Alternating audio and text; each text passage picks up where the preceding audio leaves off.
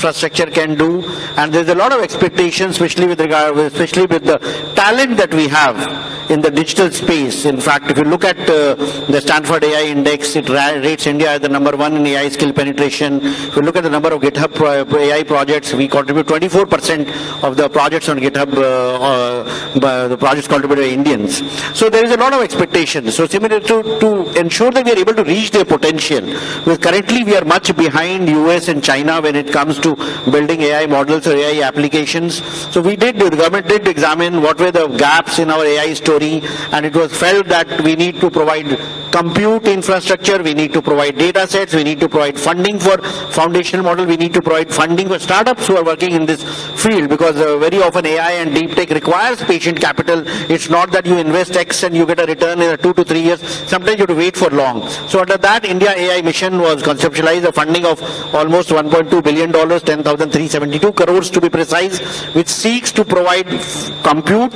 We have already empaneled 10 service providers, 14,000 GPUs are available at a very low cost, 115 rupees per GPU per hour, and over and above this, government provides 40% support. So the net cost for GPUs for a startup is less than $1, 67 rupees per GPU per hour, which ensures that entrepreneurs, startups, researchers working on AI models and applications can access that. We set up a platform called AI Kosh, which is providing data sets, tools and models. More than 400 data sets are available there, and ultimately data sets is something that you require along with talent and compute to build AI applications.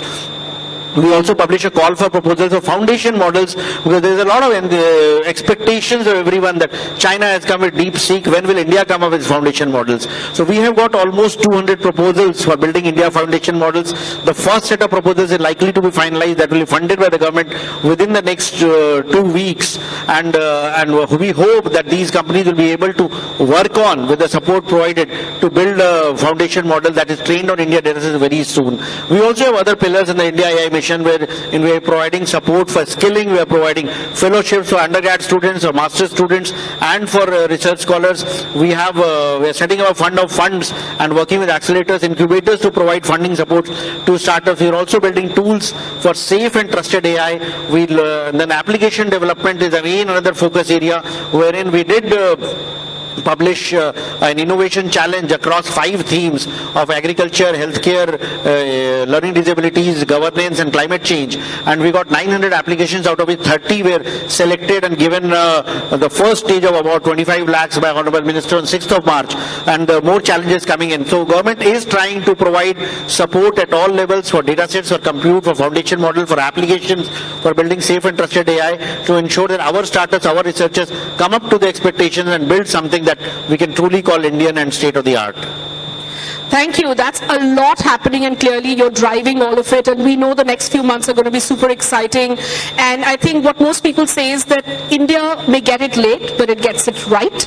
And I think that's the moment everyone's waiting for. And even though we may not see an immediate LLM model coming up, but what we're definitely seeing is vast innovation when it comes to AI use cases and adoption of AI, and something that I can vouch for. There's the Startup Policy Forum. We have so many of the high growth startups as our members, and each day we're seeing AI adoption at a transformative pace. But I think this is also a moment to pause and reflect on the kind of journey of startups we've seen so far.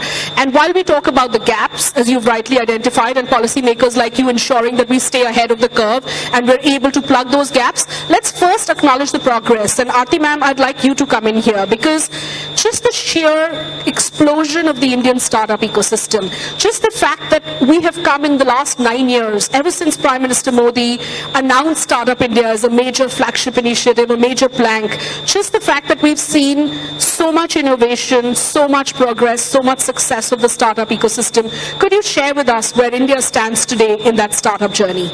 So I think after the very sterling kind of a panel that we had before us, the speakers who were actually the stalwarts of the startup ecosystem, I think now getting the kind of a Sarkari point of view of what we've been able to do till now in this 9 years of journey, when we started in 2016, I think there are some statistics which should be of interest to all of you. Now we've become the third largest startup unicorn nation in the world. There are 118 unicorns with a total valuation of over 354 billion plus USD. And the unicorns who have made the largest impact is from a 13 times increase, that is from 8 in 2015 to 118 in 2025. So I think this is something that we are very proud of having, this kind of ecosystem which has now come up in the country. So these are the things which I wanted to share with you all, that some more statistics I think which should be of interest is that we've issued 1,64,554 startup certificates, and these have created jobs of 18 lakh plus.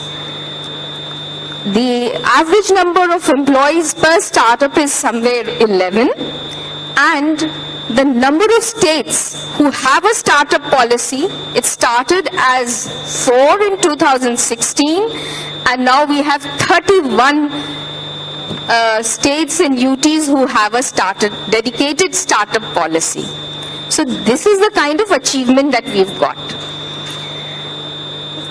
More than that, I think there is something that we need to understand, that while we may have certain schemes which were giving the right nudge to the developing a startup system, whether it was our startup seed fund or it was our fund of funds scheme, the very important thing is that the environment was created where the startups were able to flourish. But I think we need to go further, because everything, it's a matter of relativity. As they say, the relativity principle is very important. So it's very important also to look at what the other countries have done and where are we in this entire sector, in this entire ecosystem. So that is where we are not resting on our laurels. We in the government have been working on further schemes.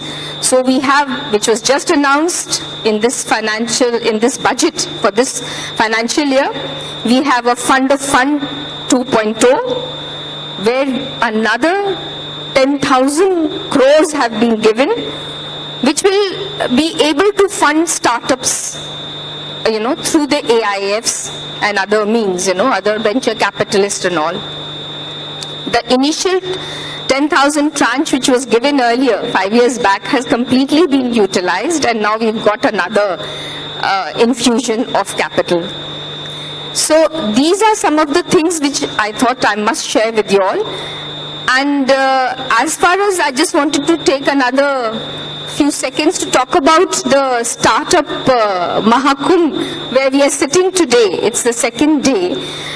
And, I'm really loving this kind of vibrancy and the enthusiasm and the number of footfalls which I'm seeing, which is exponentially grown from last year when we had the first edition. So I think that is a very, very happy situation.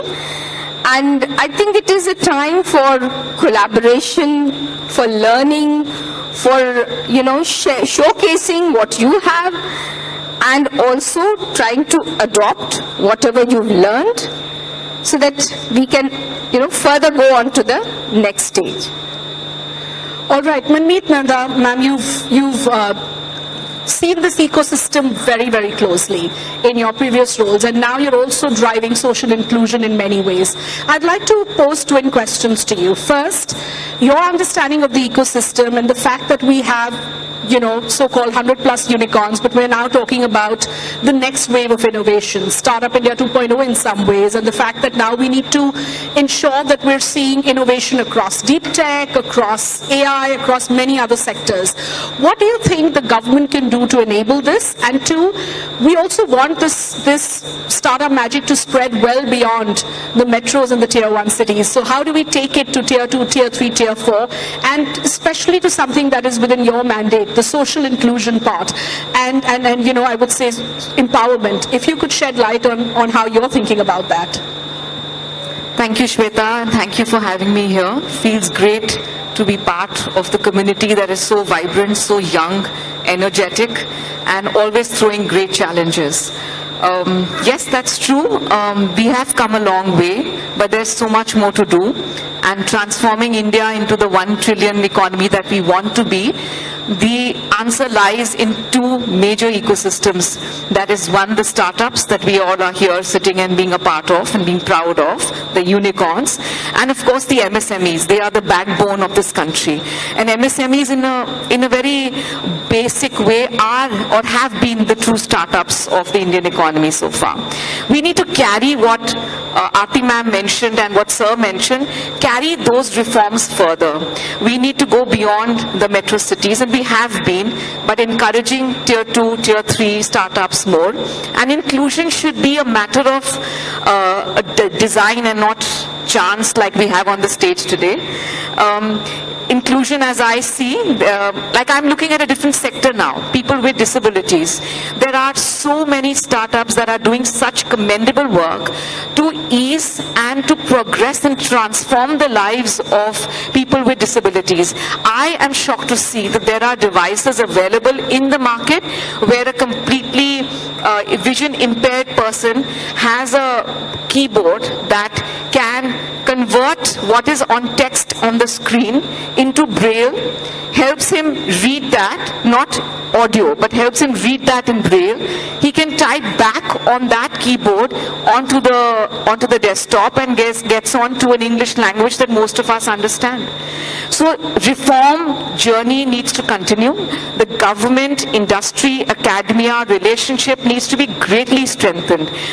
What we have shown in our startups by changing the way we eat, changing the way we buy things or we sell things, it's what India has shown to the world.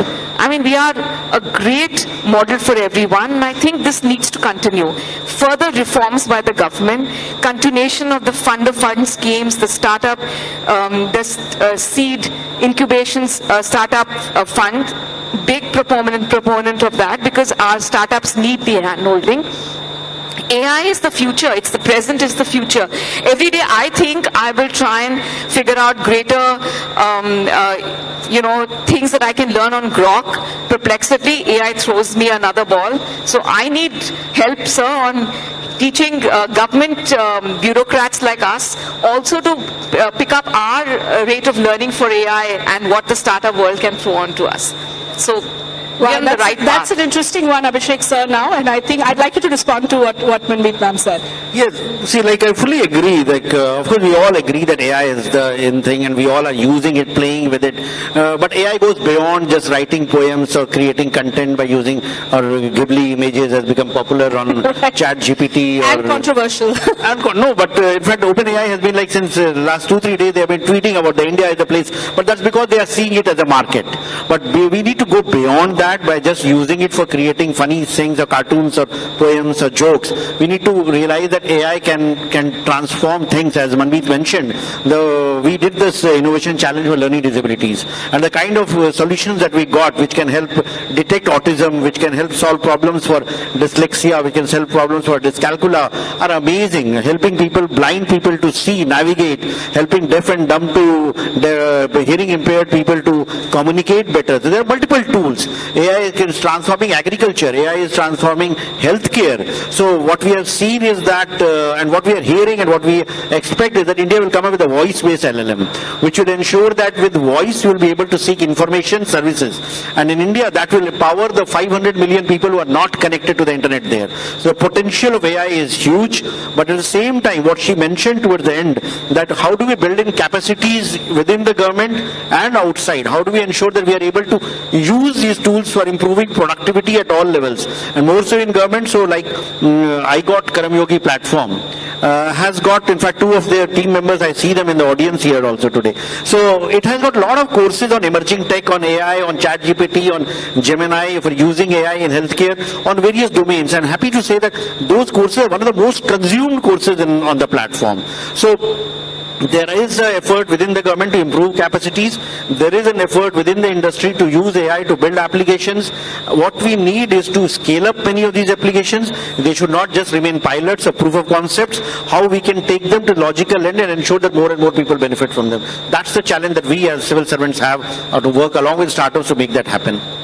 All right, I know we just have the last 5 minutes, and I think I want to go back to the topic, which is how can startups power a $1 trillion digital economy? And for startups to power the $1 trillion digital economy, we need enabling policies and regulations that would allow that. So let's talk about 2030 and talk about that one policy change. And it doesn't have to be in your ministry, it doesn't have to be something that you are driving, but any one of the three of you can start, and I'd love to get from all three of you that one policy change that you think can fast track this process and take India onto that path of a $1 trillion digital economy. Anything that you'd all like to talk about? Should I go in first? I was taken on a tour to South Korea with my startup team. And what we've not done is we've not capitalized on our high network individuals in our country. There are about maybe 3 lakh plus. They are sitting over assets of 1 million plus. We need to tap those, give them incentives. Also to show them our trust, that we can be trusted as a startup ecosystem, be transparent. I also have read very recently that the startups in the US, they don't rely on the IPO and the basic stock exchanges. So that is where we need to do. And that, I think, Aarti ma'am, if we try and build a venture capital within the government with our locking our arms and hands with the private sector, and I think given a sweat equity, do some ratings for startups who've performed brilliantly on the stock exchange, increase the trust aspect of it, I think we will be able to bridge that gap of capital, because I think what our startups need is capital. And there are a lot of corporate fundings also that can come in, and I think that is an aspect that we need to look up to. So I think this is one way forward, and I would love the DPIIT to take up this and to create a venture capital fund of their own and to take this forward. So, well, thanks for those thoughts, Manmeet, but let me tell you one thing, that in our second version of seed fund, very early seed fund, we are looking now to, in this 2.0 version, we are looking at a very different perspective, which you said, in fact, not very different in the sense we are adding a number of things to it. Because we have a very robust digital, system in the country. We have a very excellent one. So we need to build up on that. And for that, you see, ultimately what succeeds is the kind of sales and revenues and what you get it. So if government starts getting into it, I think the kind of nudge that we need to do from the government side is providing the right kind of platform, the right kind of funding. But the people who will be able to do it the best are the ones specialists in their business. So the venture capitalists, whether it's the AIFs, they would be able to appraise these schemes and the ideas which the startups have. I think they would let them do their job. That's what I feel very strongly. But where we need to come in is that, yes, that nudge, that you need to go into sectors, which we were talking earlier also about the social disability and these kind of sectors. We need to push them to go to those kind of ideas, support those ideas. Maybe even what Abhishek was mentioning about the AI part. Let's get that in as well.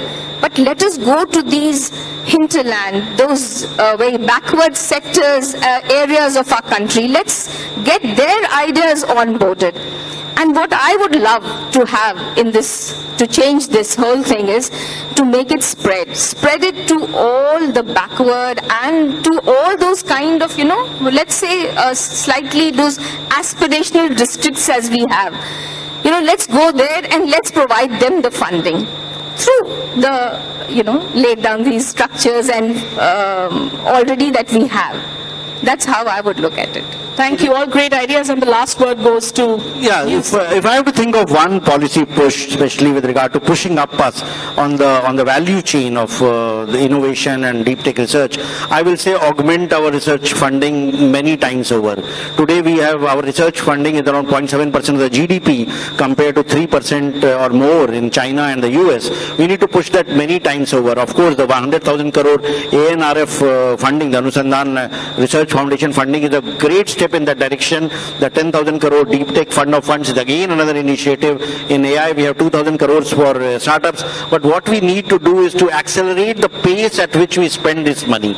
And that would require coming up with systems in which decisions are easier to take, trust-based, and people are able to take bets on that. I would actually want several Y Combinators to come in. If we can strengthen the partnership between our academic institutions and startups. Like IIT Madras Research Park is one good example. But we need several such initiatives for a country of our size and potential. If we can have several such Y Combinators in which investments are driven at a very quick pace, the time taken for a startup to raise money in the valley is so much lesser compared to what it is in India. If we are able to create those systems, if we are able to create a system in which the government funds are co-invested along with VCs and investors, high net worth individuals, we will be unlocking a lot of value. So we need to think of creating those systems, and if we are able to bring in those policy changes, there is no reason that we will not be innovating as fast in deep tech and other sectors as we are doing in other sectors. So that's what we need to work together to make that a reality. So we have with us here three people who are the policy makers, who are the decision makers, who are probably scripting that next success story for Indian startup ecosystem. So I would say we are all, or everybody sitting in this room is looking up to all of you as policy makers and decision makers to be able to drive that change and continue to ensure that the Indian startup ecosystem continues to thrive. Thank you so much, Aarti Bhatnagar ma'am, Manmeet Nada ma'am, and Abhishek Singh sir for being part of this panel. I know the time is up, but it's fascinating to hear how progressive our policymakers are. Thank you.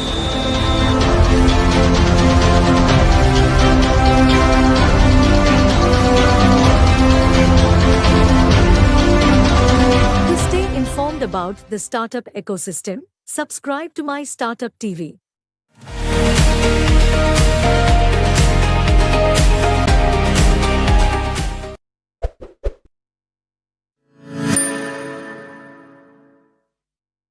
In this session, we explore how the next wave of startups is emerging from regions beyond the metros, driven by visionary policymakers and local initiatives. Ladies and gentlemen, we are going to have on stage the moderator, Ms. Shraddha Sharma, founder and CEO Your Story, and our esteemed panelist, Dr. Ekroop Kaur, Secretary to Government, Department of Electronics, IT, Biotechnology and Science and Technology, Government of Karnataka, Shri Anurag Yadav, Principal Secretary, NEIT Electronics, Government of Uttar Pradesh, and Shri Adi Bharat, Joint Commissioner of Industries, Government of Gujarat. Can you tell us, for entrepreneurs, what are some of the programs that the state is running? Very good evening to everyone. Pleasure to be here and pleasure to be talking to you, Shraddha. So Bangalore, as you all know, is the startup capital, not just for the country, but it is one of the largest technology hubs in the world. We are looking at, we are the fourth largest technology cluster with more than 18,000 startups and more than 50 unicorns. So in that sense, Bangalore it has a thriving ecosystem. And we are very, very passionate about our startup ecosystem. Over the years, state has been systematically investing and supporting the startup ecosystem. So the approach which has been taken has been pretty much a life cycle approach, right from the idea stage, idea to POC, then supporting the journey, then accelerating, commercialization, giving global connections and global acceleration. State government has been supporting this all the way through. I don't want to, name all the schemes that we have rolled out. For those of you who are in this segment, development in this ecosystem would already know of the schemes that the government is running. But I thought something interesting that I must flag at this occasion. Government has very recently in its budget that was presented in March announced a very, very big program for startups. We are looking at creating 10,000 new startups across Karnataka. And this would be all beyond Bangalore, not in Bangalore, but in all the emerging clusters. So we are looking at 6 clusters within the state, of which 3 are already somewhat, at a fairly mature level, and other 3 are coming up very well. And we are going to do a very, very deep dive into building the ecosystem. So now we have taken a decision to start with very young people. Right from high school we are engaging with students. Then we have structured programs at college level where we are trying to support student projects, because we feel that these student projects actually are the bedrock, and from there the ideas will stem, which will eventually culminate into startups. We are focusing very heavily on IP creation, and I think that's where today India has to come of age, and we need to have more IPs happening which can be recognized and can be associated with India, rather Bharat, I would say. And this entire initiative that we are taking is going to really support it. While we will be giving a lot of financial incentives, we are also looking at building the ecosystem in these smaller towns, so to say, emerging clusters. We have set up certain centers of excellence. We are looking at setting up another 8 to 10 centers of excellence. We are looking at setting up TBIs. We are looking at setting up innovation labs. So very, very exciting times, I should say. All in all, there is lots happening in this space, and I think still this is the beginning of the journey. A lot more is yet to come, and I think all of you, if you divide the audience, you do fall into the 3 buckets that Shraddha mentioned, and probably this is the best time to be in this domain, to have your own startup, to build your own idea. And all states and even the government of India, everybody is out there to support your journey. So stay confident and, really give it your best shot is what I would like to say. Thank you, ma'am. I have one very quick question. I know you have to leave. So if it's all right, I'll ask another question. Is for people who are not in the state, I might be in Delhi, I might be in any, I will not say UP and Gujarat right now, but in any other place, can I go to Karnataka and avail all these offers that you have? Yeah, so some programs, yes, you can be a part of it even while you are not registered with the state.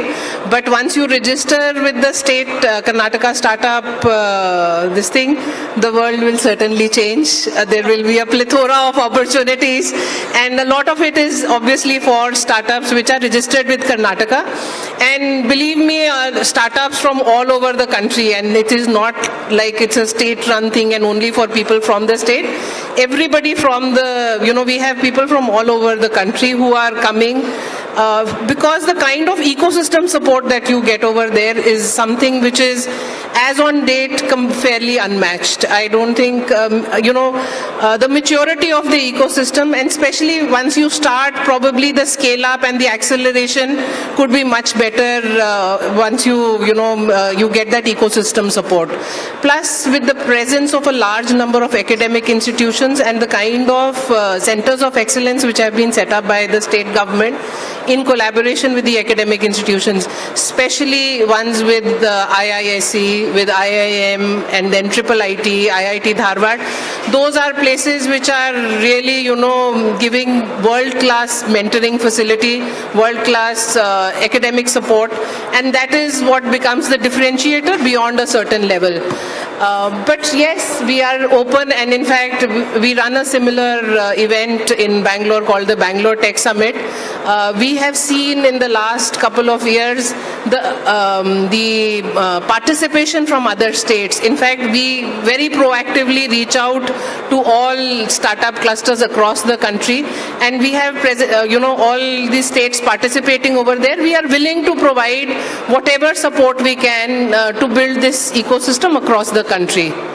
So last question, पते की बात पूछना है मुझे कि पैसा कितना मिलेगा, like what is the, because as startups, as people in this space, we are looking always for funding, grants.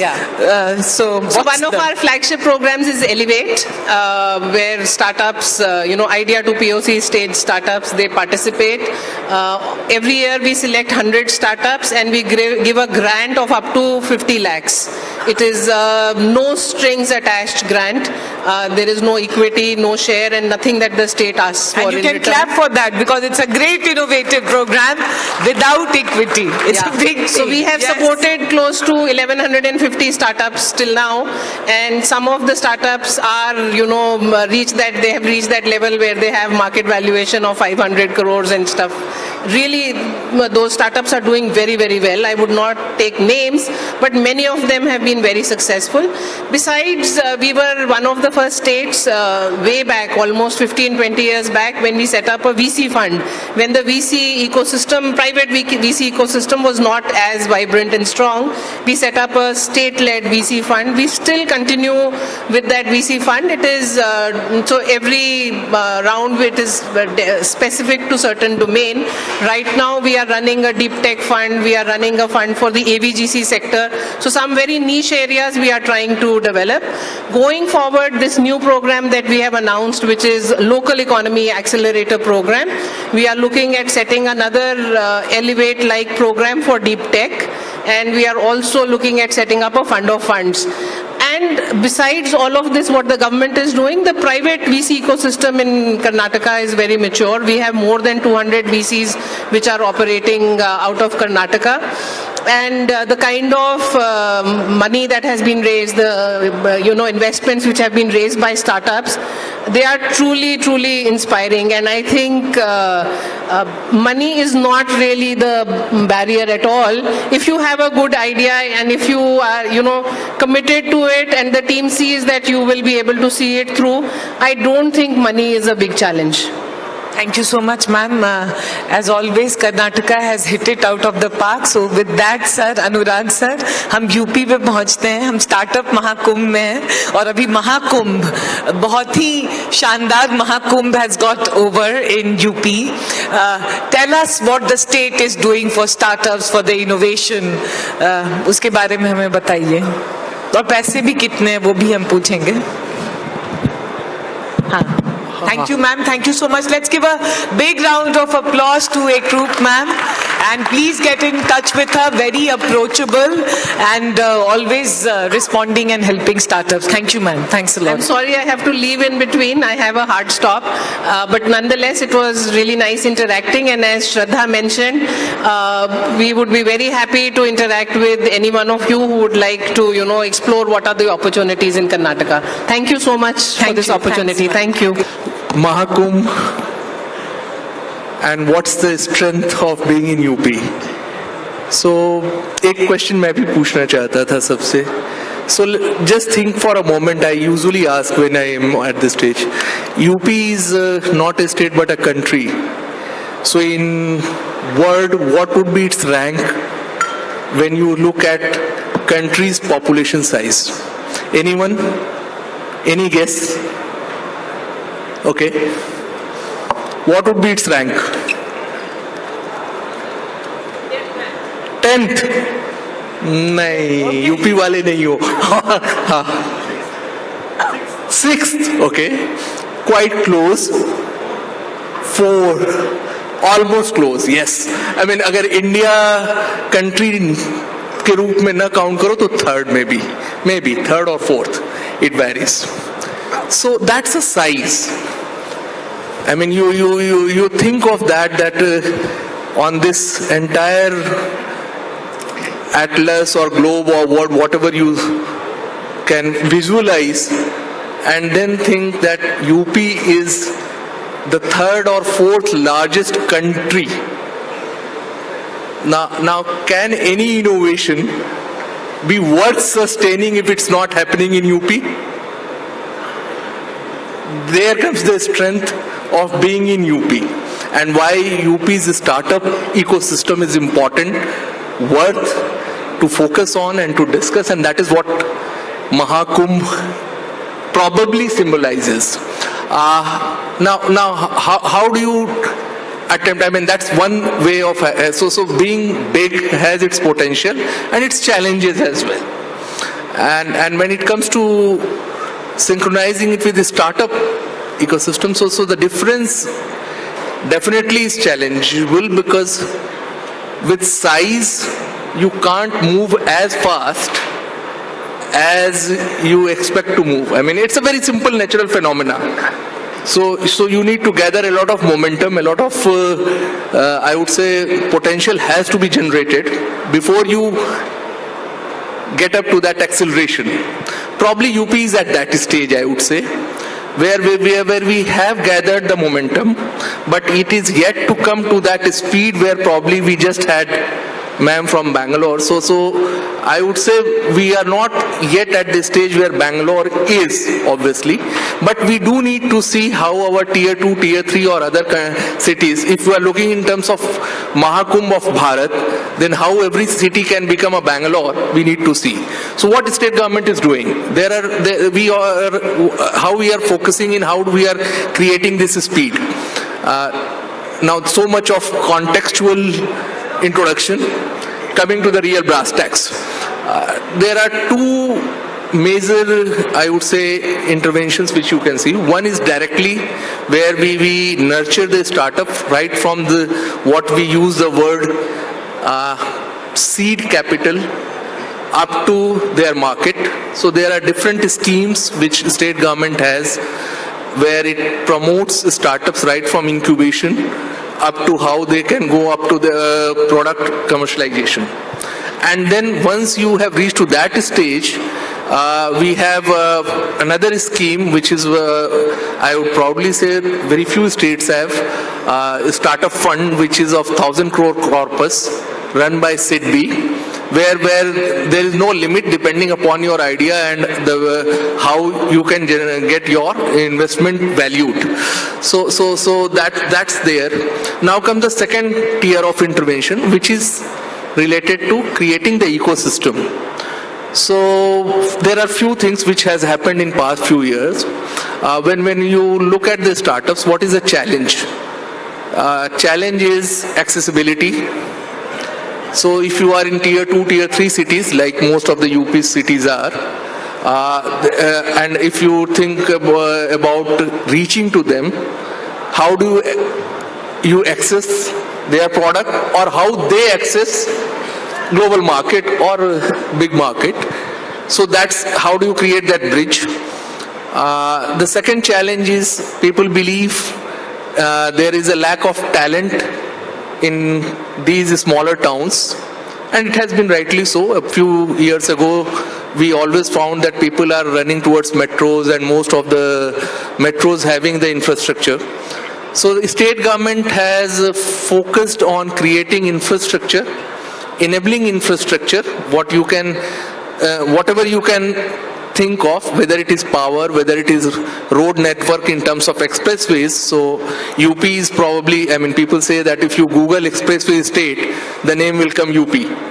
And the day we complete Ganga expressway, it would have 50% of the entire country's expressway. So we had airports, there were only 3 or 4 about few years ago, and now we have 16 airports functioning. So whether it is creating logistic hubs, whether it is creating road network, whether it is creating tech infrastructure, so which is very important. I mean, if you look at how much digital payments are taking place, again the numbers, so we score on the numbers. So you will find that most of the digital payments are happening in UP. So digital ecosystem is there. To summarize, not only having direct benefit schemes for startups, but also creating indirectly an ecosystem. We are trying to see that this title of Mahakumbh for UP can sustain. Thank you. Thank you so much. Thank you so much, sir. I am from Bihar. तो मुझे लगता है बिहार और UP जो बगल में है, it is always very encouraging and UP seeing the progress because now one is going and the change is very palpable on ground. We were in Lucknow, Kanpur, Prayagraj, मतलब पूरी दुनिया ही. And I don't know if you guys know that Steve Jobs' ex-wife came to Mahakumbh, right? So UP is, the way it is changing is of course very commendable, but what is encouraging today to hear is that a lot is being done for startups under your leadership. Yes? Sir, पैसा कितना मिल रहा है? Okay. आप number नहीं बताए. I'll give you. If you are asking, I mean, a very simple, so there are different stages. You are a college student, and you have some ideas and you want to work. So how we nurture? So the first stage is where you create incubators. So we have incubators in every district where you can get yourself registered as a college student or just having a basic idea on you are nurturing. And we give you sustainability allowance, which is if you are in a, I would say, tier 2, tier 3 city, it's much higher given your challenges, but otherwise roughly around 20,000 per month you get while you are a student and you just have an idea trying to work on that. Then comes a stage where you require some seed capital. So when it comes to seed capital, on different stages of your evaluation of the idea, you again, if you are, I mean, you have an advantage if you are a woman in UP. So you get more money being a women-led startup, and otherwise roughly around 7.5 lakhs to 11 lakhs is the range where you get as a seed capital, where you develop your idea and you are yet to commercialize this. If you have a prototype, you get a grant of 5 lakhs to make that validated. All your certifications get subsidized or reimbursed. And once that is done, then you get a marketing incentive. So some support for initial marketing where you are still trying to get some investments for that. Then comes that stage where if you have crossed all these stages and you want actually some valuation for your product which you have developed or want to make, let's say, a factory or some more bigger investments, then you can approach through SIDBI for our UP Startup Fund, which is a corpus big enough depending upon, so there are certain startups in the state which has got huge funding. There is no limit for that funding depending upon how you have been evaluated by those AIFs. But there is a dedicated fund from the UP for the UP's startup. So there are other infrastructure support. For example, we have many centers where STPI supports us with its office locations where you need not pay anything. You have all the design centers facilities where you can get your prototype designed without paying any cost. So I would say that we have the infrastructure to support you if you have an idea. Sir, you said unlimited funding, तो हम सब UP आ रहे हैं, but हम आए कैसे? But tell us, how do we access? Okay. So the best way to do is all the incubation centers are set up with education institution. So if you are working on some ideas, it's better to get through whatever education institutions, every district. For example, all over, there are 2 IITs in UP. There is a triple IIT, there is an IIM if you are looking for the big names. But otherwise also, if you go to a tier 2, tier 3 district, you will find, if you just go to our website, it has all our incubators listed there. And you just contact them. They would definitely help you to incubate your, depending upon what kind of ideas you have and what support system you are looking at. Once you are with them, you get all the support system. Thank you. Thank you, Anurag sir.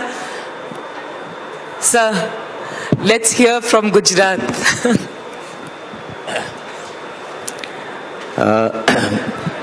As far as startup is concerned, Gujarat formally came out in 2015 with a specific scheme from the Industries Department. But as you are all knowing, Gujarat is an entrepreneurial state from the time immemorial. We had trades. We have 1600 kilometers of long coastline. So we had trades with the all foreign countries through the ships in those days also. So, and over a period of time, the Gujarat has a stronghold of manufacturing. Unlike other states where the, more of services and technology things are there, Gujarat is a stronghold of manufacturing. Now, 2015, when our Honorable Prime Minister was CM before that of Gujarat, he had floated an idea of formally sponsoring students and people, even they may be students, they may be dropouts, they may be graduates. Having any idea in their mind, that idea has to be nurtured and has to be realized in a full-fledged product. So that idea, after he went to center, the Gujarat government was inspired by that idea, and we floated a scheme wherein we provide various benefits. I'll answer to your another question of paisa a little later.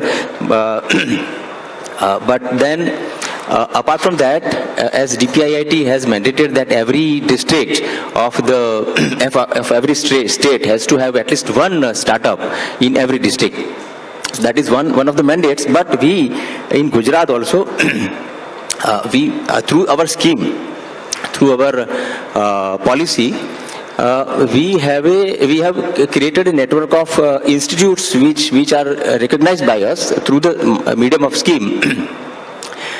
Money will be routed through those institutes. So those institutes, more of them or most of them are graduate level, university level schools and colleges, and so that every district has been covered. Every beyond metro is also covered in that. So obviously, as far as state is concerned, all our tier 2, tier 3 cities, if you take example of Rajkot, which is again T2 or T3, way back, they are manufacturing for automobile manufacturer world around, around the world. No car manufacturing company in the world will be such that it will not be having some part made from Rajkot. And their products are also going to space. They are, manufacturing for spaceships also. So that is the Gujarat story. I'll answer your paisa question also. When you were asking this question, something came to my mind. There is a joke wherein a company was interviewing CAs, chartered accountants, for their company's work. So the question was, how much is 2 plus 2? So the straightforward candidates, or non-Gujarati candidates said 2 plus 2 is 4. Now the Gujarati came, so he was asked the same question. तो बोला कि 2 plus 2 is what? He said that कितना चाहिए, कितना करना है. So पैसे की बात आएगी तो आप मेरे को अगर पूछ रहे हैं कि कितने पैसे मिलते हैं, मैं बोलूँगा आपको कितने चाहिए. And to be specific, we start with students policy, SSIP, wherein we provide up to 2 lakh rupees for students coming out with ideas, very nascent stage startups. Above that, we have a Srujan scheme where we provide 10 lakh rupees to the students. Now, above that, when it comes to our industries department's scheme, we provide 30 lakh rupees, up to 30 lakh rupees as seed fund. Apart from other benefits like attending acceleration program, they will get 3 lakh rupees. Now, above that, 30 lakh se jada, we have I'll tell you the 360-degree approach of the state government. Above 30 lakh, there is ticket size 50 lakh, 3 crores. So we have venture funds. GVFL is a company, government partnered company.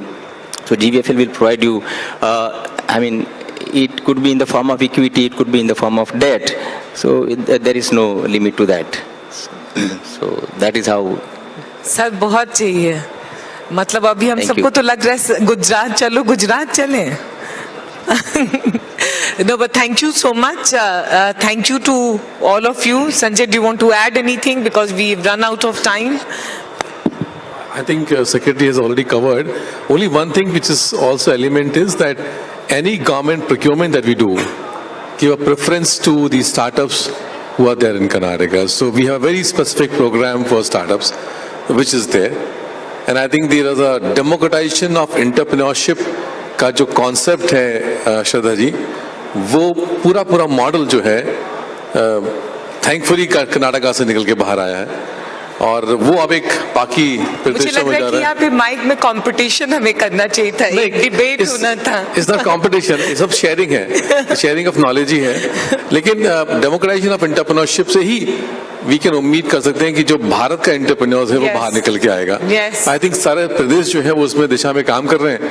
हम उसको थोड़ा सा और deeper level में काम कर रहे हैं, मैं तो नहीं कह सकते. यस, लास्ट एक लाइन में, या तो एक शब्द में या एक लाइन में, एक सेंटेंस में, what does it mean today to be in Bharat and being a Bharatiya, being an Indian, for all of you, because you guys are driving the startup story, Bharat story. What does it mean? Gujarat से शुरू करेंगे अभी. I think being in Bharat today is a way forward or a path towards being Vishwaguru. That is in one sentence. Yes. I think he summarized, but I mean, you asked one word and the first word came to my mind was hope. Hope. Yes. Yes. Very This country hopeful. has that potential and hope we are going to be. Yes. Yes. Brilliant. हमारे यहाँ पे north star की बहुत बड़ी भूमिका है. हाँ. Right, मुझे लगता है कि भारत एंटरप्रेन्योरशिप का वो वर्ल्ड में नॉर्थ स्टार बन के दिखाएगा. Very good.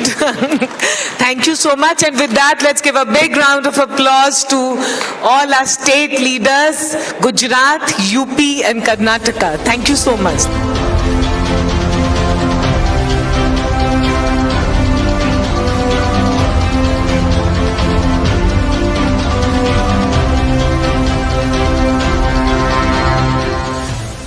To stay informed about the startup ecosystem, subscribe to My Startup TV.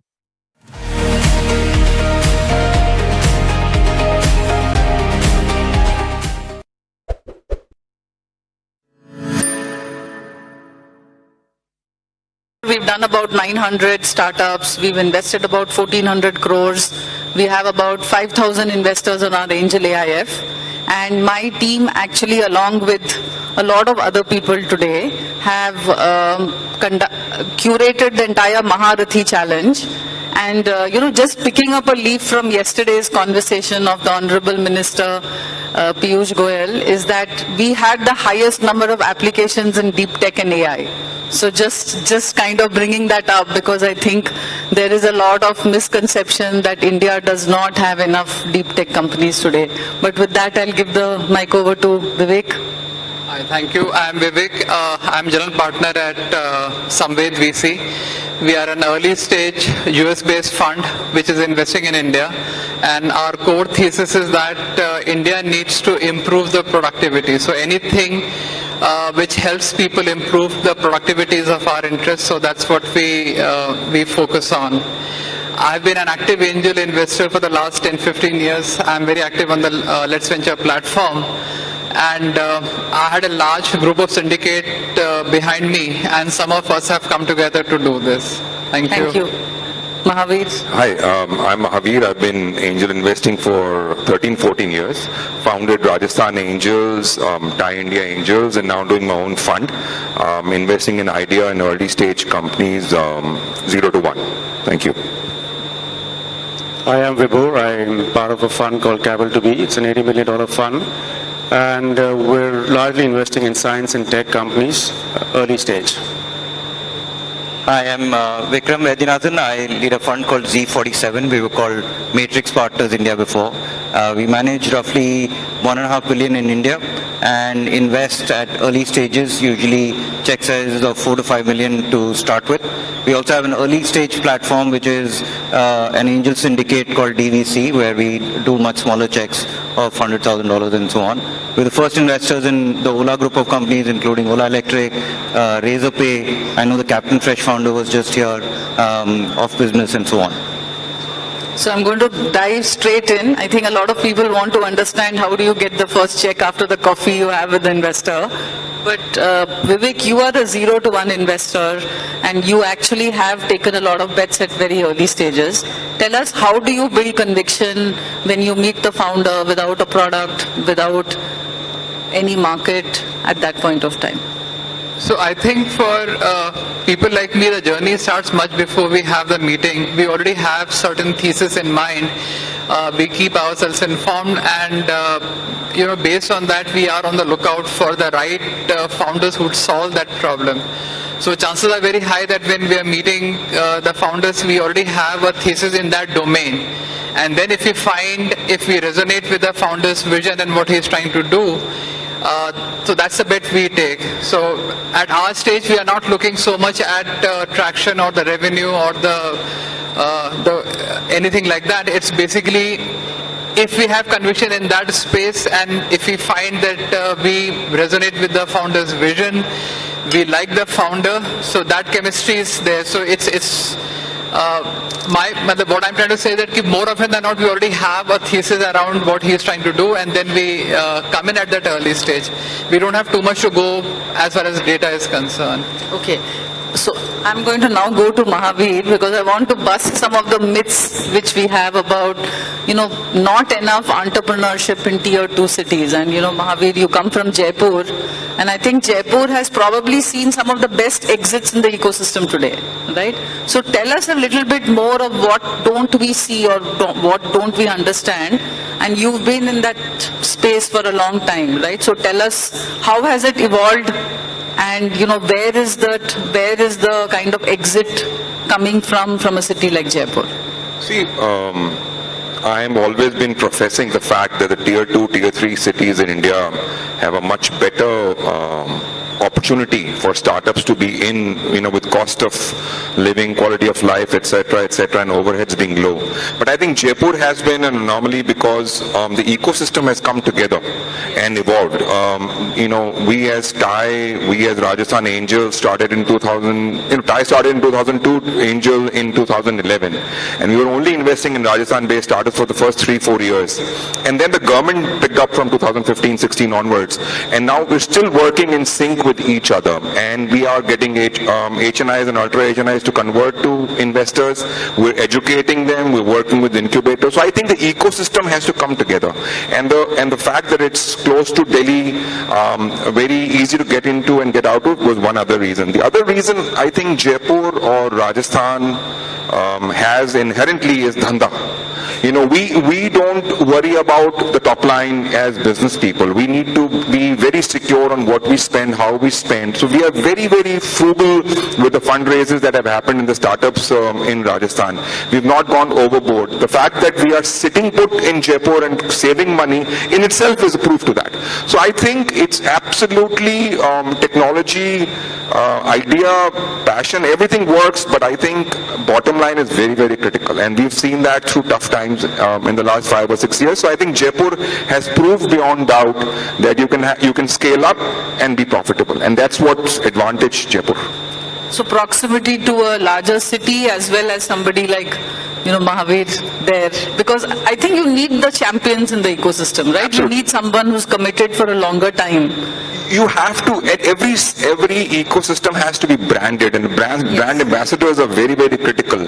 Otherwise, you don't come in the news, and you just stay put and stay quiet. So I think it's very important to market yourselves. And Jaipur as a city, all of us collectively as investors have marketed well and consistently at every level. So I think that's an advantage too. Yeah. So now coming to Vibhor, you have a very interesting title on LinkedIn which says Science and Tech Investor. And since we are talking about early stage, and off stage you talked about having made 30 investments, tell us, as a deep tech investor, how do you decide when there is no product, when there is very little, because deep tech is a long game, right? We all understand it requires more patient capital. Talk a little bit about, if I'm a deep tech investor as a founder, how do I pitch to Vibhor, and what would make him write the check to me? So a couple of things, one, I've been a techie for most of my life, right? And I've been doing investing only for the last 5 years. So it's sort of organic for me to look at the science and tech piece first. So I have a thesis. So the kind of founders I'm looking for is one, like Vivek said, who are in line with the thesis. But I'm more intrigued by the founders who are challenging that thesis, right? And I'll read a lot of science and tech journals to understand what's happening in the world. And I love the 60s and the 70s, the hippie culture, because a lot of brilliant papers were written then, which are now becoming plausible and implementable because of the advancements in hardware and software alike. So one is, are people looking at a problem that is worth solving, right? Because a lot of deep tech founders also have a solution-first approach. Hey, I did my thesis in this subject, I went deep in this, and I think this is awesome, and I'm building a company around it, right? I'd rather that the founder is looking at a problem first, and whether or not the solution fits the glove, etc., right? One is that. Second is, will the science work or not? Because the first part of failure is the science won't work, right? And how far will that happen down the line? And can we as early stage investors carry the company till then, when there is a product in sight? And then comes the challenge of commercialization, revenue, etc., which is a far cry in the early days, Yeah, absolutely. I think it's a little more complex than what you're trying to tell us. And I think, we have to just kind of start probably meeting more deep tech founders as investors so that you're able to evaluate. Like I was on the jury of the deep tech and the AI panel, and almost 50% of the companies we kind of marked them as not deep tech. So I think founders like to put that label, but when you go one level deeper, we are like, you're not building a deep tech company. And I think that is important as a founder, not to fall into the wrong category, right? Probably if that startup had applied in a different category, they might have been shortlisted, right? So one point is there a distinguishable IP there or not? Yes. Now coming to Vikram, and we spoke about DVC and the pre-seed and the, angel network you're building. I'm just curious if you can talk to us about, how do you actually identify a pre-seed company? And I want to go through that question again and again, because I think each of us will have a very different insight into actually how do I go from coffee to check? Sure. See, we actually, on DVC, we actually work with a network of angels. And each of you, as you go through your journeys, I'm amazed, like each of you are super nodes in your network, right? And there are certain pockets that you're very well known in. And I think for any sort of pre-seed founder, it's actually great to go find that super node who's your champion in the ecosystem. And at least to reach large funds like us, that is actually the best route. And to have that champion and that super node. Now, personally for me, when I meet a founder, what actually works for me, the first is actually, like Vibhor was saying, start with that pain point. There is a deep pain point in the world that you've identified, and that it is not a pain point restricted to 5 people, but actually it affects a large set of people in some way. That's the first thing. And putting that shared context, a lot of the times the VC will not, or the investor will not have that shared context that you have on how big a pain point that is, and bring that pain point to life. That's usually how that conversation starts. The second is then the unique solution and why they are best suited. Something, right, that has given them some edge, and a lot of founders miss that in that conversation, right? Bringing yourself to that conversation, saying, this is my edge in terms of solving this unique pain point in some way. And then it is, found this pain point, I have this edge, and then paint a picture of the world.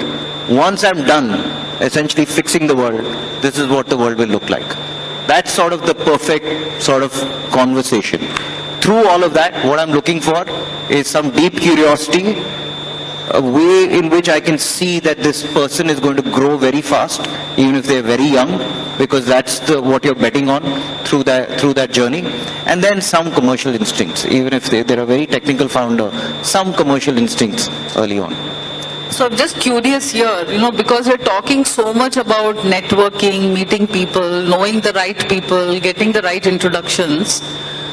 What do you see the difference between a male and a female founder? Like, where are women advantaged or disadvantaged in this entire early stage? I think the overall trait that you're looking for, more than just networking, is being highly resourceful.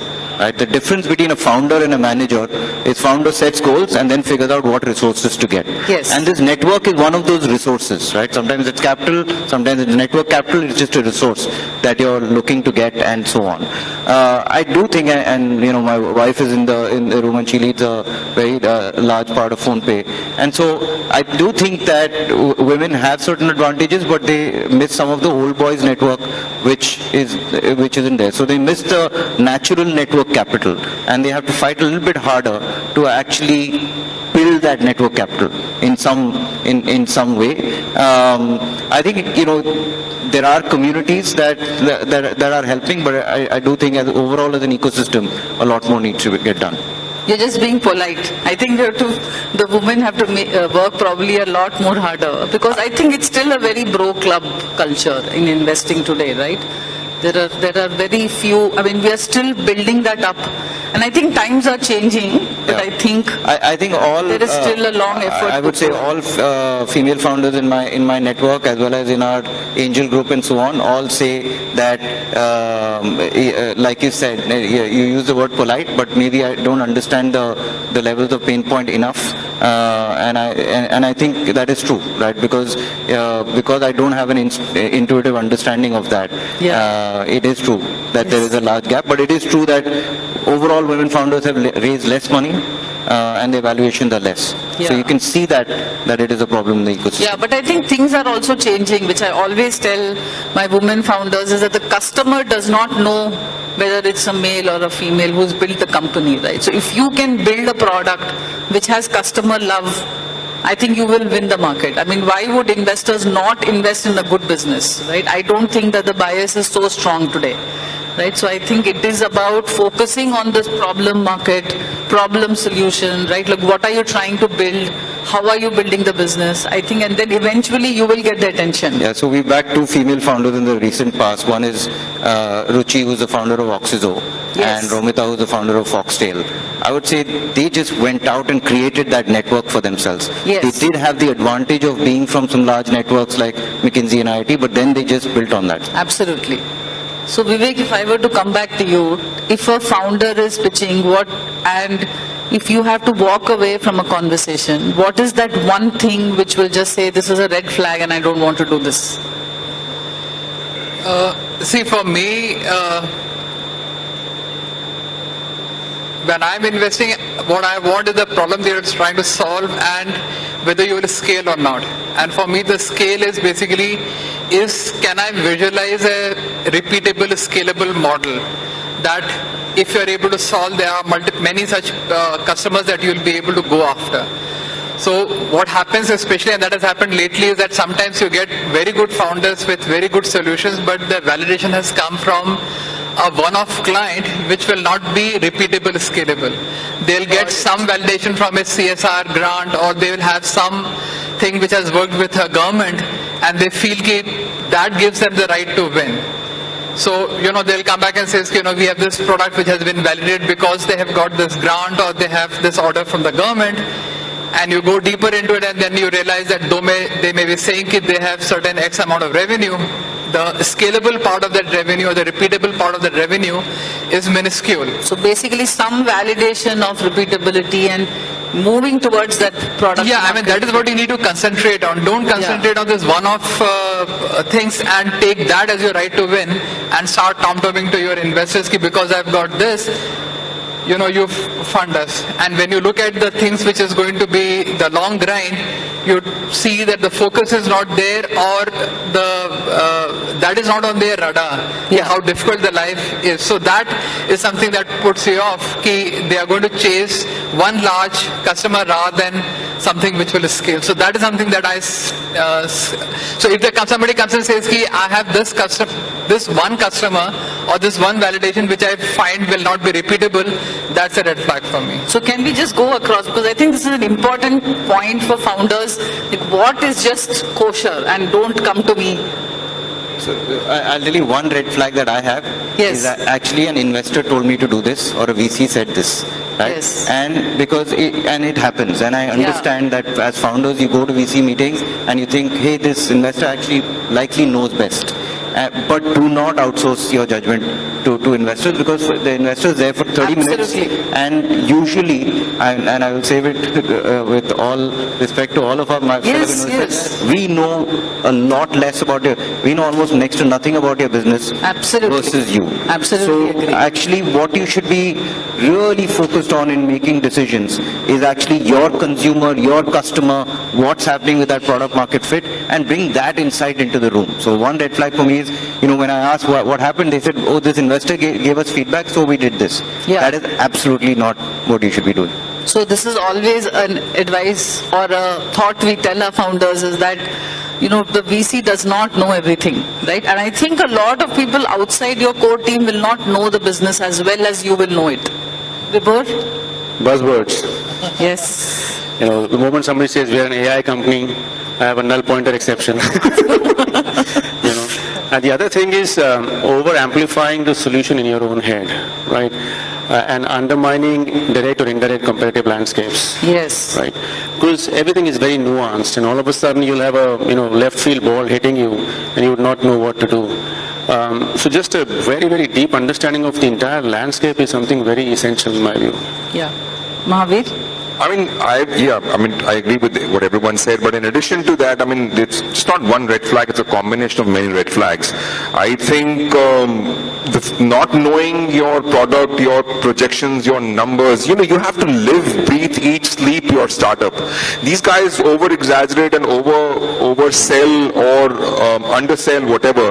They're clueless when it comes to numbers, and whether an investor has told them or a chartered accountant has told them or someone has told them this is a valuation, they have no justification or reasoning to give when you say, why are you asking for so much of valuation, and why do you need 5 crores or why not 2 crores? They are not sure of where they're going in the next 2-3 years, because they've just gathered and mustered things, cut, copy, paste, and heard from people and put everything together. Just because they're raising 5 crores does not make their valuation to be 50 crores. Yes. There has to be justification on everything, and not knowing all of that is also a red flag. That means that person is just raising money for the sake of raising money, and not for doing the business that he's supposed to be doing. So for me personally, the red flag is just ethical boundaries, right? I think there are some founders who start with a number in the beginning of the meeting. By the time they've ended the meeting, the numbers have changed, and they're not able to listen, right? So when you tell them something, the reaction is, it's such great feedback, and I love what you're saying, and I'm like, okay, we've just spent 30 minutes today, right? And I think just getting influence and trying to be the pleaser in the meeting, I think those are all just like, you don't want to work with such people in the long term. Right? There's lack of conviction, actually. Yes, lack of conviction. I think we have like 5 minutes left, so I wanted to open it up for questions, but just one last rapid fire, okay? TAM or team? Team, any day. Team is much more important, because TAM will be decided by how the team executes. Yeah. What about you, Mahavir? Oh, obviously. I don't even look at the Sam, Tam, Tom slide at all. I don't care. It's a team. Yeah. For you, what about product or the idea? Because it is deep tech, right? So I'm still curious, how does early stage happen in deep tech? The possibility of that idea becoming a product. Okay, that's great. And about you, single founder or multiple founder teams? Depends on the stage. It's early founders, then I would say having a couple of founders. There is a thing about running. If you want to run fast, you go alone. If you want to run far, you go together. So absolutely. But now I'm going to open it up for questions. I'm sure there are a lot of people who have questions. Can we pass the mic around? All right. Where do we go?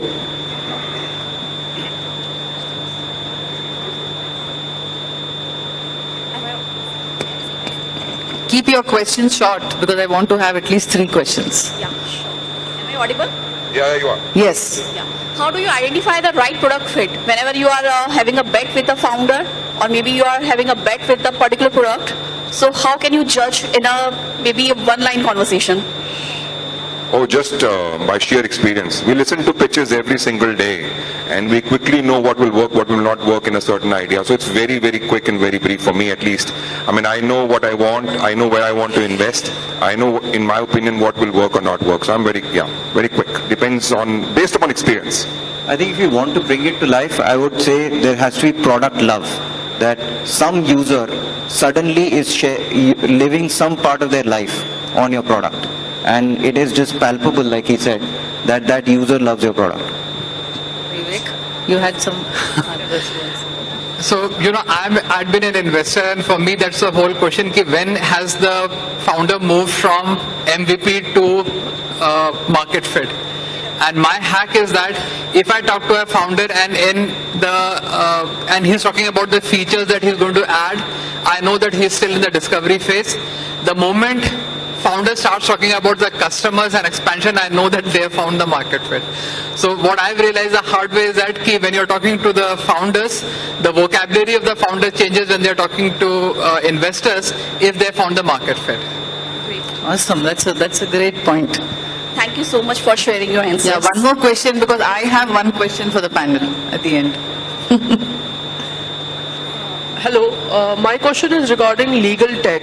As a platform is offering online notarizations to the Indian public, so who would be a better fit for to get the investment, the government or because a lot of groups are showing interest, but who do we sit with in these cases? Legal tech? Did you say legal tech? Yes. And what the question was? Bringing digital notarizations to the general public, to the NBFCs, to the government, to the everything.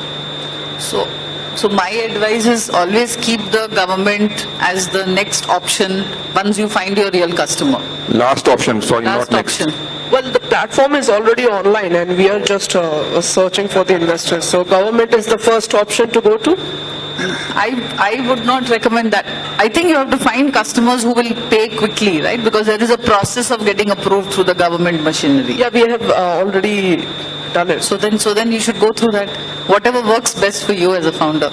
So coming back to this, the last question I have, since we spoke about going to the government, and this question is specifically for Vibhor, right? If we were to create a process where we say in the next 5 years we want to strengthen the deep tech and AI ecosystem of India, because that's where we believe value creation will happen.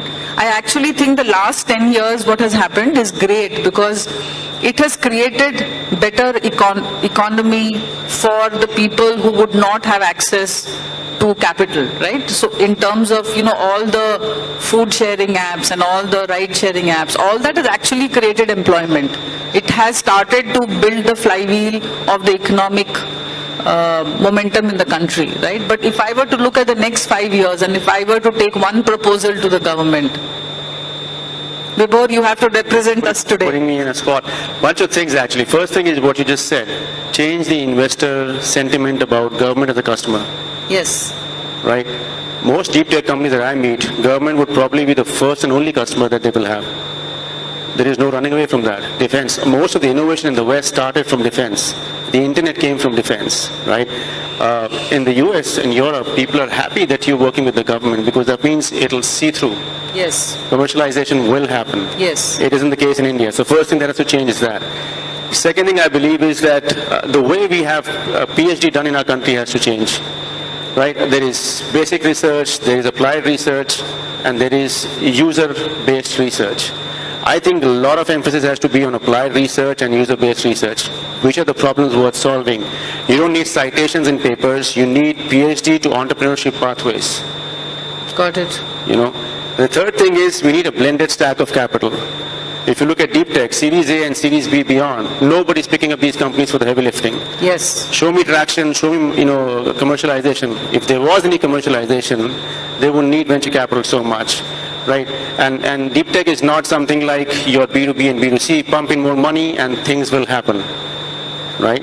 So therefore, you need a blended stack of capital where you have equity, you have debt, you have MSME kind of loans that the government provides, because these are, again, after a point in time, they will mimic the classic manufacturing paradigm, most of these companies.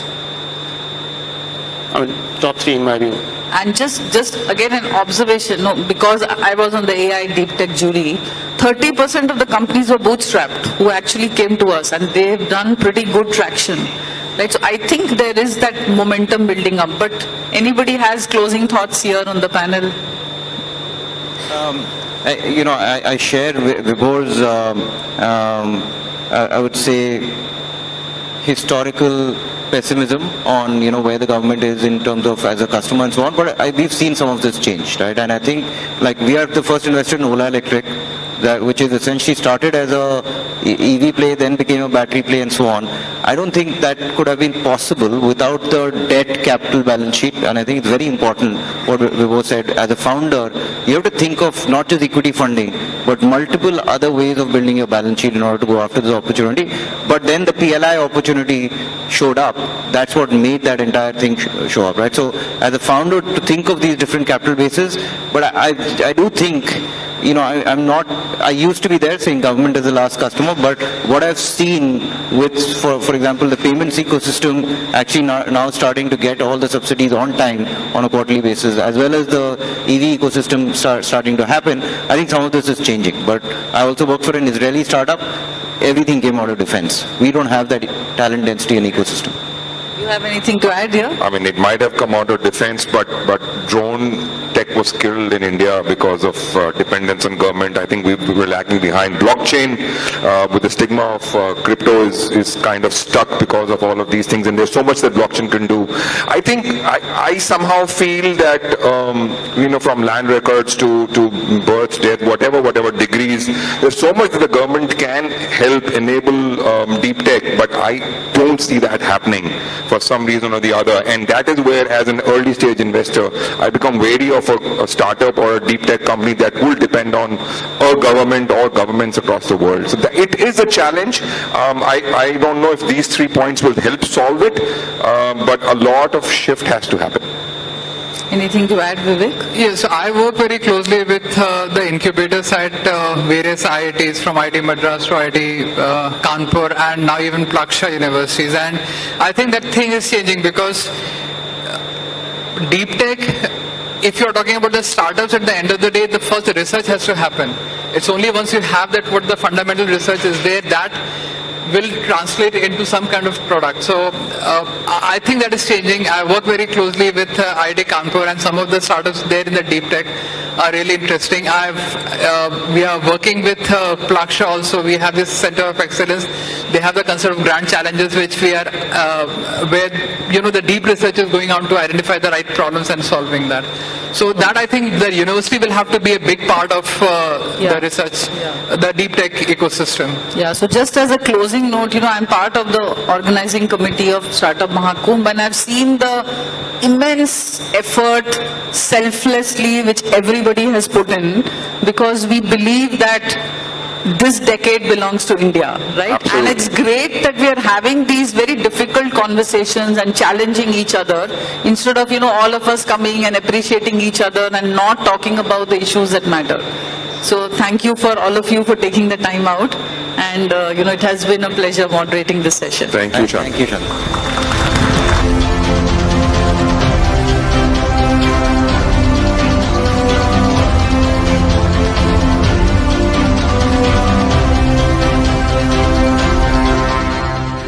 Informed about the startup ecosystem, subscribe to My Startup TV.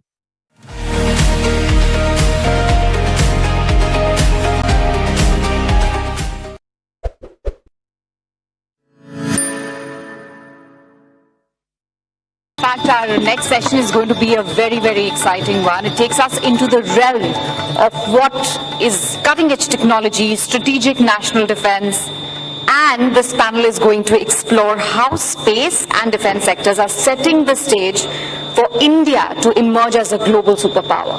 I'm absolutely excited for space and defense, truly an area that I look forward to. Ladies and gentlemen, this session is moderated by the distinguished Rear Admiral retired Shekhar Mittalji, whose leadership in maritime and defense innovation is widely recognized.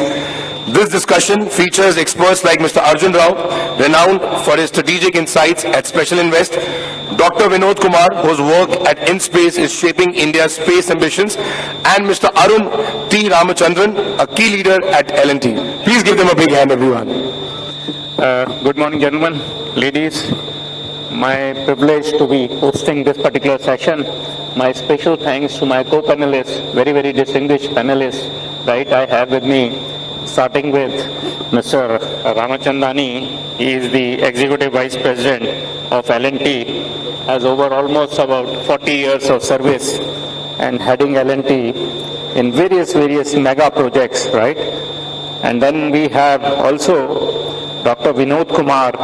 He is Director InSpace. You will hear a lot about this particular agency, which has done remarkable work in last 4 years in opening up the space as far as NGE is concerned, non-government entities are concerned, the regulatory side of the space, commercialization of the space activities. We will know more from him. And then also we have from the, the VC side, without whom nothing happens really. The startup industry doesn't move. And we have a very renowned gentleman with us, Mr. Arjun Rao. He is the partner Special Invest. In fact, it's one of the doing a wonderful job and promoting the defense startups as well as the space startups. I personally have also interacted with their team. They are absolutely in the forefront of supporting this particular, the movement in both the defense and the aerospace side, right? So before I start with it, may I request my panelists to start, just to give a very brief introduction of all of you, can give a brief introduction, and then I'll start with on the main subject. Okay, good morning. You'll be wondering what an old company like Larsen & Toubro is doing here. I just want to say that in today's ecosystem, companies like ours recognize the strength of the startup community, and we believe that it can be leveraged both for the growth of the country and for companies like ours. So we do engage strongly with the startup community. We do look at them as a great source of innovation and as a great driver of growth for tomorrow's economy. And, so my name is Arun Ramchandani, and I head the Precision Engineering and Systems business of L&T. I've been working with L&T for the last 40 years. We have a significant business in the defense and aerospace segment. And I dare say that, 40 years back when I joined L&T as a trainee, we began the defense business as a startup. In those days, the defense sector was not open to the private industry. And we worked with DRDO, we developed our own products, and today we have created about $1 billion industry, maybe 35 years down the line, in that sector. So that's a brief introduction about myself. Thank you very much, Dr. Vinod Kumar. And something on InSpace also you can particularly cover. Yeah.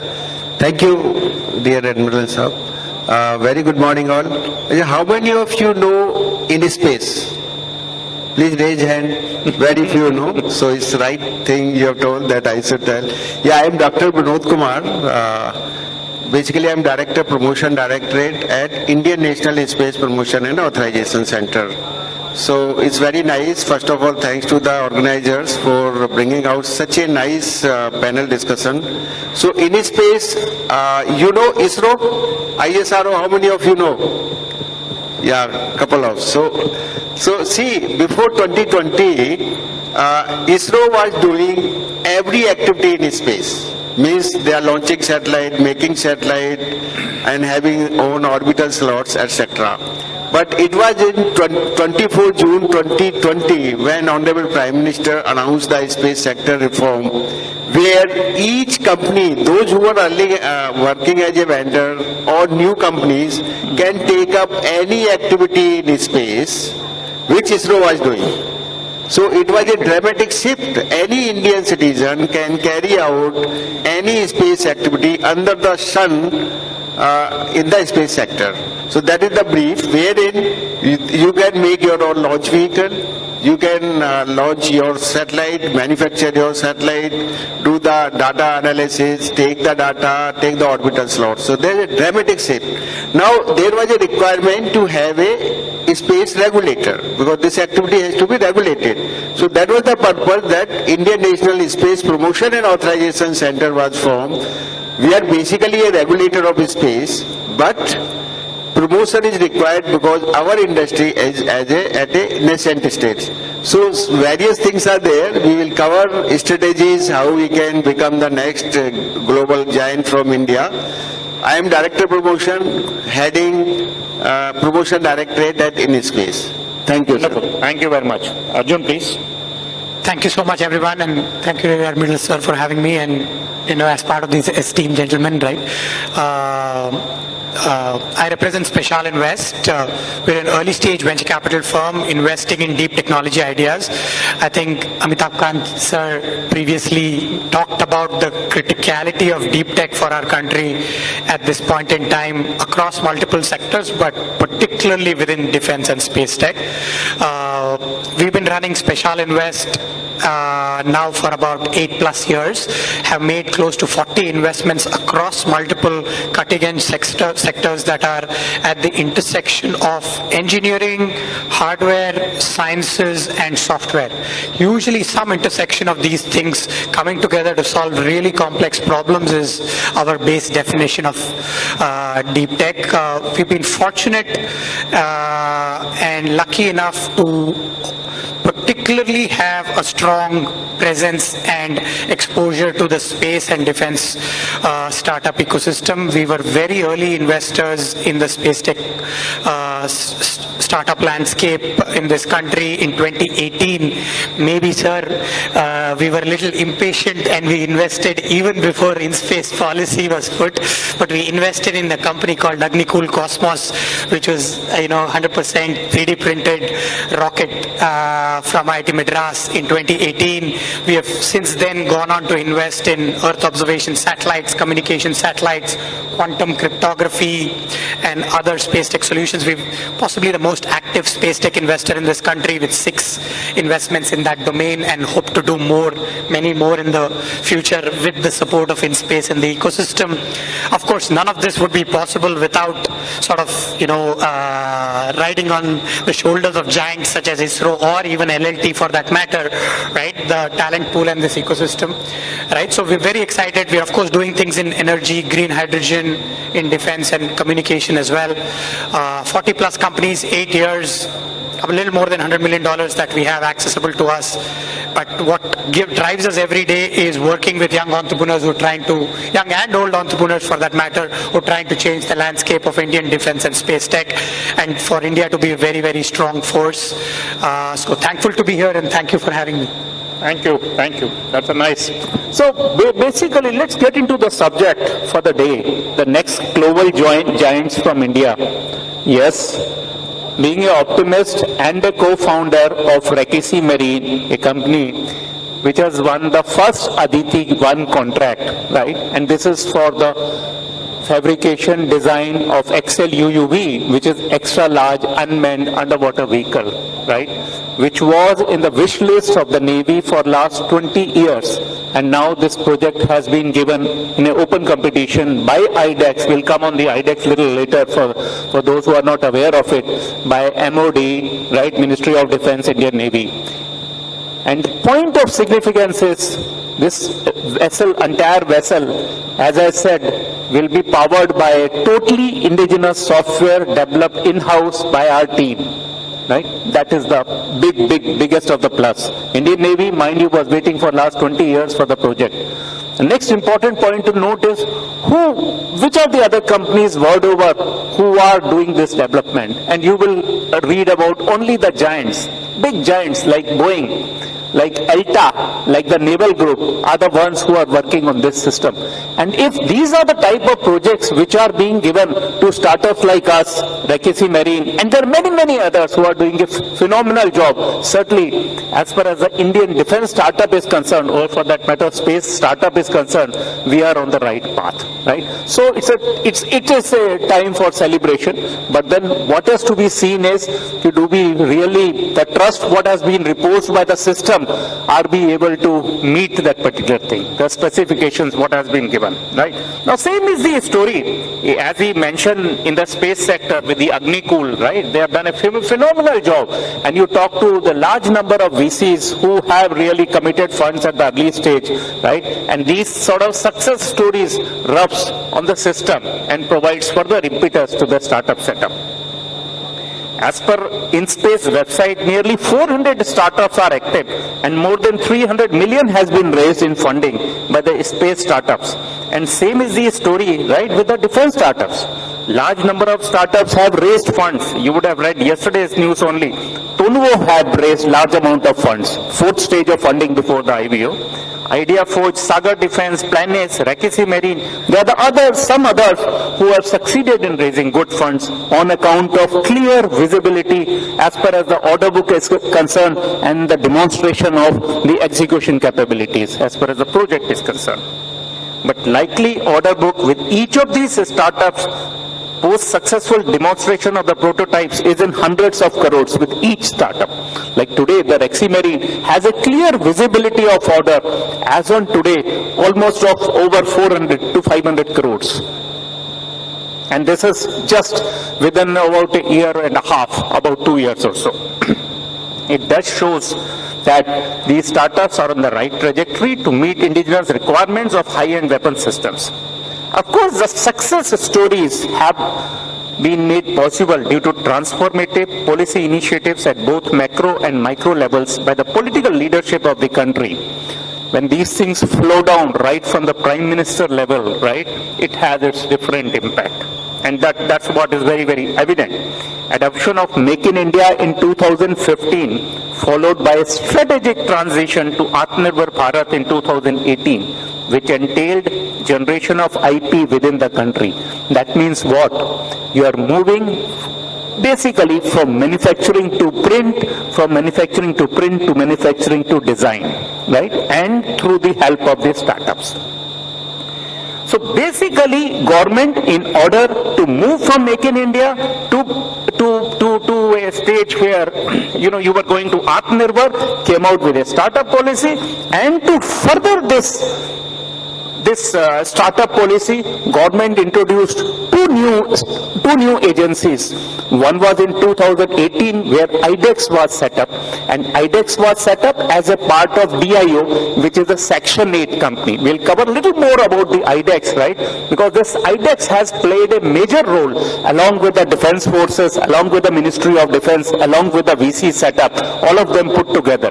So you see, basically it is a very, very planned move by the government at the central level to see that how do you move the manufacturing from TOT, which was taking place till about 2014, to manufacturing in India, right, through the startup setup. The shift from DRDO-led R&D to startup-driven approach incentivized by government grants has democratized and expanded the reach of innovation, commercial R&D and entrepreneurship to young, bright minds in the colleges, MSMEs and new entrepreneurs, allowing rapid induction of new age technologies in the defense and space systems, two sectors which have a strong symbiotic relationships. These have played major role in the growth of the startups, in maturing of the startups, in connecting these startups with the users, whether it is defense, whether it is DRDO, whether it is ISRO and such agencies.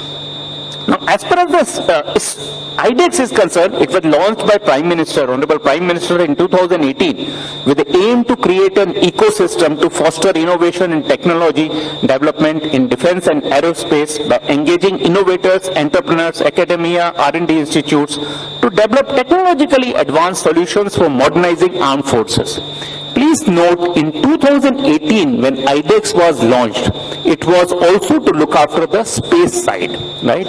It is only subsequently government realized the potential and government realized that they are opening up, they'll be able to harness that considerable opportunity which is available in the sector, and also the capability which is there with our youth, with our entrepreneurs, that they came out with another agency in space in 2020. Now, in last 7 years, IDEX has launched 544, problem statements which have been given to defense startups to take up. These challenges include the problem statements as received from the armed forces and 16 DPSUs on diverse systems, communication systems, sensors, imaging, AI, ML, sensors technology, arms and ammunition, drones, autonomous vessels, etc. Now, 13,000 applications have been received and grant of 400 crores has been approved so far. 4 types of challenges with differing grant amounts based on the complexity are raised, and these include the DISC challenge. Now here, important point is, generally we all know governments are a little slow to move. But please realize, in 2018, IDEX started with a DISC challenge which had a grant of only 1.5 crores, which was subsequently revised to the Defense Prime. Now this Defense Prime statements, the challenges had a grant of rupees 10 crores. This included something like smart ships and things like that. And government further upped the ante by coming up with a program of Aditi. And this is the same program I mentioned to you. The first challenge under Aditi was won by Rakesi Marine with an in-house developed software for autonomous vessels. Now, within 1 year, government has announced 3 Aditi challenges, right? And as I mentioned to you, each challenges entail grant of up to 25 crores, right? So what are we saying? Government is ready to open the purse strings, right, to the people, to the entrepreneurs, to the startups who are ready to take the challenges as posed by the armed forces or as posed by the PSUs. So again and again, what is the point which is coming? Government is doing its bit. Now it's up to us, our own people, right? If we are ready to take the challenges, please raise the hand. And in fact, publicly, Honorable Defense Minister and so are the other ministers in the government have said, if you are ready with a product, you have a product, approach us. We'll help you. We'll support you. And I'm making these statements particularly for the VC community, right? So to give them a confidence, as far as government is concerned, government is doing its role. Right? It is up to us to realize, yes, the system at this moment is supportive enough, right, in the favor of startups. Now, initially, majority of the challenges has come from the Indian Navy. And as far as the Indian Navy is concerned, amongst the armed forces, it has been pioneering the indigenization since late 60s, right? We started our shipbuilding program, that Leander class program in late 60s. And since then, right, almost over 90% of our naval ships are being built in country, right? Almost as on today, there are good, 45 ships which are under construction for the Navy alone, and same for the Coast Guard, right? So this is about IDEX. You have heard about InSpace also, right? So now let's get into the pointed questions, right? So I'll ask some pointed questions, right, with our panelists to educate all of us, right? Now, as far as L&T is concerned, we know the contribution of the L&T. We know the size of L&T. We know how long in every space, in every sector they are there, and they have played a pioneering role. And same is the story with the defense. Whether it is the Navy, Army, Air Force, you must be hearing about the part construction of the submarines, part construction of the ships, or full construction of the ships as the case, in differing case, or the artillery guns. So they are there everywhere. And same is the torpedo tube launchers and the rocket launchers and different weapon systems, right? So my basic point and basic question to him is, which you initially touched upon, how do you see this startup setup?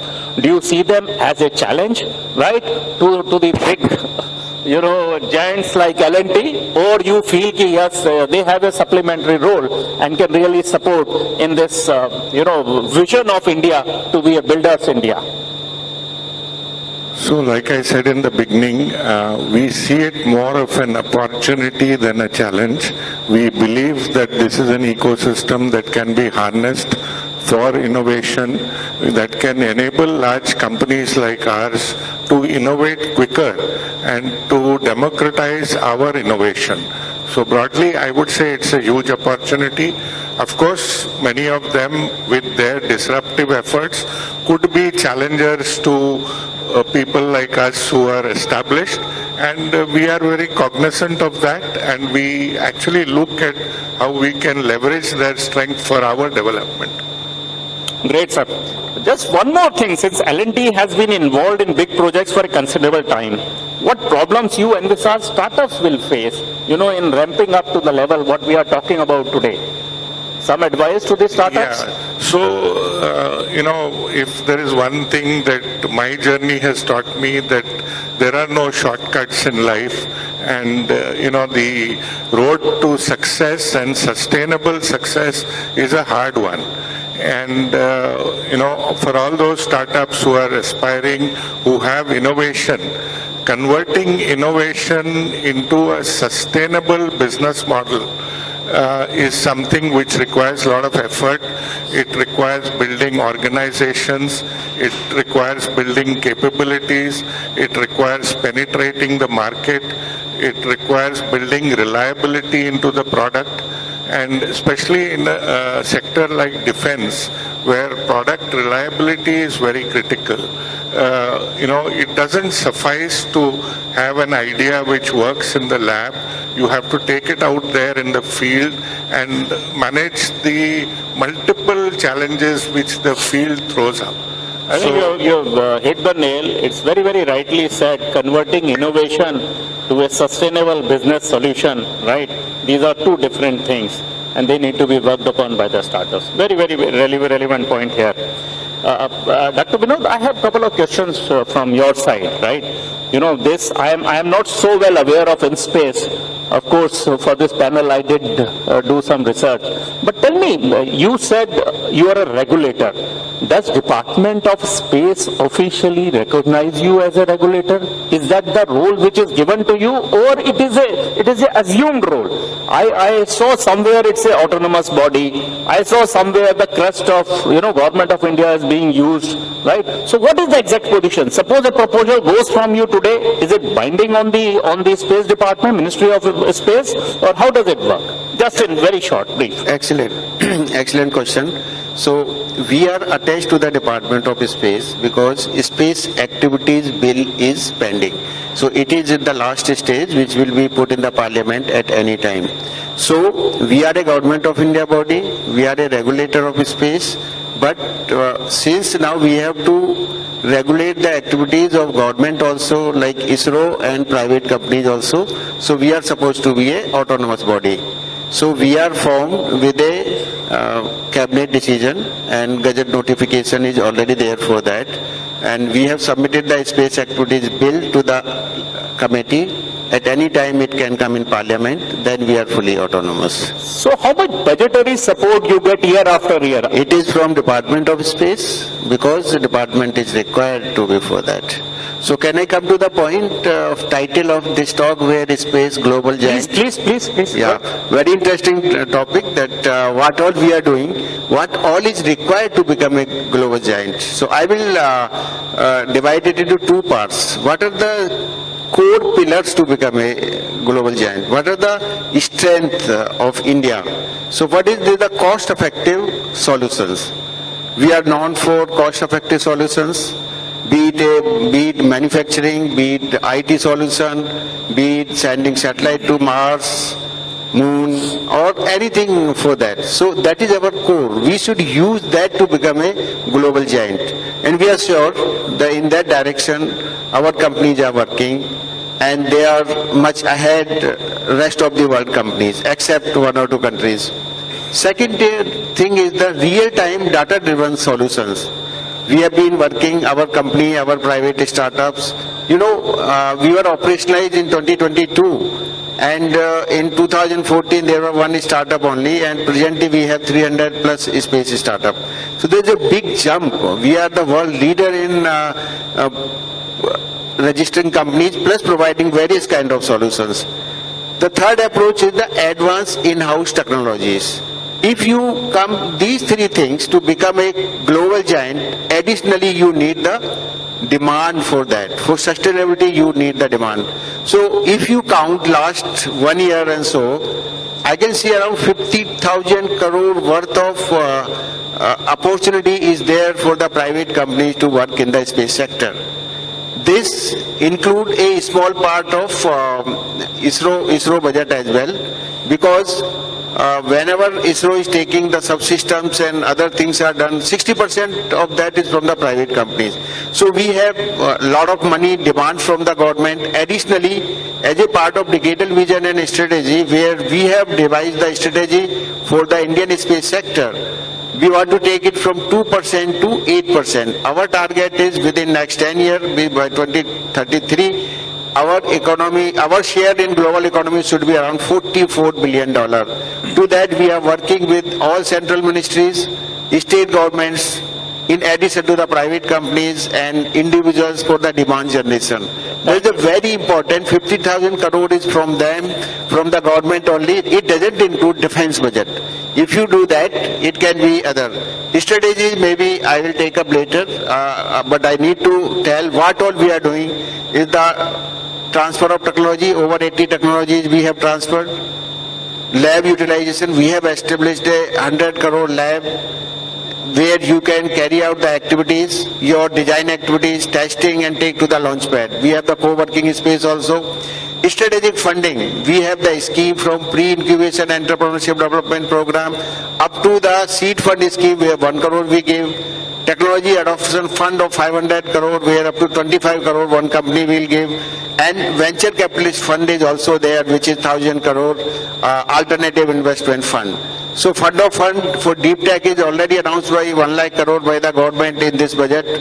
You see expertise, we have the residence expert pool at our payroll where they are available for your consultation free of cost.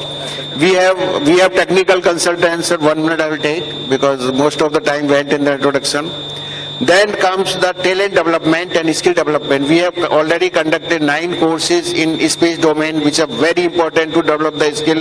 They are short-term capsule courses recognized by Ministry of Entrepreneurship and Skill Development. They are credit courses. We have prepared the syllabus for BTech minor and major degree plus MTech. They are also approved by All India Council of Technical Education to prepare the youth.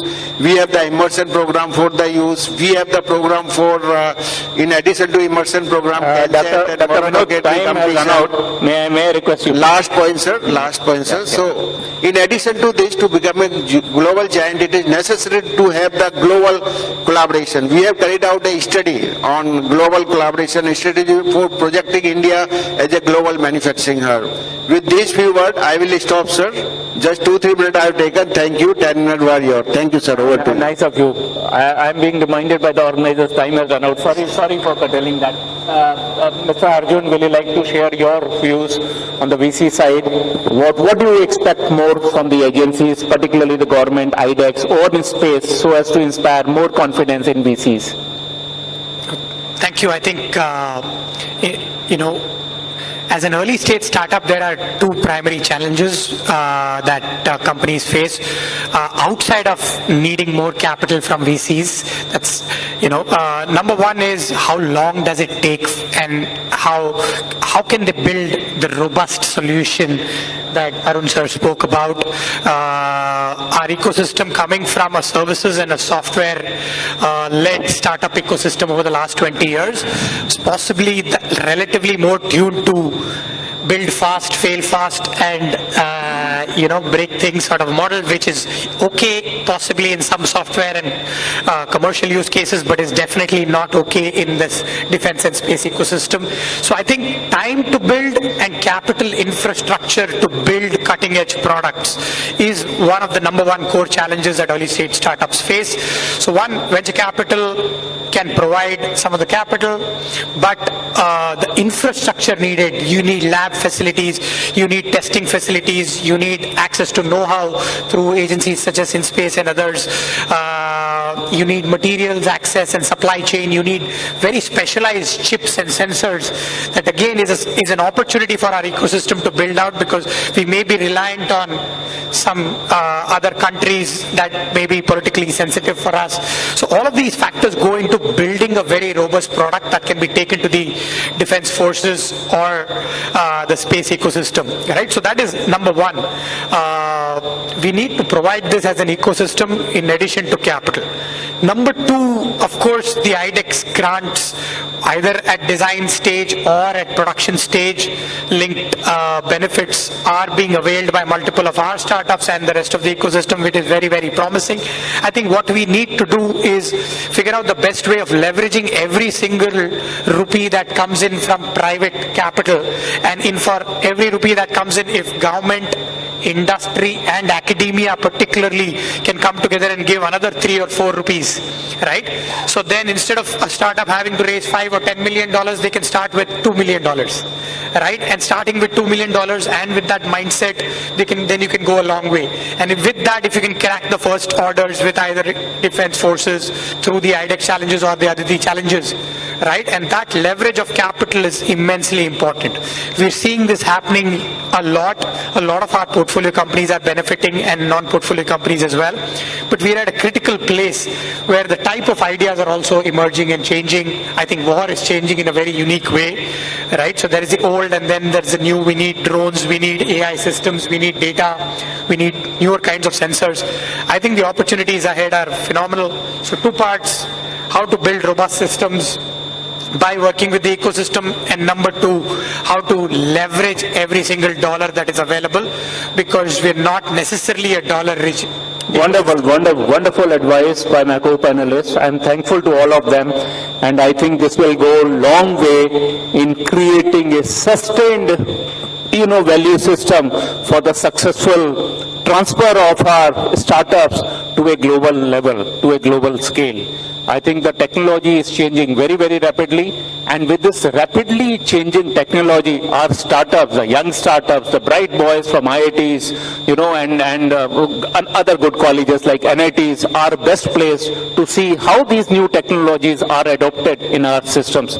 So thank you very much once again for the participation, and thank you, gentlemen, for being part of this discussion. Thank you.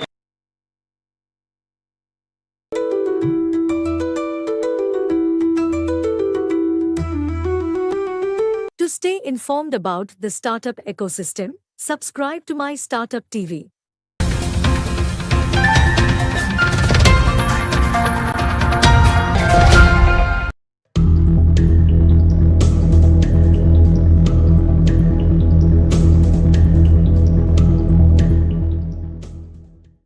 Honorable Deputy CM, Sri Bhatti Vikramarka Garu, and all the dignitaries on the dais, participants of today's event, and media. A very good afternoon to all of you. It's an extremely great occasion to celebrate the Corporate Social Responsibility Awards. And I'm extremely happy that about 45 applicants were there, and I wouldn't say that winners and losers, but I would say everyone is a winner, because anyone who contributes for corporate social responsibility is a winner. And in my opinion, all of you are great, and thank you so much for giving your best to the society. In fact, you would all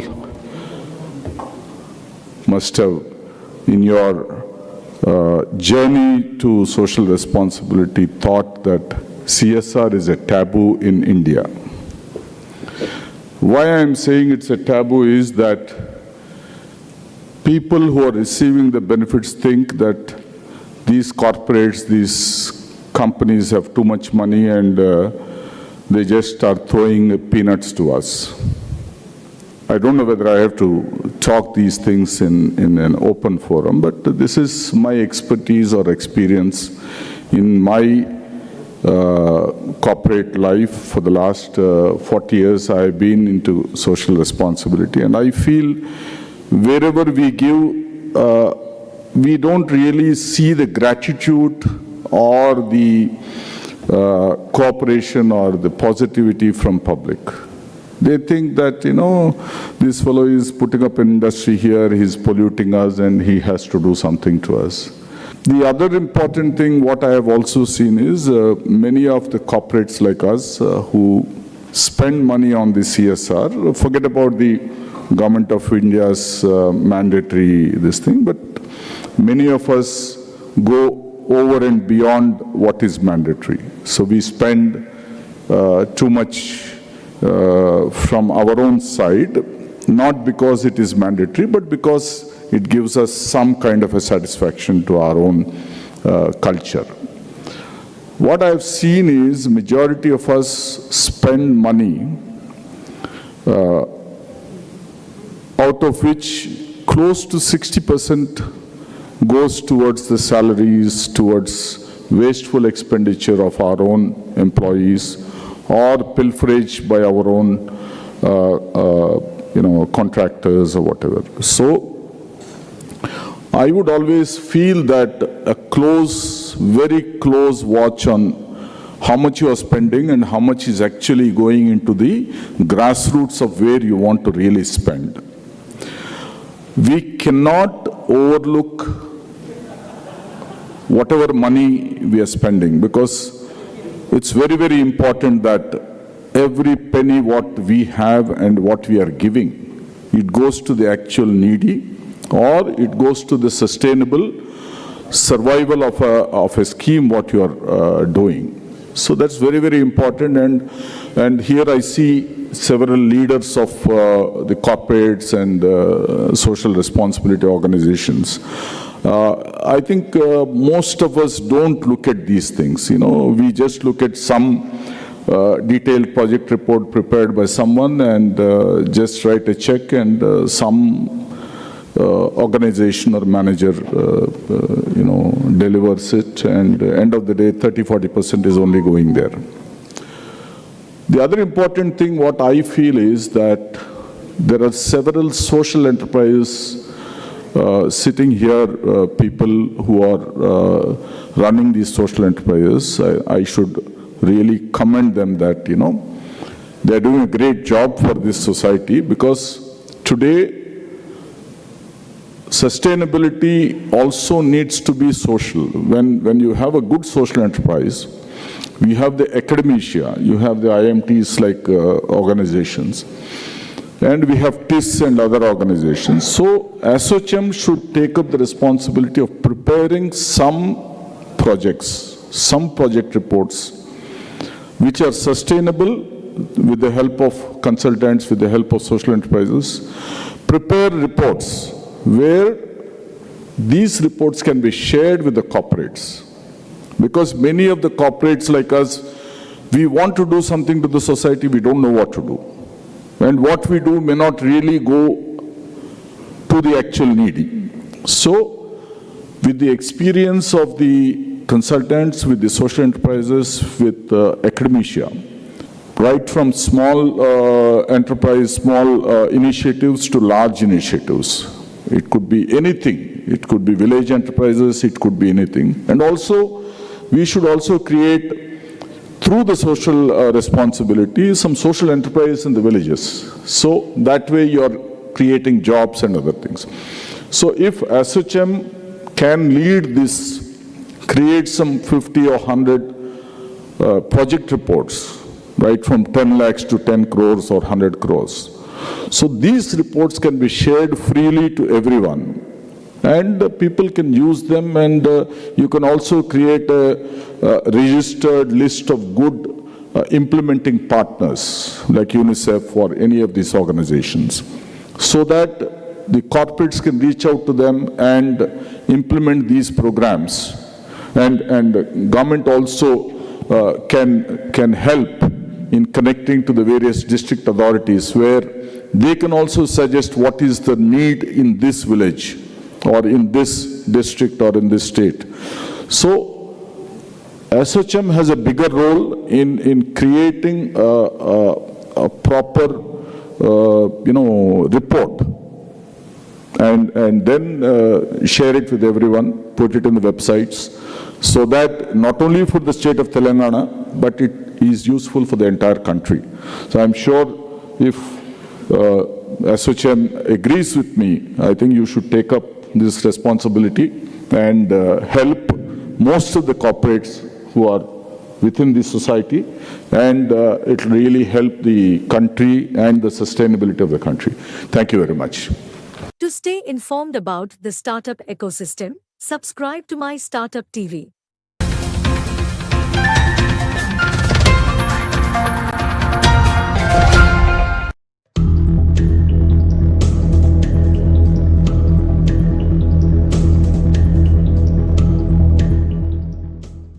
Good afternoon. So, as Professor Bahar was saying, that for any business school, as we do in the IMT system, we tend to have a lot of learnings that we take from the industry. And one such attempt is to understand how we can bring in or imbibe sustainability into our program.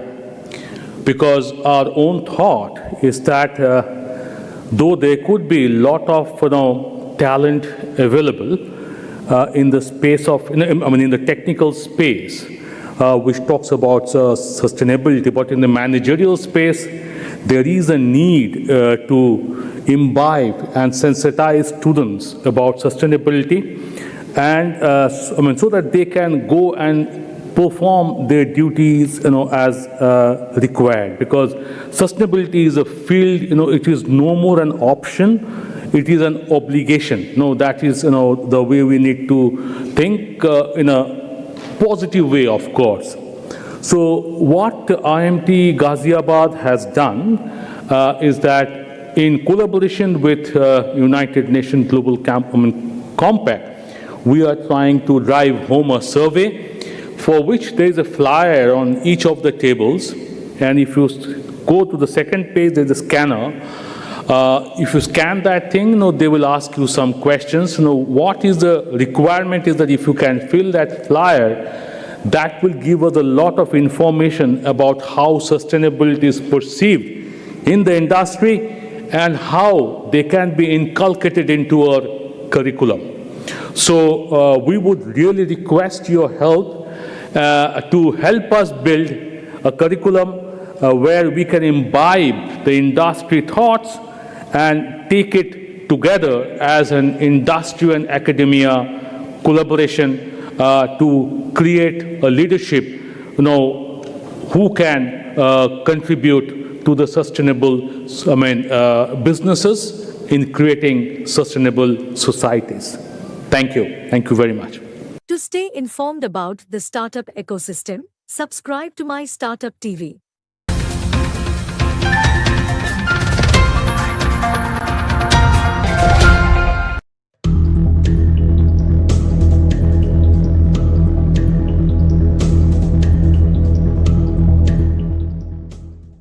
I would like to extend a warm welcome to the distinguished speakers, jury members, awardees, and all the delegates who are present here today for this 6th edition of CSR and Sustainability Conference 2024, happening first time at Hyderabad. I was told that more than 100 corporates are participating in the event, and under the leadership of Professor P.D. Jose of IIM Bangalore, the eminent jury has selected the winners today. On behalf of SHM Southern Chapter and also from Telangana and AP, as I'm the co-chair for the chapter, I congratulate all the winners of these awards. A total of 45 nominations have been received from various entities, corporates, under 9 CSR and sustainability categories. And the jury involved Under Professor P.D. Jose, under his leadership from IIM Bangalore, we had other academia like Symbiosis, Narsi Monji Institute of Management Studies, Goa Institute of Management, NSB, and GAT. With these eminent jury members, out of 45, we have about 20 winners today who have shown their excellence in their respective fields, and they could win these awards because of those contributions. ASSOCHAM Southern Region had organized the Corporate Social Responsibility and Sustainability Awards to recognize companies that have made a positive impact from April 2023 to March 2024 through their innovative and sustainable CSR initiatives. This happened in Bangalore last year. The objective of the award is to acknowledge, motivate, incentivize corporate members for their contribution towards social and environmental goals, and look at the CSR mandate as an opportunity to move towards strategic philanthropy rather than an onerous compliance with support from civil society and state governments to make a difference to the lives of people in the state. So entries, as I said, are judged by an academia representatives. Jury evaluated entries based on innovation, local relevance of impact that these participating nominees have been coordinating, integrated to company business strategy and governance mechanism. The most important benchmark would be what extent the corporate has embarked on mainstreaming CSR and sustainability initiatives to center stage and meeting all stakeholder expectations. So as I said, out of 45 applications that we received, there are 21 winners who will be receiving these awards today, and I would like to congratulate once again on behalf of the entire ASSOCHAM Southern chapter for winning these awards. Thank you. To stay informed about the startup ecosystem, subscribe to My Startup TV.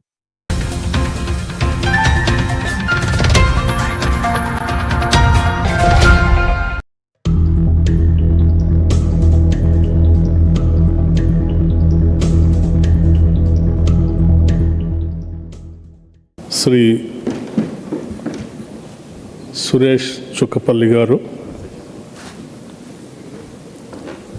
Shri Rambabu బూరుగు గారు, Shri Srikanth బాడిగాజీ, KM బహారుల్ ఇస్లాంజీ, Shri Abhishek రంజన్జీ, doctor Krishna ఏదులాజీ, మచ Dinesh బాబు గారు, and all other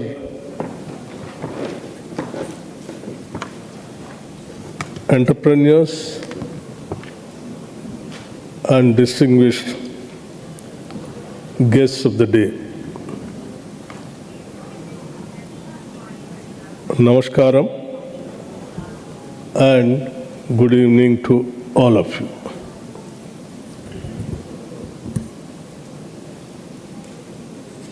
It is a privilege to be here this evening at the CSR and Sustainability Conference organized by ASSOCHAM.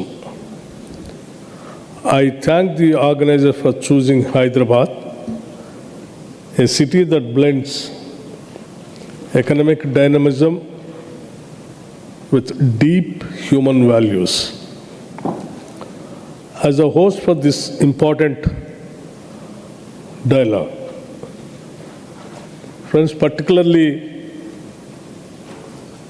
I thank Sri Suresh Chukkapalli garu and other organizers for conducting not only this meeting but also for doing their service to the society for more than 2-3 decades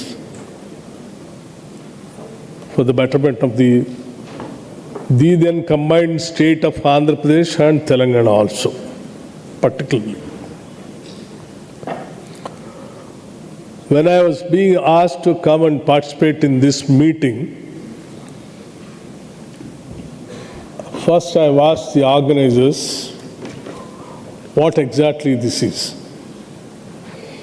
Then they told me that this is something like, the entrepreneurs and industrialists, by not only making wealth and also by distributing the wealth to the society for the betterment of the people and the development of the society. And I said, I'll definitely come. And I really thank the organizers once again for inviting me for this kind of program. And also I appreciate all the participants, those who got the awards and appreciation. The reason is we all know that the wealth which has been created by certain industries are being locked earlier, but now majority of the industries and the wealth creators are trying to distribute the wealth, whatever they are generating, to the society. This is a very good sign. Particularly in South India, majority of the wealth creators are trying to give their best to the society by helping the needy people. We often refer to CSR as a legal obligation of 2% of profits earmarked by good cause. But let me offer a different lens. The real purpose of CSR is not about ticking a box. It is about recognizing that growth without inclusion is fragile, and that profits without purpose are hollow. Sustainability is not only about the environment, it is about human dignity also. It is about ensuring that the benefits of growth don't stop at gated offices and boardrooms, but reach the girl in a government school, the farmer in a dry mandal, the artisan in a forgotten hamlet. In Telangana, we are shaping a new development narrative, one that does not separate economics from ethics.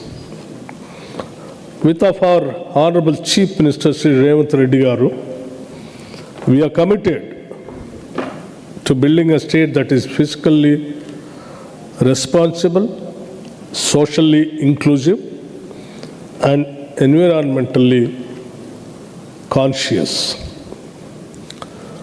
Public education that is modern, inclusive, and technology-enabled kind of a system we are trying to improve in the state of Telangana.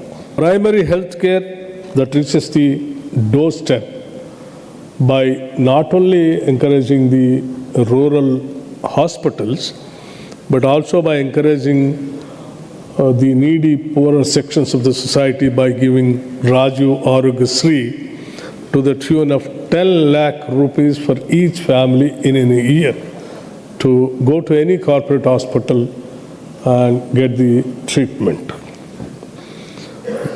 And a power sector that balances financial sustainability with uninterrupted affordable supply. And also, let me tell you, 3 ideas drawn from our experience in governance. Be local, not just logical. Go deep in the places you operate. Understand the lived realities, support existing community institutions instead of duplicating them. Investment in not only just creating a wealth, you invest even in the values-based industries and value-based society also. Building will fade, but people's capacities, their skills, their confidence, their leadership will carry impact forward for decades together. Focus on dignity, not just a mere dependency. True development empowers people to stand on their feet, not wait with empty hands. Let every CSR initiative carry the spirit of Swaraj, self-belief and self-determination. Friends, we live in a world unprecedented resources and extraordinary inequalities. It is now clear that trickle-down economics had not worked. What we need is lift all development that lifts the voices, the aspirations and the lives of the many, not just the few.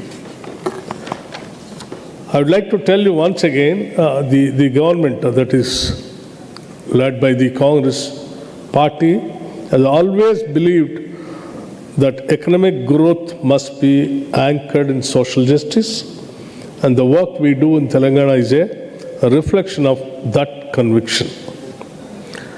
To the business leaders gathered here, I urge you to look beyond the balance sheet toward the future we are shaping together. A future that is fairer, greener, and more human. Let us not act not out of charity, but out of shared responsibility.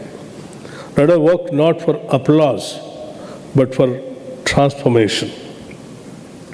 Let us not just build companies that endure, but societies that flourish. Friends, I just wanted to tell you something. Generally, there will be a feeling among many of the industries and the business community and the bureaucrats and other people who are not into day-to-day social life. The governments are not seriously thinking about the empowerment of the society.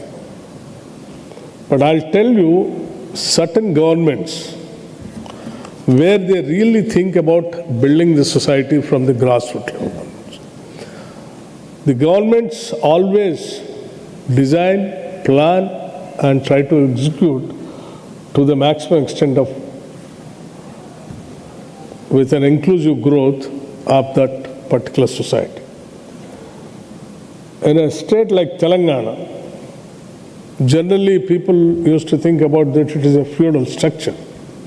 But now it has transformed into such a beautiful state where Telangana state is not only competing the other developed states of the country, but also it is trying to compete with the most developed countries in the world. Be it as in education, or in health, or in infrastructure, or even in producing the food grains also. Today the government of Telangana is trying to build, when many of our friends are thinking of trying to help the society through your CSR funds, what I thought I'll just, as Suresh Chukapaliji, when he was addressing the gathering here, he told that many of the industries, or many of the people, they might be having so many dreams of investing or spending or donating or for a good cause, but unfortunately they don't find a good platform from where that they can spend that money. That is where many of them are, even though they wanted to come out and spend for the society, not able to come and do that. But luckily, of late, many of the governments and many of the societies have designed in such a way, like even, for example, state of Telangana, we have designed of late schools called Young India Integrated Residential Schools. First, when we thought of these kind of schools, nobody believed it. It's because each school is designed in not less than 25 acres of campus with an international standard of learning and best of the best facilities of the available facilities anywhere in the world. Like each school is costing somewhere around not less than 200 crores. Like this kind of schools that we have already started in 1 year, sanctioned nearing about 100 schools in the state of Telangana, each in one assembly segment. So these kinds of schools, when we started, many of our friends came and told us it is easy to build, but it's very difficult to maintain. That particular time, one friend advised me, if anyone, any multinational companies or corporate sectors, if they come forward to extend their helping hand in maintaining these schools every year. First I thought nobody will come. The moment we announced it, in 15 days, all 100 schools, they have given their names that they will maintain those schools. So today, if you create a proper platform, there are many people to come and work for them. So that is where I just wanted to tell you the state of Telangana is creating a best of the best platform for all the corporate sectors where your every paisa, where all that you want to spend, that all that money is very transparent and is going to the proper needy people of the society to whom you are targeting. So those kind of platforms are readily available. So I extend my invitation to all the heads of the institutions, where all you want to come forward of spending your money properly. Yes, you can think and rely on the state of Telangana where these kind of institutions are readily available, where you can really spend, you can see the growth of the society through these kind of institutions. And even for that case, even the hospitals, even for that case, many of the, the universities, skill universities, when we first thought after the government formed, we have invited many of the industries. They said, the state is good, you have a good number of engineering colleges, good human resources, but unfortunately we are not able to find proper skilled people in the state of Telangana. Then we have asked them what to do. They said, start the skill university. We are all there to come and share our expertise and to contribute some funds also. Then our chief minister immediately gave a thought to it and he started Young India Skill University also in Hyderabad. And apart from that, all over the state, in combined Andhra Pradesh and olden days, we have started ITIs. Today, all those ITIs are outdated. The kind of machinery which has come with a fully automated kind of machinery has come. They suggested, why don't you develop these centers as advanced technology centers? I said, fine. Immediately we sanctioned nearing about 100 advanced technology centers where many of the India's top industries have come and participated in that. They are also trying to do their best by adding CSR funds and all that. So these kinds of things are readily available. Platforms is available here for the people who really want to come and help the society. And I really appreciate choosing Hyderabad for you all to come here and to have a meeting and conference. And organize is also, getting all of you to Hyderabad and making to discuss what kind of facilities and platforms are available for you people to invest or to spend your seeds of funds. And state is very well equipped with all kinds of infrastructure.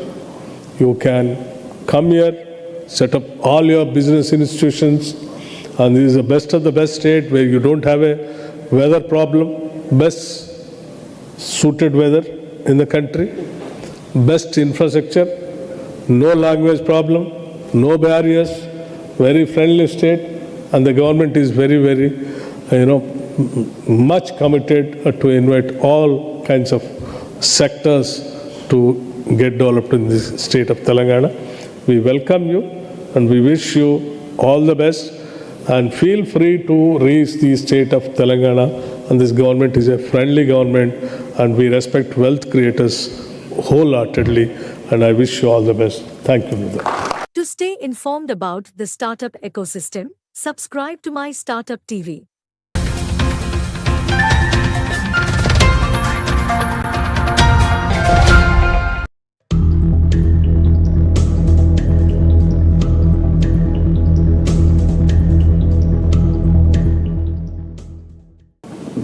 Distinguished guests on the dais,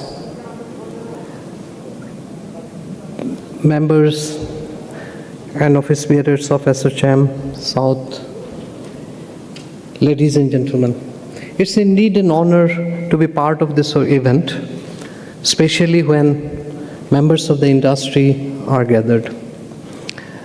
In fact, it has been long been said, if we have to rethink our education, particularly in business and management, we should be closer to the industry. There must be a recycling back of the knowledge which our graduates gain from day one entering the industry. It is also a challenge within the system with which we work to incorporate many of the learnings which I say as a treasure house of working knowledge from the industry. It is occasions like this which gives us an opportunity to look into a vista of experience, of hard work, of practical strategic decision making, all perhaps gathering a century of knowledge within this room. Each one of you contribute to that flow of knowledge, which perhaps only trickle down to our textbooks and classrooms. In coming years at IMT Hyderabad, we would try to intensify our interactions. Some of the best schools in the world are incorporating industry-generated programs, industry-focused programs, or industry-owned programs. We had two specialized programs, one in IT and one in logistics and supply chain management. In coming years, this should be perhaps more tailor-made and customized.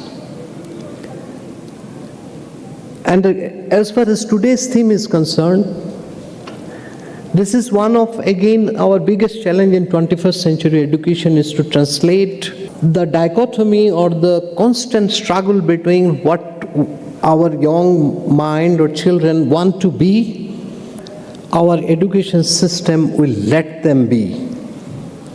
So we have seen MBAs and bankers becoming novelists, engineers becoming filmmakers. Many of those talented minds, actually, we don't let them be in our campus. Our society, our culture, our familial bond, many other things. One of the essence of that is that sustain us is our center, our roots, and our familial bonds. But at the same time, those social and familial and cultural tags also bind us to a particular path. If you have got some marks, you must do medicine and NEET and then CAT and then MBA and then do something. Perhaps this is the time when our sustainability is more based on what our managers want to be.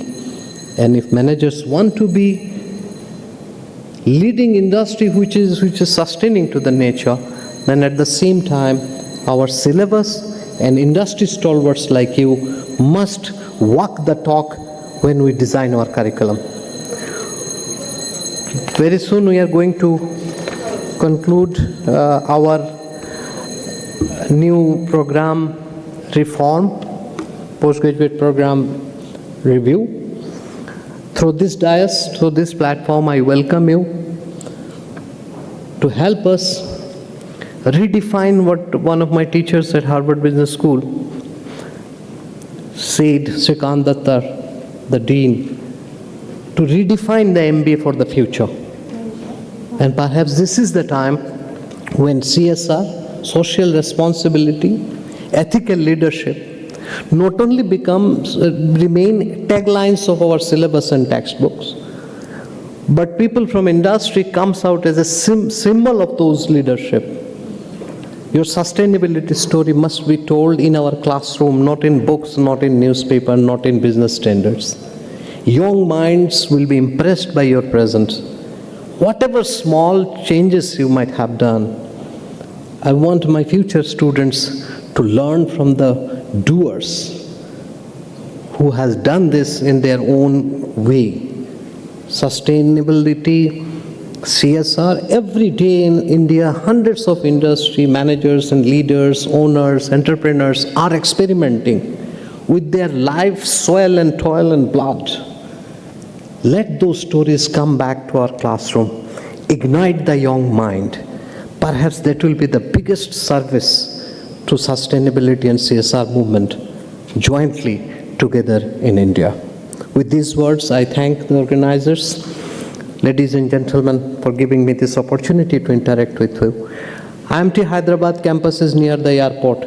I don't wish your flight to be delayed, but anytime you have 1 hour to spare, please come. And this time I can really welcome you to the Irani chai and Osmania biscuit starting this year. Drop in at our Shamshabad campus, either catching a flight or even when you are going home, you can relax. See our campus, talk to our students. They are the future leaders. You want them to grow. Help us to build that mind. Thank you very much. Jai Hind. To stay informed about the startup ecosystem, subscribe to My Startup TV.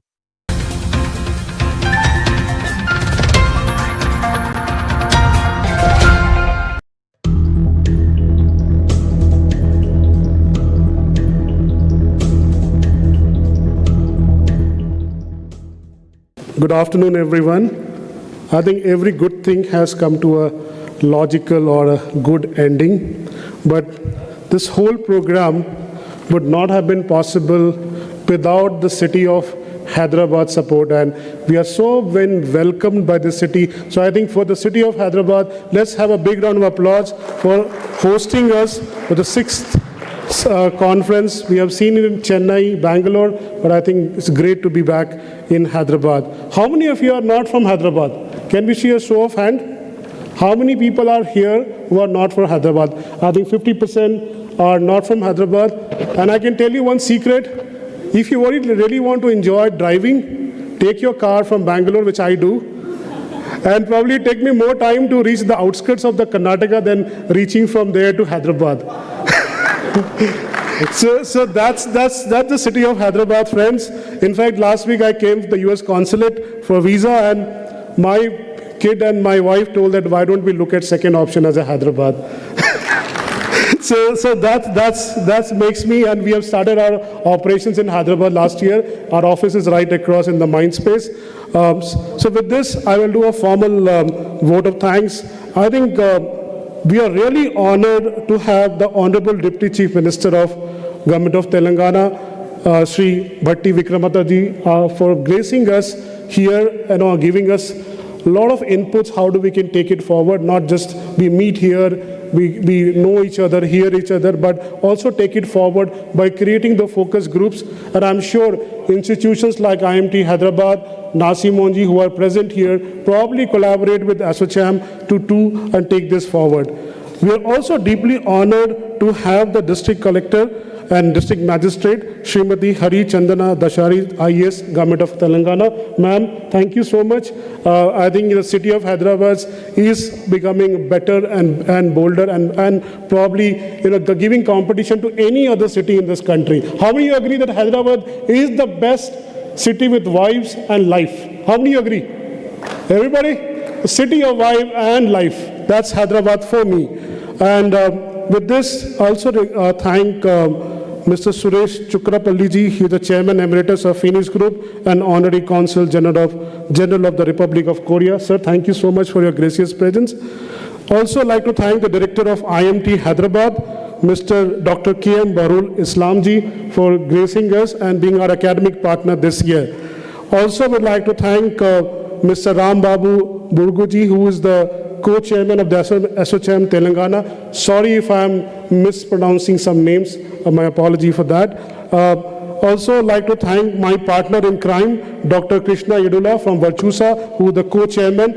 I think he has been relentlessly working for it. Last year he wanted to do this event in Hyderabad, but somehow I persuaded him to do in Bangalore. But this year we did it in Hyderabad. So I think one guy who deserves the biggest round of applause is Dr. Krishna Yedula, because he is the man to bring it to the Hyderabad.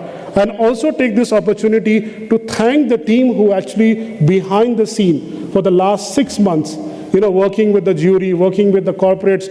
We had almost 500 people turn out today. We expected 300, by the way. So I think if there was some logistical nightmare, but bear with us. But I think the few people who really made this event what we have calling a spectacular event, starting with, and I would like to just recognize them once on the stage, because they have relentlessly worked for the last several months. Starting with the Regional Director of SOCHM, Dinesh Macha, where are you? Please come. Please rise.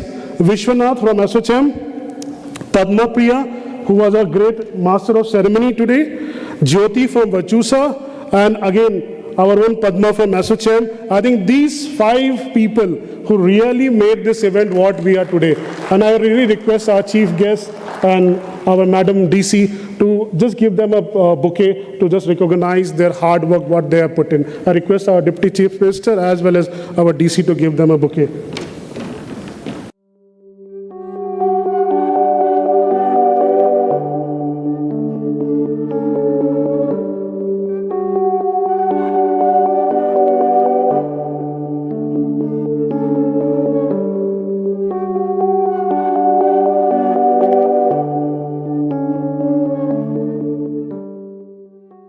To stay informed about the startup ecosystem, subscribe to My Startup TV.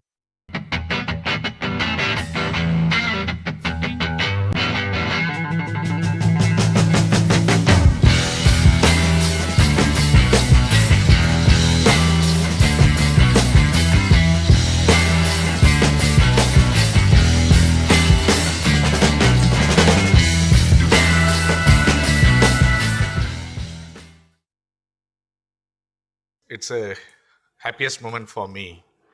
Exactly 1 year before, when we had the pre-conference workshop at Science IIT Bombay, hosted by Science IIT Bombay, without consulting my office bearers and the governing body members, sumoto I took a decision and I announced, saying that the next pre-conference workshop and conference we'll have it at Hyderabad, and we want THUB and CCMB to take it forward. And I don't know what conference, but I had conference with my colleagues and friends who have been there with my network. And Vijay was there, Ramji was there on that particular day. And immediately I made an announcement, I looked at them, they nodded their head, and it has happened today, exactly 1 year before. And thanks to all the Hyderabad incubators who have joined hands in organizing this, and especially to THUB and CCMB for making this event to happen. In this pre-conference, I also take this opportunity to recognize the presence of Mr. H.K. Mittal with us amongst us. He's sitting in the last row today. Right. It's a pleasure to have him with us, because 20 years before, when this association has been formed, he was like part of the association, well-wisher of the association. Right? It's a peculiar community is ours. An association, right, will negotiate with the government, will try to do with the government. But as an incubation center, 20 years before when we started this association, where a few of us are still continuing, right, Bala, myself and others are the founding members of this association, we found Mr. Mittal has been representing the government, but has been so supportive to us in forming the association and to have the bylaws and how to take it forward. And he has been very supportive. And slowly, we learned many things from him, and he also slowly made us to learn how the government will detach from the association. And he himself, after 10, 15 years of the support, right, he also made us to understand, right, how this association can grow. And even after his superannuation, he still continues to be our well-wisher. We accepted our request in the last April to be one of the member of our advisory committee, along with Ms. Poini, Ms. Deepanvita, and Mr. Ramanan of former and founding mission director of Atal Innovation Mission. So I thank Mr. Mittal, sir, for joining us for this pre-conference today and to spend his time with all the incubation center executives. This is the 16th conference, and we started in a small way with 25-30 incubators across the country as an association. But over a period of 2 decades, this association has grown. And pre-conference workshop, my colleague was asking me the outside whether it's conference or pre-conference. I'm seeing the entire conference executives are here, but it is about the way it has been brought together, the way the association thought what will be the expectations of the members and what we can bring back to the members as value from the association. It has all happened. And thank you all for joining. Even the organizers, we also miscalculated, right? We expected about 100 plus people will be coming for the pre-conference. And I think we should have kickstarted the conference today itself, right? Right. So thanks to T-Hub team for making this event pre-conference workshop to happen here. The entire team has geared up and meticulous planning. Last 1 week, 10 days, I've been watching them, what they're doing. I've not interfered with them. And whatever is been happened today, whatever you are enjoying today, it is all the collective efforts of T-Hub team. A big appreciation from you all for their wonderful thing. Thank you, team, for us. And today we are going to have 3 sessions as masterclass. And all the sessions has been handled by our own members. And the first session is on creating quality pipeline. And we are going to have Dr. Lakshmi Jagannathan from IIIT Hyderabad. Earlier she was with Derby, and before that she was instrumental in promoting entrepreneurship initiative at Dayananda Sagar. Have put more than 20 years of experience. And along with her, we also have Ms. Gladys from iCreate, who has been the head of learning and development and also the governing body member of ISBA. All of them have contributed a lot, and despite the organizing pains, right, last 2 months, 3 months, every Wednesday and Saturdays we used to have meetings, and then we should have a lot of meetings. But despite that, they come forward to spend their time as the session resource person, right? So that's the stretch that they have come forward to stretch themselves.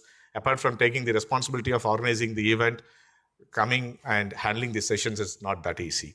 Same thing, the second session is about mentoring networks by T-Hub. The team T-Hub took the responsibility of organizing this, but again, they have come forward to handle the session for 1 hour, and right, that's the commitment. And when we decided to have the third session, again, our GB member has been instrumental in organizing this conference, also told that I'll handle the session, and Mr. Prasad Shetty has come forward to handle the session on seed fund. So next 3 hours, it's going to be a knowledge rich, and make the opportunity, and hope we'll have a good learning session. With this few words, I request Lakshmi and Gladys to take over to you. Thank you. Hearty welcome to all the incubators. Lunch ke baad, I think the energy is down. Can we have a big round of good afternoon? Good afternoon. हमारे हैदराबाद में ऐसे ही होता, right? But thank you so much, Dr. Suresh. Thank you so much, the ISBA governing body, Prasad Shetty, Prasad Menon, Gladys, Dr. Lakshmi, Ashish ji, and all the members who have worked behind it. I remember last year I was sitting at Sain IIT Bombay, and when Dr. Suresh made this comment, I was like, wow, bin mange, we got so much, right? And we're so proud as T-Hub to host the 16th annual ISBA conference in Hyderabad. And a full hearty welcome to all the incubation leads, CEOs coming from different parts of the country. We also have the Asian Association of Business Incubators today with us. Also a big round of welcome and applause for them as well for coming all the way. Like Suresh mentioned, the kind of effort that has gone behind, I've seen the ISBA team, the way, the kind of effort they have put behind to ensure that those incubation leads from different countries like China, Philippines, Singapore, Malaysia, they traveled all the way to India and experienced the Indian hospitality and the Indian ecosystem. I'm sure you would have had a good tour of T-Hub and also T-Works. Thanks to my able team who took care. I'm sure they took a good care of you. Can we have a big round of applause for them? Yeah. How many of you are visiting T-Hub for the first time? I'm glad. Yahi chahiye tha humko, right? The whole agenda is how many people can get associated, because I believe collaboration is the new competition. If we do not collaborate, will not exist. And I was talking to Prasad, and the whole idea of this welcome address is how can we bridge that gap of collaboration? We are here to collaborate. We are here to work together and kind of open the barriers on achieving things together.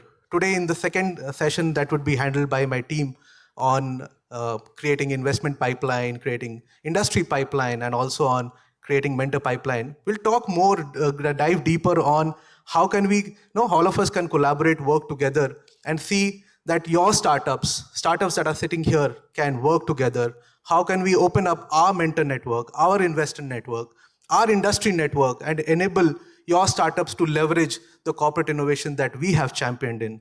We'll have a lot of discussion around, and me, my team, all of us are here, looking forward to speaking with you, looking forward to collaborating with you and taking it forward. Thank you so much.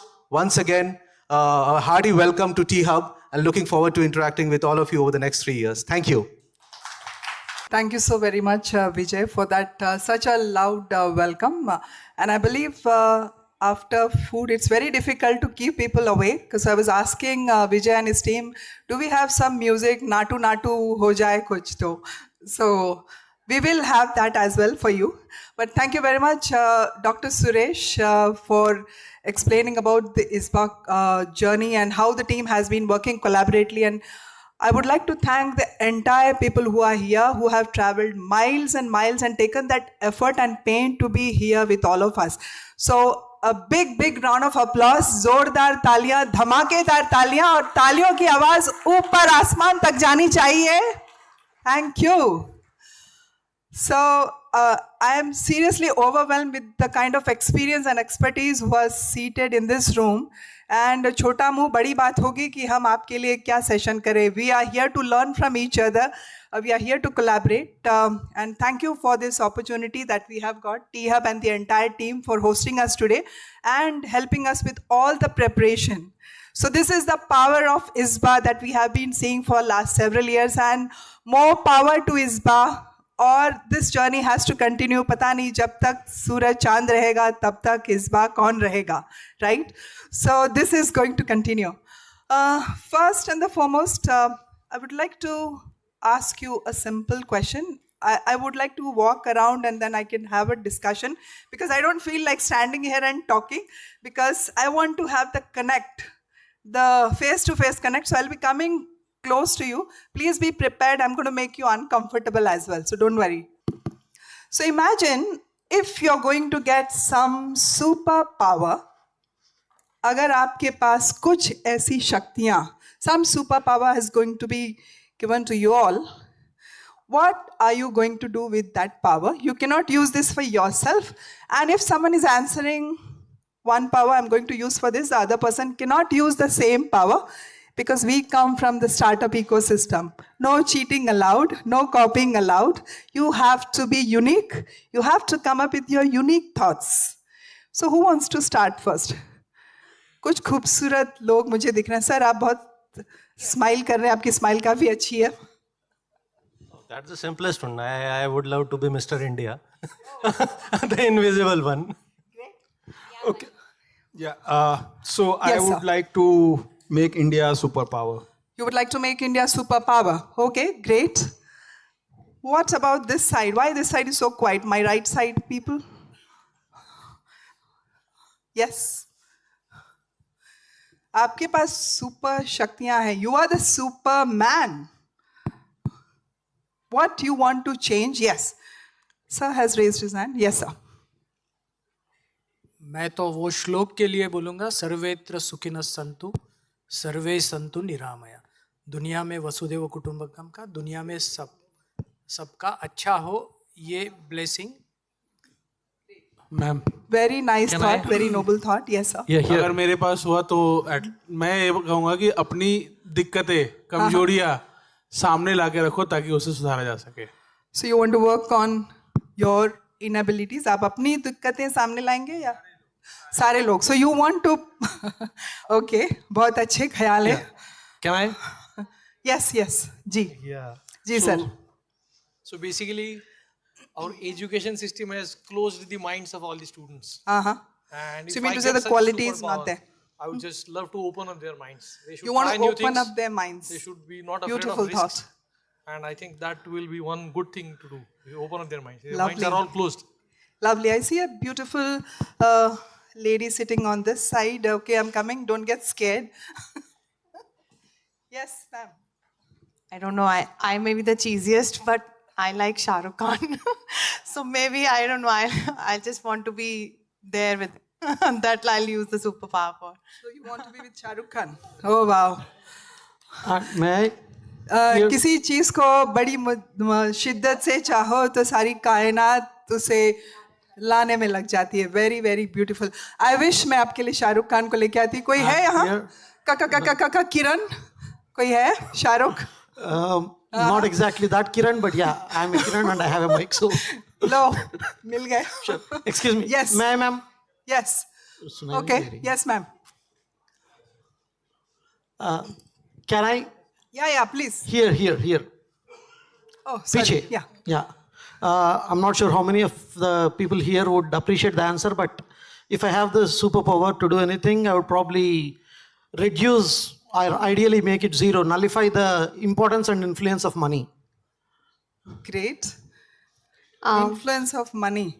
Matlab you want to erase money completely, eradicate that completely. Completely. फिर Well, हम किसके लिए लड़ेंगे? people should not have another motivation to help than just to help, in my opinion. Wonderful. Shahid, you have something to add? Yeah, Gladys, thanks, and foremost, thanks for calling us here and inviting to be a part of iconic ISBACon 2024. And the way Gladys is, she involves everybody in this session. I've seen her sessions before. So, I would see that, if everybody is here for a cause and incubation, I would love to have a power of understanding how to evaluate a startup which is going to be a success tomorrow. So if that power is given to me, I think, we all would want to have that power. No, that's something which really incubation should have. And I don't know how and when and how could we do that. But I'm sure the technology is evolving and we might tomorrow have a power of understanding and evaluating it in the right way. Thanks so much, Gladys. Beautifully said, Shahid. Thank you so very much for such a terrific answer. Over here, ma'am. I'm the newest member of ISBA. I've just joined. The newbie we have. Yes, the newbie and the young energy. So I always wanted to, give options to women. More options to women who can do something with their More lives. power to women. Yeah, Yes. more power to women and more options to women, which they can do with their lives. So that power actually I've got recently because I'm the new CEO of SNDT Vice, where we have 70,000 women. It's the only women university of India.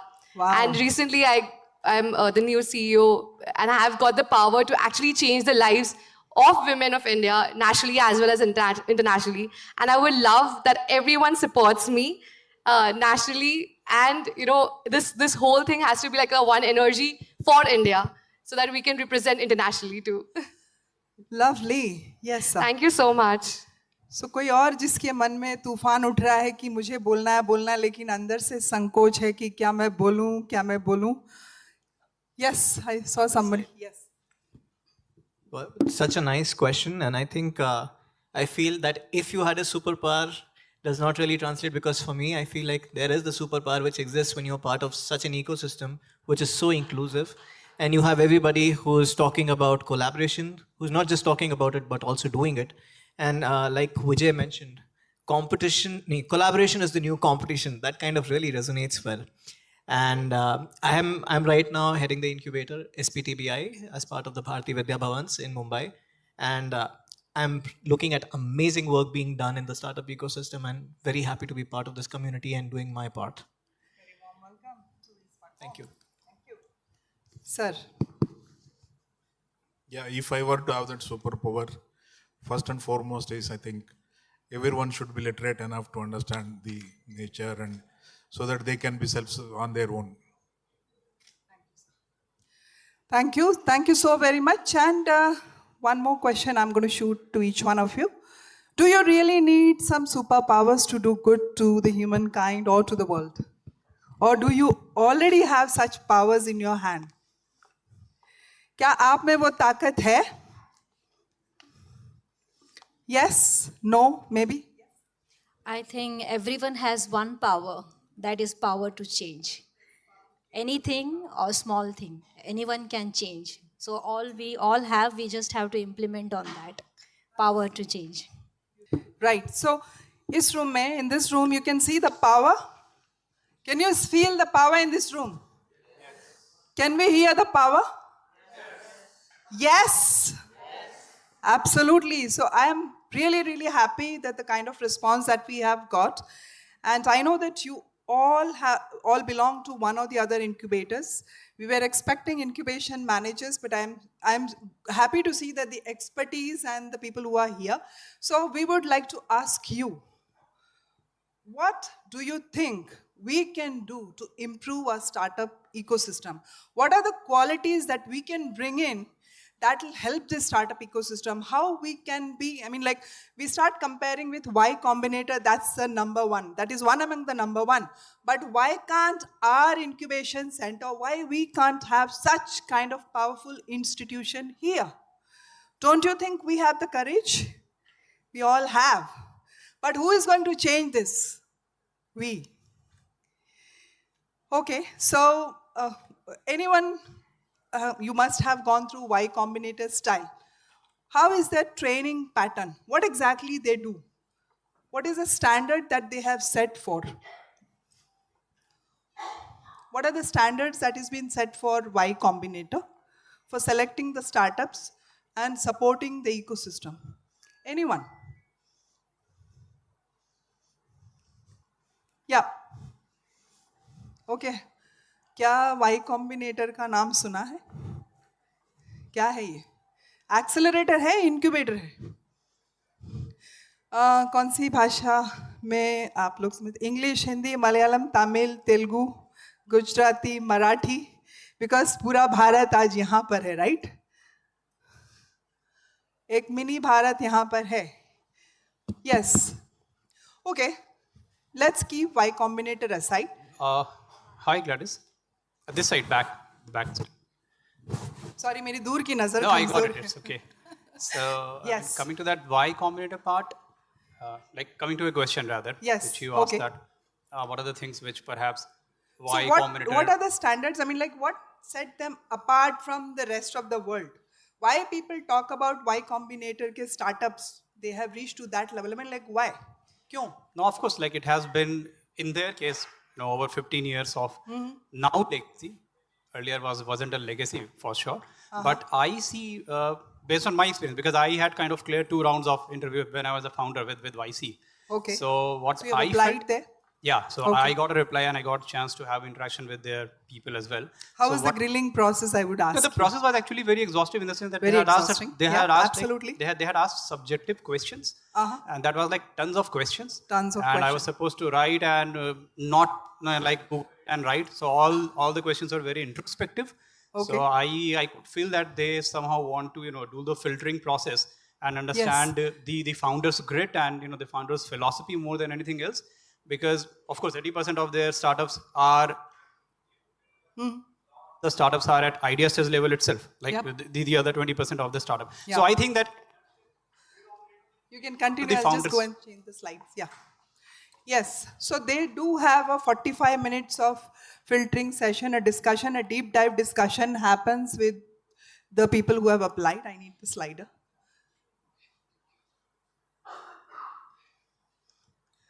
Yeah. So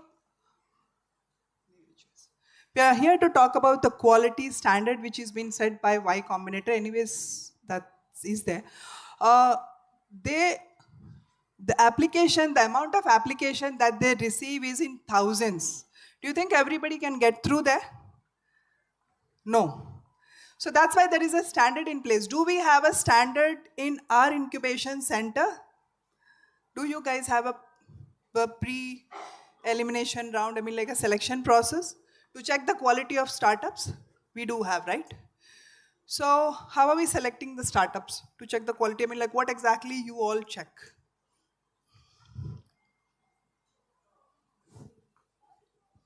From Indian Agricultural Research Institute. So we are checking whether it is technically feasible to make that kind of a product or the business viability also, and then we check the IP and other stuff. So 3-level checking that we do for scrutinization, and then after two-way filtering again, like we are also getting applications in thousands, and we are taking 40-45 startups out of that. So rigorous checking. Yeah. No, in a year. For a specific program, yeah. We place a large stress on the team and the problem they are solving, and how good they are technically at it. We don't care whether the product is going to succeed or not, as long as the team knows what they're doing. Great points. Thank you so very much. So team plays a bigger role. If there is a founder, co-founder, you should know who exactly is part of that entire team, whether they are going to stick together or they're going to perish in some time. So similar pattern is being applied, as sir mentioned. They check for the technicality, they check for the business. They don't care, I mean like this is going to sustain, but how confident these individuals are. So that's why the percentage that gets shortlisted at the top level is very bleak. Very less number of people make at that level. So we also need to come up with certain strategies where we get the best of the best lot so that we can produce the best entrepreneurs from our country. And you all sitting here are the best of the best ecosystem. And we have the power to do such job. Only thing is that we need to take that efforts. I remember one of the story, long time ago, there was an auction happening somewhere. A lot of beautiful items were placed in that particular auction. There were jewels, jewelry, gems, diamonds, and antique pieces as well. Slowly, gradually, each and every piece started going off. I mean, the bid started and things were getting sold. There was one red guitar which was also placed in that bid. The cost of the guitar was $5. That was the least amount quoted for that guitar. The guitar was in broken shape. The strings were broken. It was completely dusted. And people did not even bother to look at that guitar. They didn't want it to buy. I mean, like, who will bid for such a ugly looking guitar, and that too in broken? So one gentleman walked in and he said that I want to take this guitar. They said, okay, fine. As the crowd who were there for the bidding, they slowly started walking out. This gentleman nicely cleaned that guitar. The strings which were broken, he tied those strings and started playing the music. The entire room was filled with such a melodious music. People who were there, who were walking out, they slowly started coming back. Because this gentleman was able to identify the worth of that particular guitar, which nobody noticed. Again, they put this guitar back into the bidding, and that was sold for the highest price for that particular day. Right? So you need to identify the best of the best lot. You will get a lot of applications. You reject. Sometimes they go back and do better. We ask them, okay, no, nahi chalega. But are we seriously working with these startups? Are we really genuinely taking interest in these startups? How much efforts we put? How much support we provide? I have been part of a couple of panel discussions. So one of the, I don't want to name where exactly this was. So one boy was just presenting his case. It was a pitch presentation. He presented his case, and there were a lot of people who were there in the panel. So one person was really rude. I mean, like, this is not going to work. Stop it. No, nahi chalega. Na, band karo, band karo. Like, that's really mean, so rude. I mean, if you straight away shoo away that person, where he's going to end up? He has spent close to 10 years building that product. At least have a look. Because you did not identify the worth of that particular product, that doesn't mean it's not valuable, right? You need to have those eyes to go through that particular lens and check, is it going to work or not? Support them, but do not demotivate people. That should be the last resort. You can tell them, okay, this might not work, but can we not try this way, right? So we are talking about quality. What is quality? Creating quality. I'll come back to you guys only. Sir, you're smiling again. Again, the classic definition is conformance to requirements. Yes. Anything more? Yes, sir. Whatever conformance has to be done, whatever is desired, meeting those things, or how closely meeting those things. Okay. How closely you can meet the requirements, okay. Anything else? Yes, sir. Nice suit. So basically I try to say that a startup is primarily a business idea. Yes. So if you don't get the business part straight, then it remains an engineering experiment. And that is where we would try to steer them towards the commercial success. The parameters that you have kept for the 4 slides. 4 slides. Okay. First is who will buy, Who will buy? why they will buy, Why they will buy? what Where you are going to sell it? And what options they have. options they have. Okay. And if these questions are answered, then we move on to the remaining part. And then we work backwards to cost and to other things. Yeah. But the first thing is there a market for this? Is there a market? Absolutely. And that comes from the statement that a startup is primarily a business idea. Correct. Because they do not get the right direction. They do not go and check the market need directly. People are so attached to their product. It's my baby. Because I made it, it's going to be the best in the world, right? मेरा बच्चा सबसे खूबसूरत, right? सब जितनी माताएं यहाँ बैठी हैं, जितनी बहनें यहाँ बैठी हैं, they'll tell, okay, my baby is the best, right? If you ask to compare. But when we are talking about product, can we be emotional with the product? Do we need to be emotional? Get emotional. We keep telling people, don't get emotional with your product. If you're getting any feedback, don't take it to your heart. This is for your betterment. This is for your good. Ji, sir. Madam, I personally feel that the product can be better from the previous one. And Absolutely. It should be product, what we call, providing service at assured level is far most important than what we cannot say is better बिल्कुल product. Sir तो version हो सकते हैं because we Maybe tell that it okay has to be इसका better अगला from the previous version. right पहला जो बना है उससे बेहतर And और it can- बेहतर और बेहतर And so moreover, it should keep be sustainable improving. for long period so that there will be less competition. We are talking about startup. I think what we start today, that startup may excel after 2 years, 3 years. We need to think of future. Yes. And we need to support those startups which can sustain for long run. Absolutely. Sustainability is very important. नहीं तो कहाँ जाएंगे हम, right? These are some of the questions. Sir ने कुछ questions बताए. Some of the questions that you can add when you're dissecting the startup. The word dissect I use because we literally butcher the startup. हम बहुत बुरी तरीके से कत्ल करते हैं, right? We are preparing them for the best or the worst for tomorrow, but that doesn't mean क्योंकि today we are working with such a young generation or आज की generation, they want Maggie in 2 minutes. They don't have this much of time. So you need to have patience to work with these individuals. You need to understand their thought process and ideology, what exactly they want.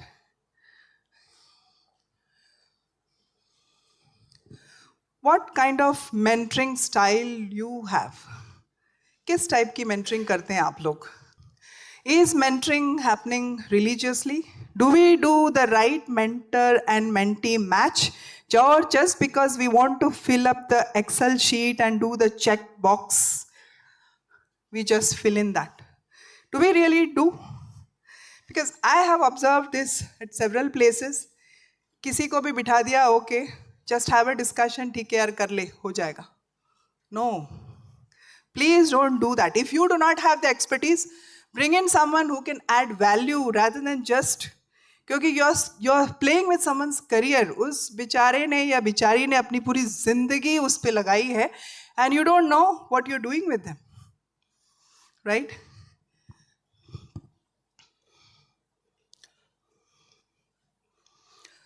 Team के बारे में someone spoke about team. Everyone is working in a team or we work in silos? सबकी team है? Do you believe in teamwork? We believe? Is team important? Together we swim and sink together? Huh? We do? So why team is important?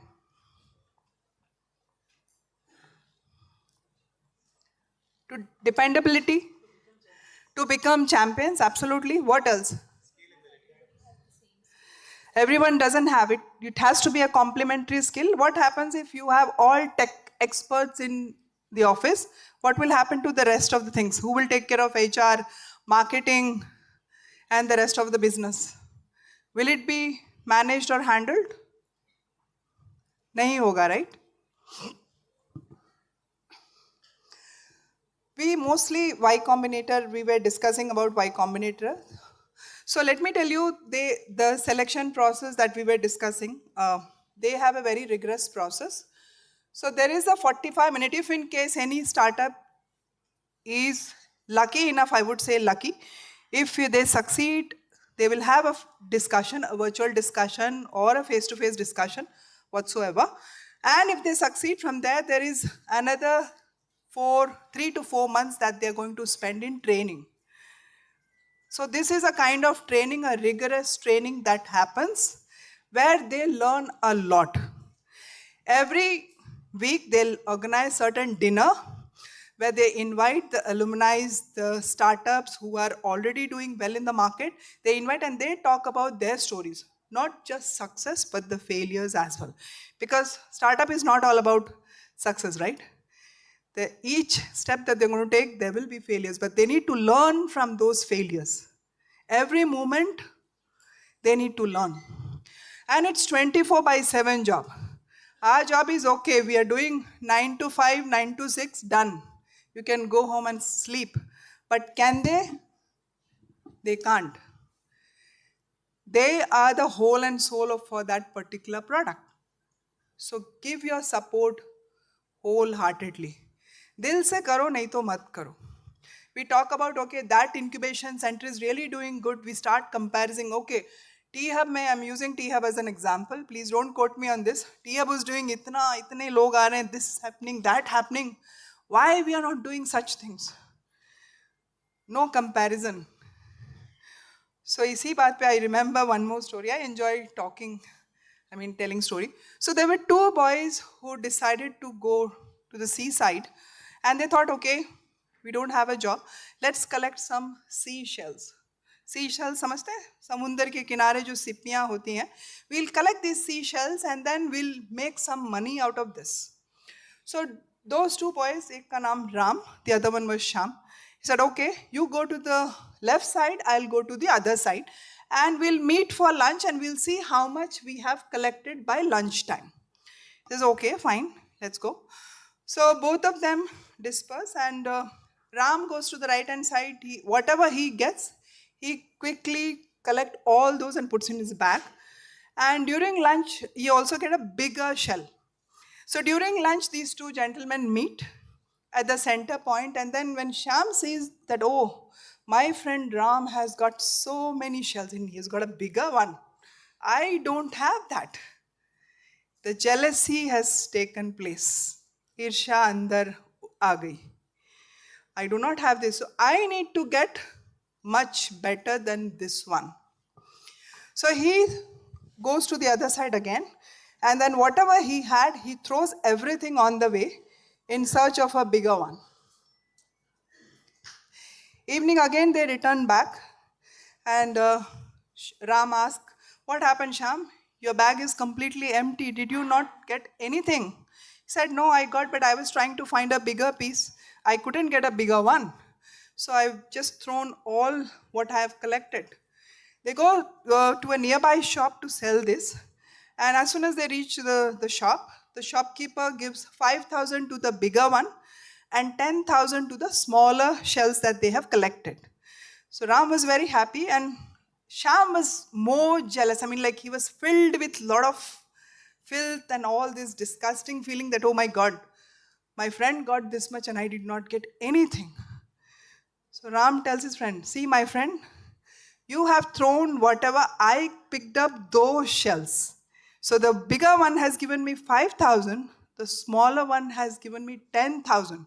If you wouldn't have thrown this, you would have got this money, right? So small opportunities comes your way. Try to grab such opportunities rather than shooing away, oh, ye chota kaam hai. We will not collaborate with them. We will not do programs with them. We will not do such things. Koi chota bada nahi hai. Right? Everybody is playing their part. Do your bit. Add your part. What value you can bring to the... Okay. It's... How much time do I have? Did I exceed? Okay. So then I will move quickly. Okay. So when you're working in the team, last part I would like to discuss one of my favorite and interesting part. किसी को कभी गुस्सा आता है यहाँ?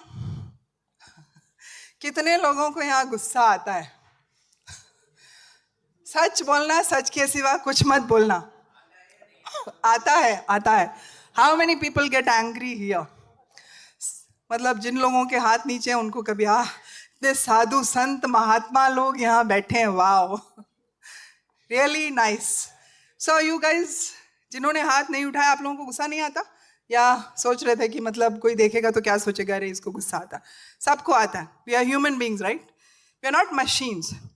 So what happens? Do you have conflicts anyways? Don't give any organization का नाम. आपस में झगड़ा होता है? घर में भी होता है, जहाँ 4 बर्तन होते हैं, खनकते हैं, right? होते हैं? So conflicts do happen. So what do you do when you are really angry, you're not feeling good about such situation? What do you do? Startups हैं, उनको भी बहुत गुस्सा आता. So this is any which ways आप सब लोगों ने पढ़ा होगा. Have you heard about the conflict resolution style? सुना ही होगा. जितने लोग management वाले हैं या normal भी सुना ही होगा. So competing. Shark, have you seen shark? What kind of quality does a shark has? Aggressive? That kind of behavior. So every time you cannot be very suppressive in nature. You need to be aggressive, but depends on the situation. हर बार आप शांत रहोगे तो people will use you like tissue paper, right? Compromise, fox जो है, compromise करना, उसके भी उससे we can learn. At times you need to compromise. Every time you cannot be in a fighting mode. Compromise. Certain situations, compromise.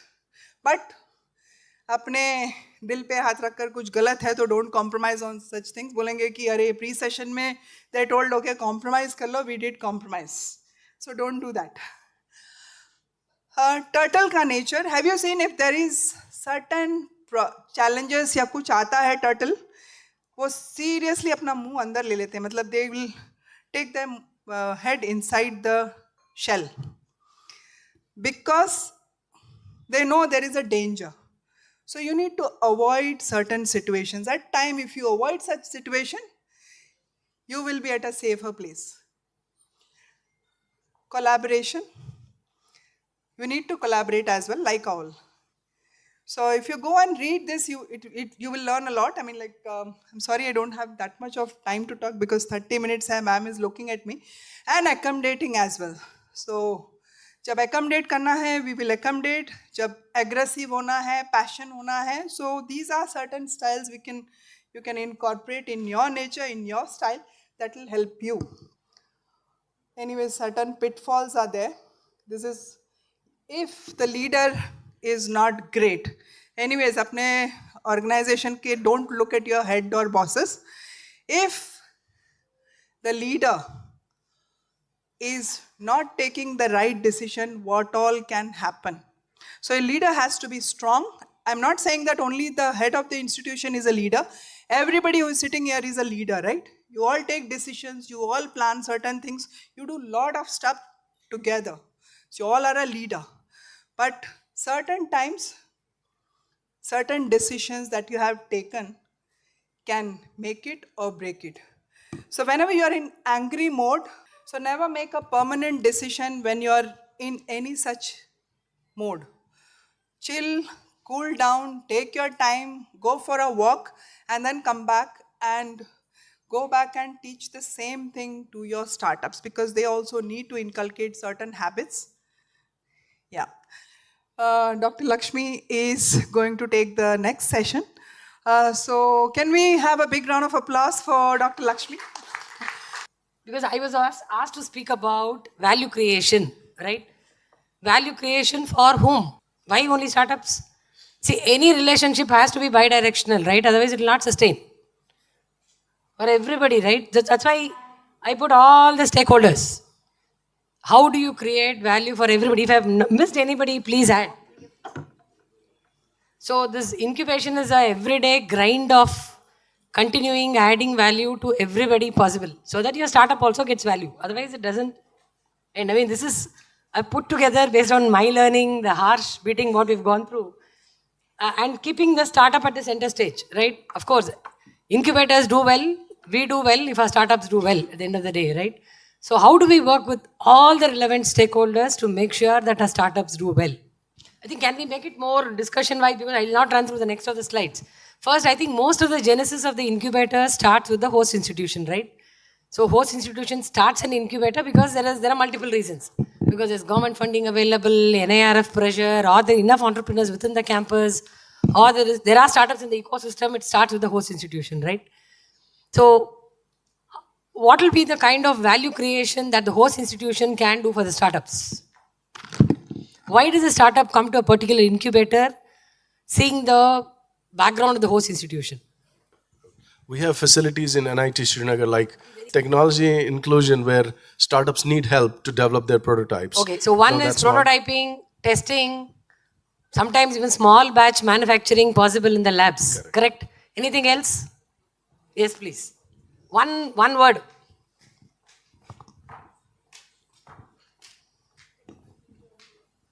See, running a business requires multiple activities. And one of them you tell what the campus can give, no? Yeah, so all the other things the incubator can provide to the startup. So because we'll have to cover how many? About 12 of them in 20 minutes. Okay. So roughly 2 minutes per point. Funding agency would be one good thing. No, let us stick on to host institution. If somebody wants to come to the campus, they can make use of your labs. Please be seated. Yeah, please. Experts like? Faculty expertise, where does it matter? Mentoring for what? Okay, for... See, now with deep tech, slowly startups have realized that faculty can also add a lot of value for R&D expertise. Whether there is longer gestation period or deeper expertise required to build R&D solutions. But business mentoring and other mentoring still needs, GTM mentoring needs people from outside the campus only. Right? Anything else from the campus? Maybe the brand of the institution? Brand plays a major role. Because if you see a startup pitch deck, they'll have 10 logos, right?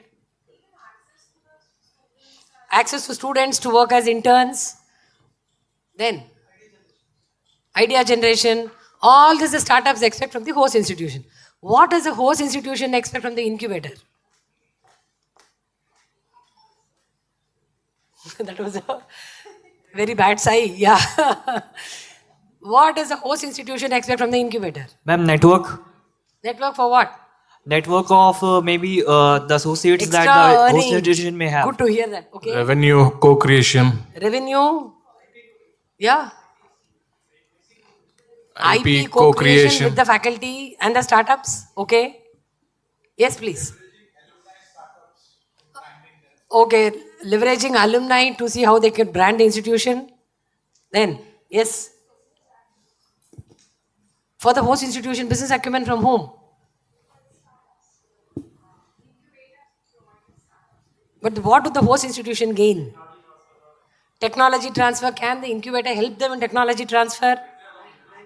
Pardon? Exactly. Return on investment. I have given you so much of square feet of space in the prime area. If not incubator, what is it alternatively I would have done? Where is the money? Which is fair enough, right?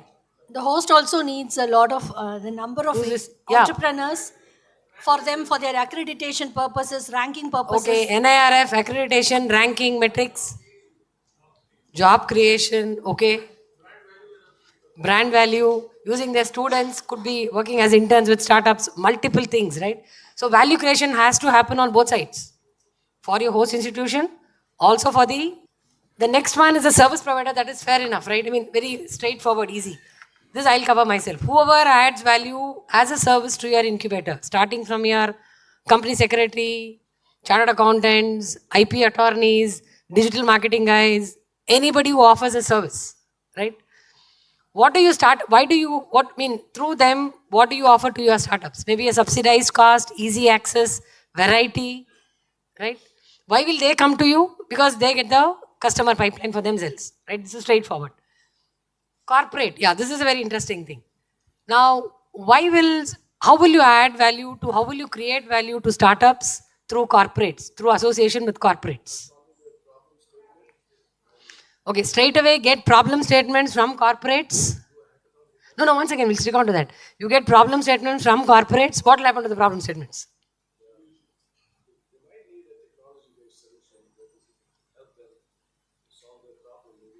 How will you do the connection? Startups, corporates will give you a problem statement. What will you do with the problem statement? But our startups, then you'll have to scout startups who are working in relevant area, right?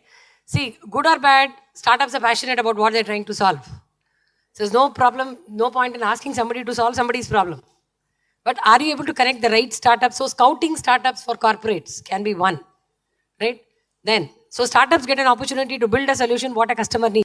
Some of the startups could also get CSR from the corporate through the incubator to them. Okay. Then, startups could get access to very good top-notch R&D labs, testing facilities which are there in corporates. Many of the corporates are open today to do that, right? Even small batch manufacturing you want to do, they have an access. Yeah, market, GTM, you can get a lot of technology, business, GTM mentors from corporates. That depends, if you're able to maybe do a joint venture, acquisition, they are ready to open up their doors for distribution at some point of time, right? Why will the corporates, how can you create, what value are you creating for corporates? Most of them have, but the corporates cannot be as agile, as low cost, as economical, as fast as startups, right? And when they're looking at one problem, you can maybe present them hundreds of solutions through startups. It will take them tons of money, you can do it at a minuscule of cost, right? Some of them could also meaningfully look at using their CSR for benefiting the society through technology. But again, it should not be allied to their core business area, right? Okay. Then funding agency. This is self-explanatory. Okay. Now, startups I always say startups need only two primary things, money, market. Sometimes mentorship. If those two come, mentorship is actually not needed much, right? So funding agency is very relevant, right? Because startups come to you if you have the relevant funding at the stage they are, how much money they need, for what they need. Right from an aspiring entrepreneur through a fellowship to a maybe very late stage seed fund, depending on what sector they're doing, for what you want to do, if the funding is there, they'll come. So through funding agencies, you can also add value to startups by giving them the required funding support whenever needed, right? What does a funding agency expect from an incubator? How can you create value addition, value creation for a funding agency through the incubator? Can you create? You should create, right? How will you create? Success of startup? No. See, what I'm asking is, how do you keep your funding agencies happy? Generating revenue? I don't think they're very focused on generating revenue, right? If you're self-sustainable, yes, don't go back to them asking for money, which we keep on doing. There's no other go, right? No, see, I'm talking at the incubator level. See, every funding agency, every scheme has predefined metrics for every scheme. Whether it's number of entrepreneurs created, number of patents done, number of funds raised, number of co-investment, impact on the ground, partnerships, investors, so many things. See, in between, if you see 10 minutes, I was missing, right? I had a review, matey review for IIITB. So when God calls, you have to go, right? We have to be there. So that is the onus on us as well. And wherever through a relevant program, if some startup, some innovator has got benefited, they need a mention, they need acknowledgement. That is also required, right? And as far as possible, run a clean, transparent, very effective. See, what government gives is only a seed. Can you multiply the seed? Can you demonstrate that multiplication is very key, right? That will automatically create value. Then international partners. Why will startups need international partners? Okay, to access overseas market, soft landing opportunities, either overseas market for selling, testing, trials, opening a new business venture, fundraising, international best practices adoption. Okay, then anything else? See, today, I mean, can you as an incubator connect one of your startups to a relevant startup somewhere abroad who's either behind or before in the value stream? Keep all these options, right? Or easiest thing to do is if you partner with the international university, right? Can those students abroad be interns for your startup who's here? Do a market dip study there. As low as that, there could be multiple engagements, right? What do international partners look for through the incubator? How can you add value to international partners? If there's an investor who's keen on India market, can you give him the good pipeline, what he's expecting? Can you showcase the right startups to him, right? Or it could be some students who are there in a university abroad who want to do an India market study. Can you organize a program? It's a win-win for you as well, right? See, a few weeks back, I met a bunch of students who were from Spain. They said they're coming to India as a part of their academic exercise to spend 1-2 months in India. Then I said, good, what are you going to do? They said they are spending 2 weeks in Agra. I said, very good. What is the problem you're trying to solve? They said, no, we are trying to spend time at Taj Mahal. Then I asked the student, what is the problem you've identified? Why are you coming to India? Then they said they want to refill all the car seats with cotton waste, which is more recyclable, more eco-friendly. Then I said, you should be going to Coimbatore. And I opened bang on Google ad in India Mart. There was one company in Coimbatore who was manufacturing a machine to make cotton waste out of cotton for 4 lakhs. See, many of the people from outside don't know what to look for in India. India is a black box for many of them, right? We are so varied, so diverse. So any opportunity, see how you can leverage. So that somebody in your incubator, some startup in your incubator can get benefited, right? Of course, investors. Yeah, I think this quickly we'll touch upon. Now, startups come to you primarily because you have access to investors. Again, the same thing, right theses of the investors. I'm sure Prasad will touch more points in the investment there. Right theses, why are they interested in you? What is it you can offer? For your startups, for investors, there's a lot of value. Why will investors work with you? Apart from your pipeline of startups. All that coming because the pipeline, you're able to handhold. You can tell, in fact, many occasions I have told investors, you just help us in selecting the startups. We will handhold them, bring them to a stage. From there, you take them forward. All that is fine. Anything else? Absolutely. See, one is you can always say, I will put in my 10 lakhs initial Nidhi Prayas to help them build a prototype. You keep your radar on, they make progress, come back. That could be one. Or if you are able to give them very good testing grounds, if you are an incubator which is associated with, say, a hospital, right? Many of these investors have healthcare startups who may not have access to hospitals. Or you are an incubator who's working with some couple of banks. So can you open up test beds, trial beds for those? Everything works in life only if there's a win-win on both sides. How do you ensure that, right? Yeah, nation, I'll come last. The next one is a TBI team, right? So what would the startups, through the TBI team, how do you add value to the startups? How should the TBI team, I think Gladys also spent a lot of time on the team, right? How should the team be to add value to startups? One primary, I would say, attribute of the team towards startups. Exactly, right? Because entrepreneurship is a very difficult, tough journey. None of us in the room have done it, or very few of us would have done it, right? Very easy to talk, very difficult to do, right? How many of your team members, you ensure that they are empathetic towards the entrepreneurs, understand their problem? First of every month, they have to cut checks, they have to pay salaries, they have to sustain. Day before yesterday, I met one startup who was running a company for 8 years.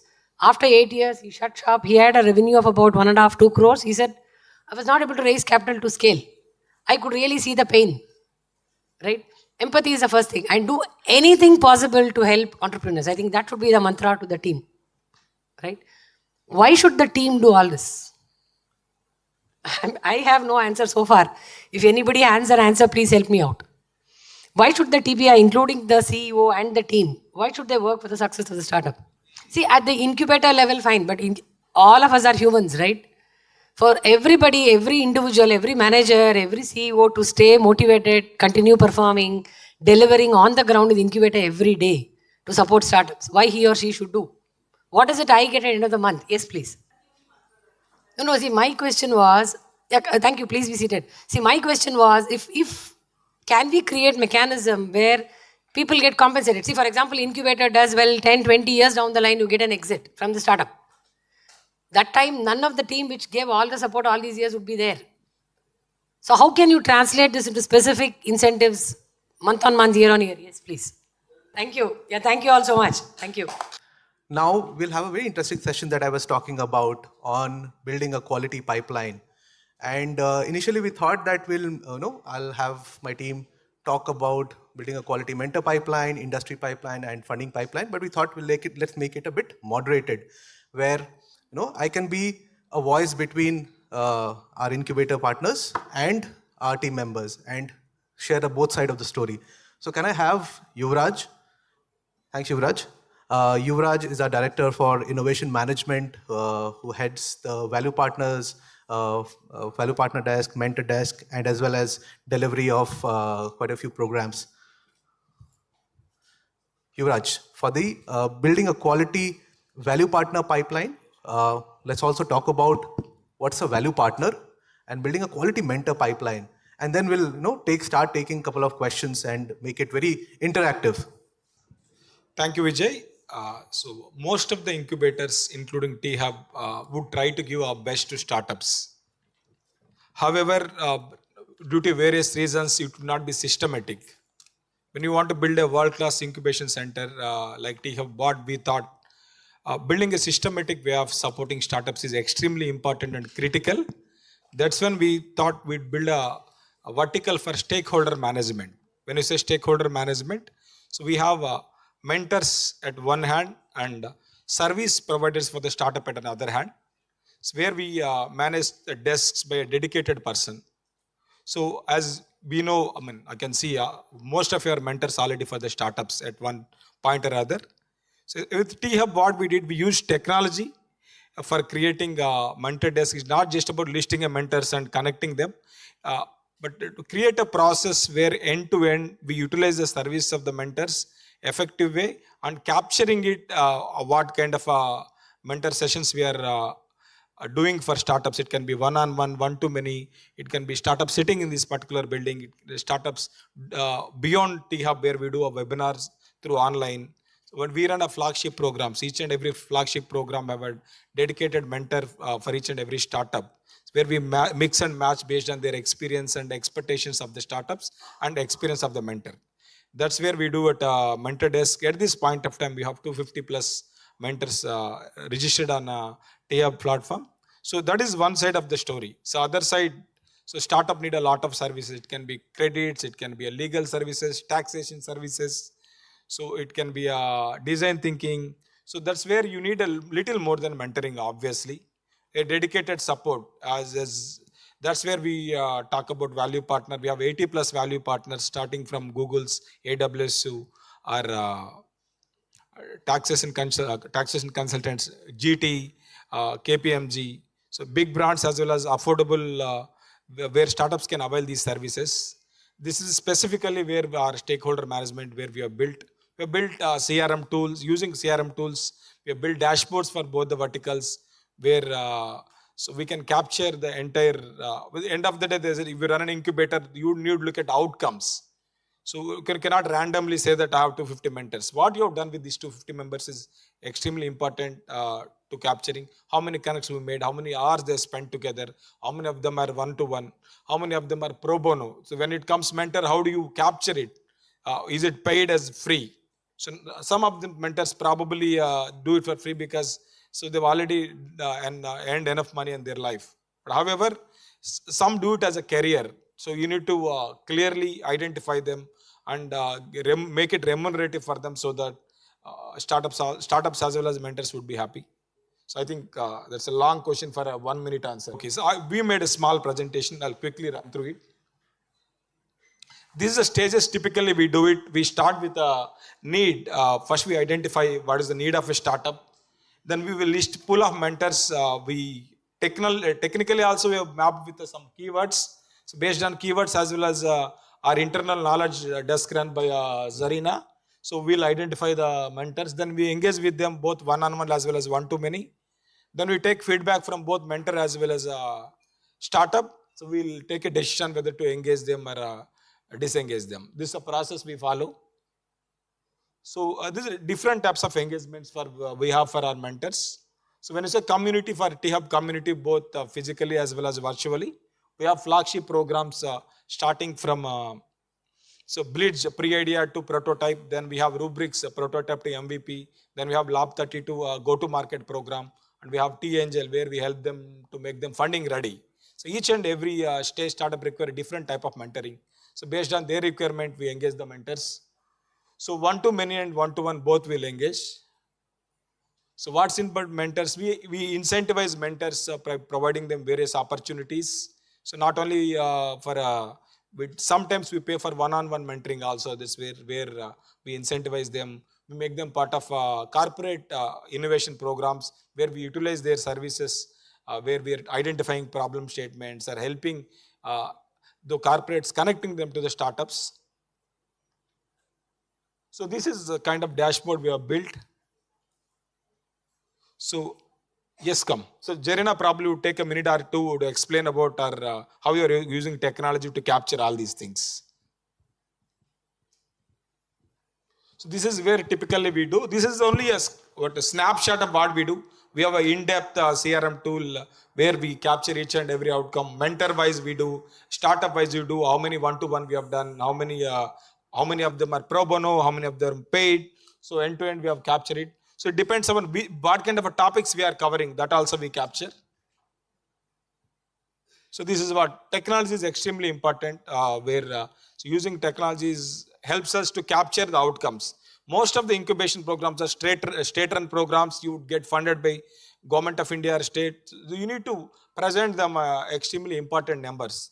That's where probably technology would help you at a fingertip or a snapshot. So our mentors, they have a wide variety of backgrounds, governments, corporates, social sector. They themselves, some of them are entrepreneurs themselves, research and development organizations. So these are some of the examples where they are from. So we have testimonials from the startups who would say that how the mentorship helped them to navigate through their journey. So I think I would stop here. Of course, as I said, most of your mentors yourselves, we have seen startups firsthand. These are experience, so you would have your own experiences. So would love to happy and connect and see how, in what best way collaborate, make it the mentor network better for the benefit of the startup ecosystem. Thank you very much for the opportunity. Vijay, thank you. Thanks, Yuvraj. You be there. I think couple of important questions that we should dive deep on is how do mentors approach us? Like, what is the starting point, right? Or that's inbound, that's more inbound. How do we go out and approach our mentors that, hey, you are the right mentor and we would like you to engage with our startups? How is that process happening? How many of you have this question? Yeah? Let's try and answer that. We can also call Zarina on the stage to toggle between Yuvraj and Zarina is a girl who takes care of our mentor desk, who handles 250 plus startups as well as, mentors as well as startups. Yes, Zarina, over to you. Yes, so we get mentor leads both inbound and outbound, right? So more of how it works is whenever we have a startup and we don't have that particular mentor, we do our research, we pull in, we tap into our existing pool, we see how we can ask them for their network and we can onboard those mentors, or we reach out to them on LinkedIn. We go to various other incubator networks as well and see whether that particular niche sector is available, that mentor is there with other ecosystem partners. Or inbound is more of, right, everybody wants to get associated with T-Hub, it's more like that, but we have a very critical selection criteria that is certain parameters, which is years of experience, their motivation to mentorship, their intent towards mentorship. It's not more of commercial, it's more of giving back to the ecosystem and things like these. How are mentors compensated? I think that's a very important question, Zarina and Yuvraj. How do we compensate mentors? I would like one of you to just take that question. Yeah. So certain programs we have budgets and certain engagements are paid, whereas more of this relates to giving back to the ecosystem, right? So we have other benefits that we offer to mentors, which is brand visibility on the mentor directory, which can be post-program advisory, that is they can take up advisory roles on the board of startups, they can invest in startups and things like these, and co-learning opportunities between mentors. So that's more of it. I mean, that's between the startup and the mentor if they want to at a later So stage. taking an equity between mentor and startup, we generally leave that discretion between both the parties that are engaging together. We kind of have very minimal interventions there. Zarina, how do we say no to a mentor? So we don't say no to a mentor if he is qualified to be a mentor, and if the intent is to give back and help the startups, we just wait for the right opportunity. We maintain that good rapport with them and connect them to the startup when there is a need. So it's more of a need gap game than a get everybody and don't balance the demand supply. Can we have Devi? Yeah, Hi, Devi. Good afternoon, everyone. I think I'm from the funding desk of T-Hub, and I think as Ms. Lakshmi ma'am has just mentioned, there are 3 M's that are very important to a startup. I'm proudly involved with one of the M's. And I think I will not steal the show from Prasad, so I'll keep it very precise in what I'm going to speak about and what we do here at Funding Desk. I'll just put it into 2 components, what we do and what's the value add for all the stakeholders, taking cue from what you've already built as a framework. Next. So predominantly 3 stakeholders that we deal with, which are the investors, be it angel investors to VCs, micro, macro, and startups, of course, who are the center of the entire ecosystem, and the funds, which we manage and which most of the incubators manage. These are just some metrics. You must have been seeing these metrics for quite some time today. So I divided the funding ecosystem into internal and external. Internal involving the funds internally that we manage, and external being the private investors and co-incubators or peer incubators that we collaborate with to get our startups funded. First stakeholders are startups. What's the value add startups get from funding? Needless to say, funding is a very important resource for any stage of startup to propel to all the plans that they have. So funding is definitely important, and what they lack in the journey of funding, amongst myriad things, importantly, they are short of telling their story effectively, which kind of can get them the buy-in from several stakeholders like investors or fund managers. So that's where we come in. We consult with the startups to understand their plans of funding and help them to identify the best routes of funding.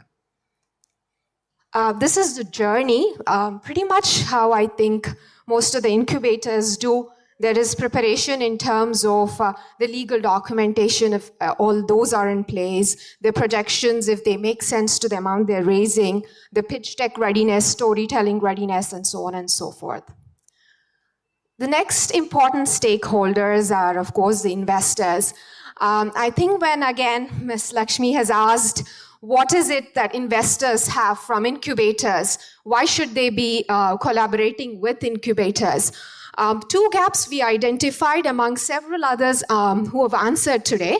One is, of course, deal pipeline, needless to say, but they're also looking for a space analysis because the volume of startups that incubators see versus a pipeline of different kind of startups that come to individual VCs. I think they look at how we can analyze this space and understand the different trends in the space. So we do come up with a newsletter on different type of startups that we're seeing, say, in deep tech, what are the latest trends, and say in space tech, how it's trending, and so on and so forth.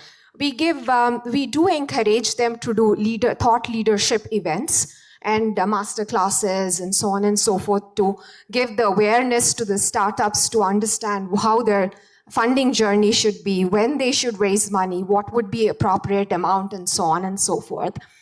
And we also do strategic partnerships with them in terms of helping their portfolio companies, because of course for the investors, their existing portfolio is the most important thing. And how do we help them? Again, with all the several arms that we have as an incubator, be it mentorship arm, be it the program arm, be it the value partners, be it the market access. Through all these, we also encourage the portfolio companies to join hands with us. This is again the same thing about how we help portfolio startups with market access and further fundraising as well. Now, the third stakeholders, of course, the funds who trust us and give the fund to us to manage. I think a lot of us here have funds which are specific to certain sector. T-Hub being more of an agnostic kind of incubator. We also manage certain funds. One is the Telangana State Fund, Startup India Seed Fund. We are managers in a few other funds. One thing that we stick to as a principle here is keep the process extremely streamlined and be compliant, because the startups don't, in very early stage at least, are not aware of all the investor communication they have to do, reporting that they have to do. But being like managers to certain government funds, I think it becomes our duty to kind of encourage them to be compliant and keep in view of the regulations from day one. It's a very good hygiene that we can teach the startups from day one and encourage all of them to be the same. And most of these funds also want us to be extremely compliant in investor updates. And I strongly believe that that journey starts from the incubator who is managing that fund.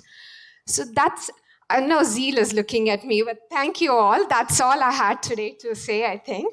This is the process, and some of our star startups, we are always tempted to portray them. So from various funds, some of the events we have done, again, metrics, our favorite.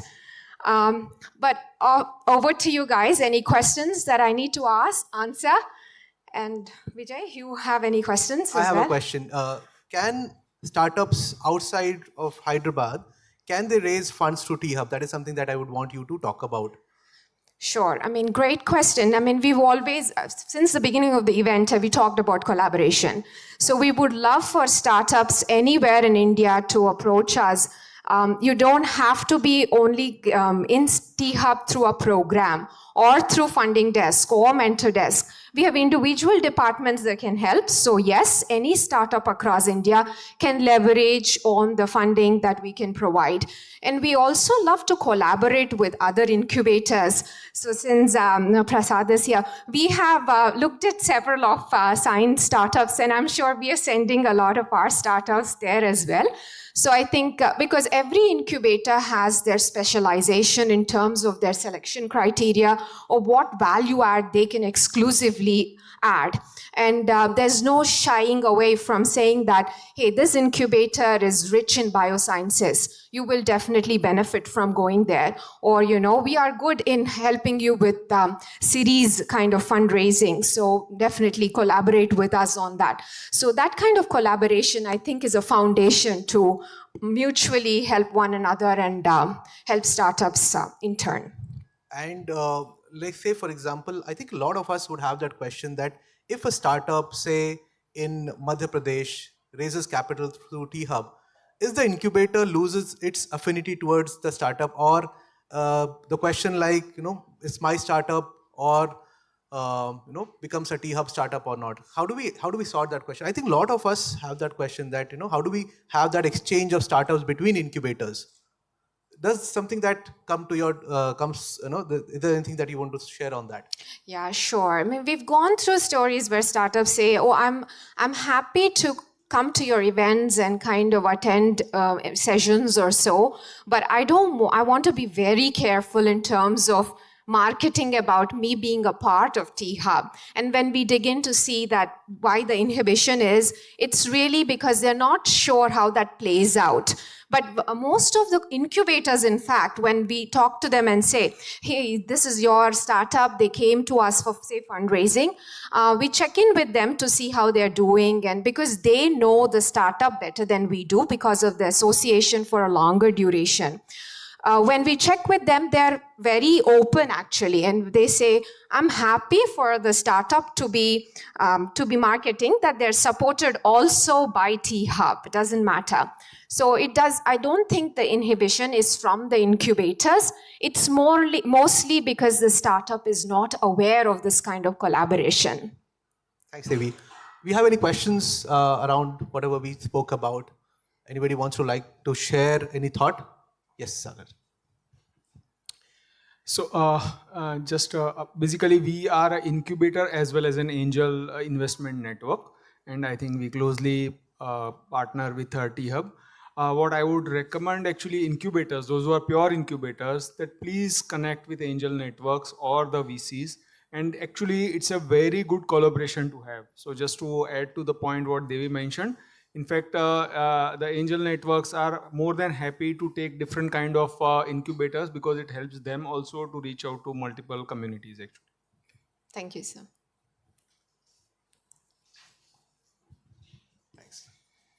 Any other questions we have that we can get answered before we move? Yes, yes. Not a formal program as such, but funding certainly. IKP, various incubators, startups have come forth for either funding or again for a program and so on. We'll move on to the next segment, which is building industry pipeline. Thank you, Devi. Thank you so much.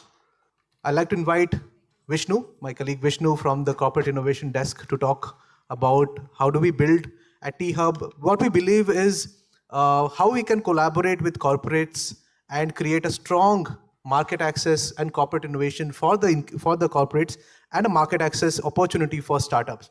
Vishnu. I don't want to, first of all, I don't want to bore you to death with a presentation. It can be more conversational in nature. I'm a senior manager of corporate innovation at T-Hub. What does that essentially mean is, I keep interacting with corporates from India and from different parts of the world, understand what are they trying to do in terms of innovation, and see if T-Hub or for any incubator for that matter, to complement the journey. How do we do it? With the help of wide gamut of startups that we have. If this is not comfortable, I can use it. Am I audible? Cool. So this is nicely put by one of the professors called Henry William Cheshbro. What he tries to tell is, quote unquote, useful knowledge today is widely distributed, and no company, no matter how capable or big, can innovate effectively on its own. So it is extremely well summarized. So he tells about two things. We interchangeably use corporate innovation and then open innovation. I'll try to give a quick example of what both of those are. Corporate innovation is something a corporate does internally, innovate something internally using their R&D teams with hefty budgets that they have and the talent pool that they carry. So all the innovation that happens internally would be confined to those four walls. So innovation is kind of very confined and then restricted.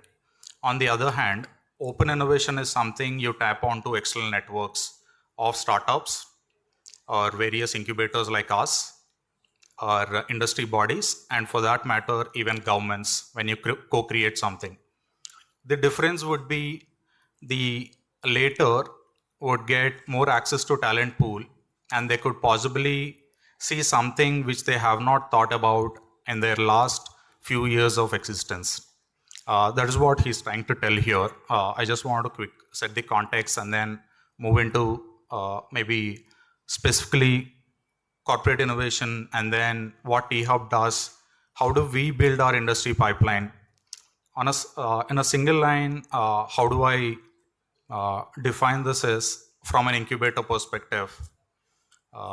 Corporate innovation helps us generate lion's share of our revenues to be self-sustained. Only solely running a startup programs or helping by startups, by definition, might not be a sustainable way of executing an incubator. That's why corporate innovation gives you lion's share of revenues.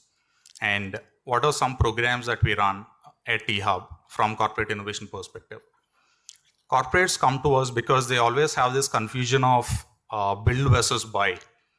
Should they build it internally because they have huge budgets, subject matter experts who charges them a bomb, good time, efforts, everything they would want. However, why do they have to reinvent the wheel when there is a startup who is already solving for them? Let's say I'm a HR tech business unit head. I have a problem in hiring. I'm taking 2 months to get a right candidate. How about I co-create something together with a HR tech startup who is already solving for it and then reducing the time to at least half of it? I'm saving a lot of time, money, and efforts. So at T-Hub, corporate innovation team acts as an interface between the corporates and then startups, and then reduce the time to market. Time to market is of greater essence. For me to quote an example, I'm sure most of us sitting here would have heard of Instagram. I mean, some of us might be using as well. So Instagram started as a social media platform, and then over a period of time, it has turned out to be a influencer marketing platform. Now it is a direct selling platform. All of this morphing has been done without our attention, considering market insights and then customer insights. So the half-life of a product is hardly 6 to 8 months now. Corporate can't wait on their R&D departments to get a product after 2 years and 3 years, which becomes either obsolete or completely irrelevant.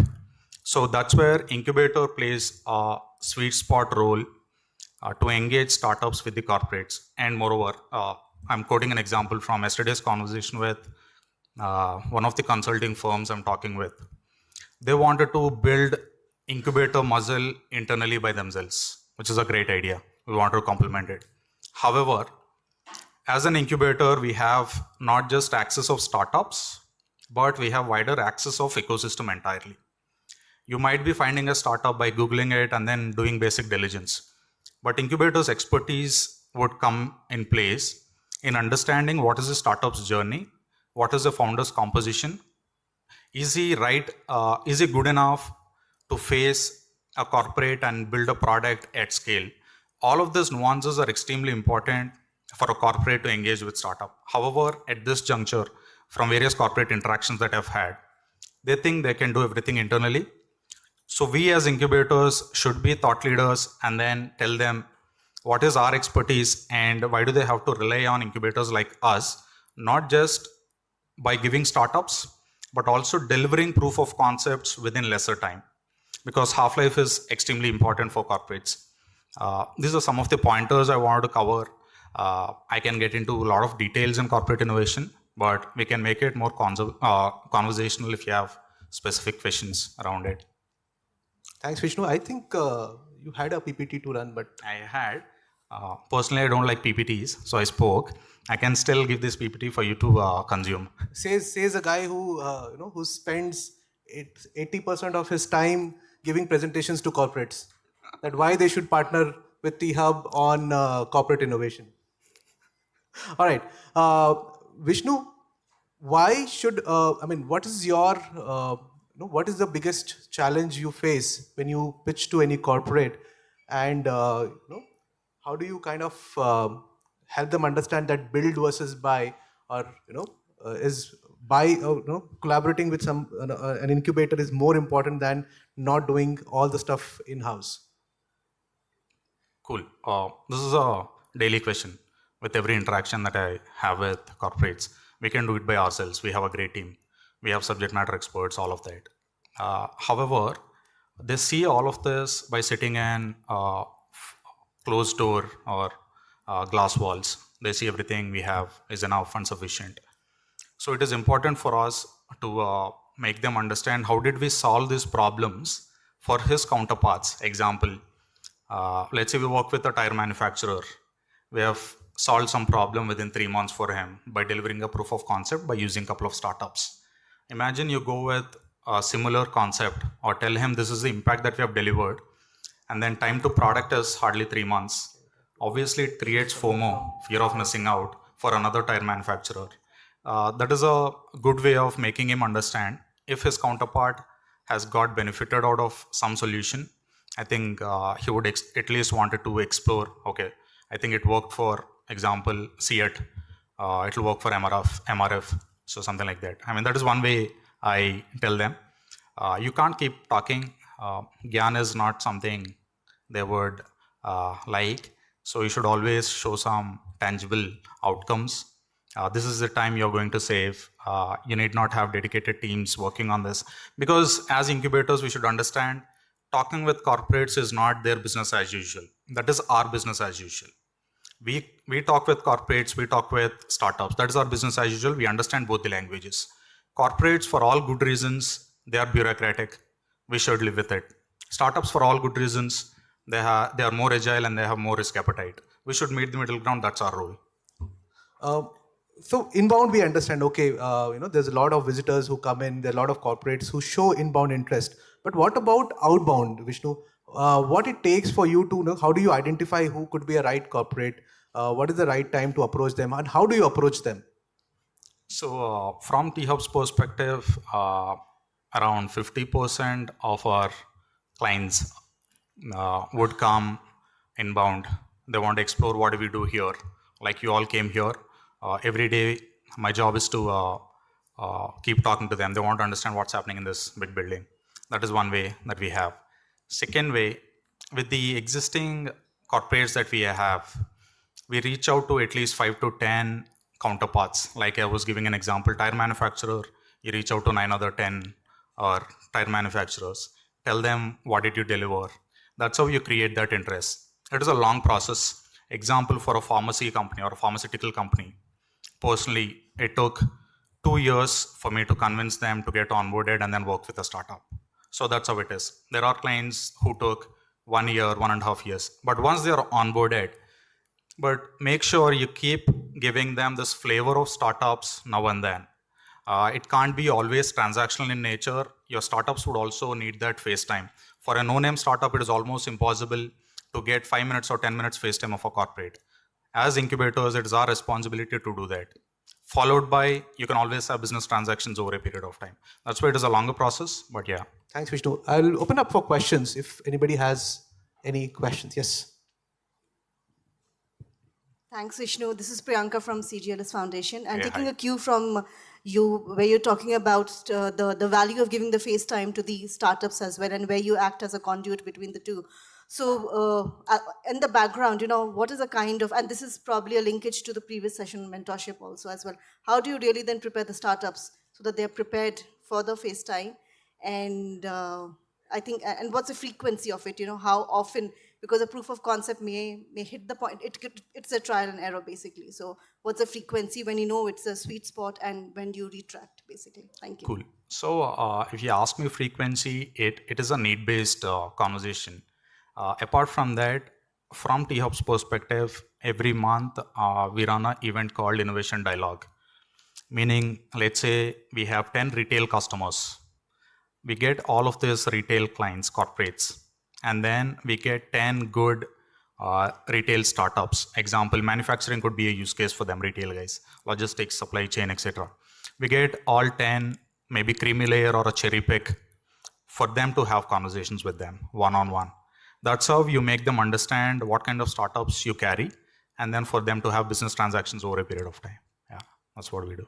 Thanks, Vishnu, for touching upon that. Interestingly, folks, in the last 6 months, we have had 491 startups get connected with 93 corporates for any of the problems that they want to get solved, out of which 193 have been unique startups. And what that has translated into is that 10 POs, the purchase orders, have been issued, and many more conversations are on, NDAs have been signed already.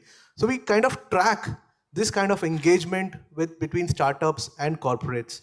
Also, you touched upon innovation dialogues. So we recently started that initiative where before 10 o'clock we invite, every morning before 10 o'clock we invite corporate leaders in different segments, HR tech, retail, prop tech, etc. And then invite the startups who are at a certain stage of maturity and kind of have a 10-minute interaction with each of the corporates there. So it solves multiple things there. One, the startups get a first hand of feedback or validation about the product that they're building.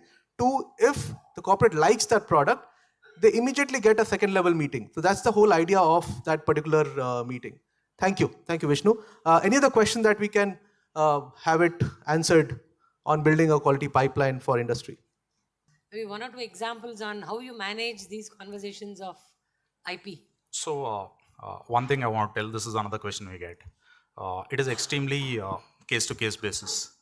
There might be products where a corporate wanted, let's say, I'll take a vague example.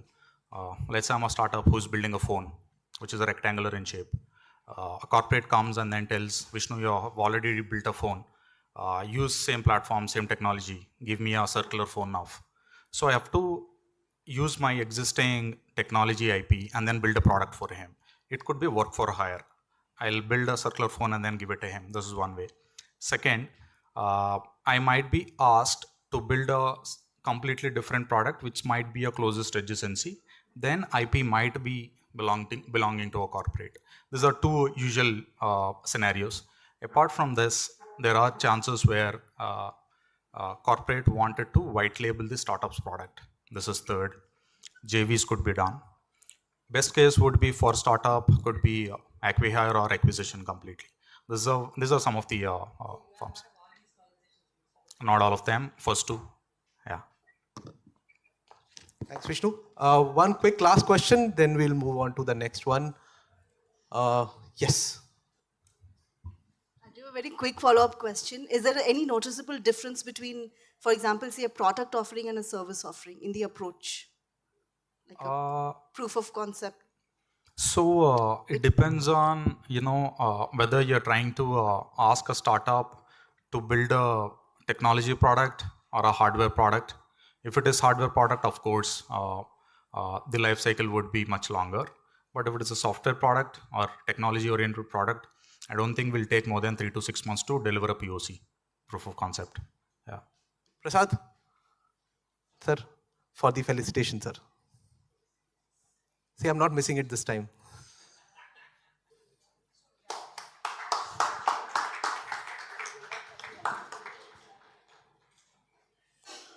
Zarina?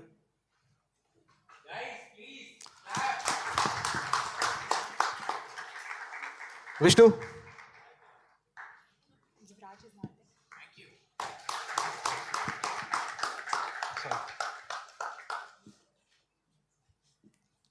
I would like to invite Prasad to take.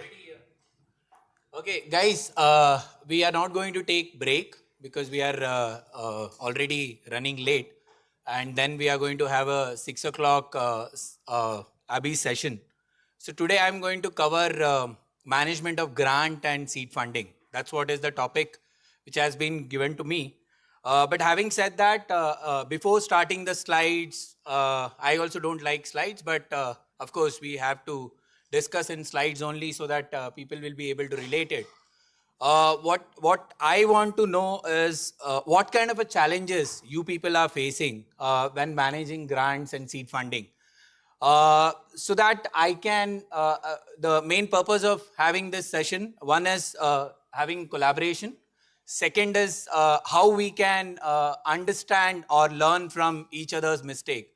If somebody has done the mistake, then how can we learn from that, and so that we don't have to repeat that mistake. That's the main purpose of having this session. What I'm not going to be like other speakers, where I'm going to come on those people. If they have questions, then I'm going to answer those questions with my limited experience of almost 20 years, which I will be able to try to solve it. If not, then we can discuss over tea or dinner how both of us can solve that problem. That's the main intention. But okay, so okay, first thing first, ask question, interact with each other, not with your phone. That's what is the something which I want to which I want to bring here, so that let's discuss with each other. I asked one question: what kind of a problem we are facing when we are managing grants or seed funding? Can anybody please share me some thoughts? That might not be related to the mistakes that we have committed, rather. It's something that we are governing a milestone-based kind of a funding, and every time the major challenge that we face is that we are not getting the grants on time. Grants on time from the government. Okay, that's something I am also not able to answer. But having said that, I guess there are going to be a lot more changes in the government body in the sense they are coming into this PFMS system. Then there is something called TSA where the real-time accounting is going to be happening now. What I believe is that government is very cautious on those sides. And I do understand this kind of a problem everybody is facing. Some of the agencies we are already in talks, and they are solving those problems, and they have promised they are going to solve this problem by coming year or something.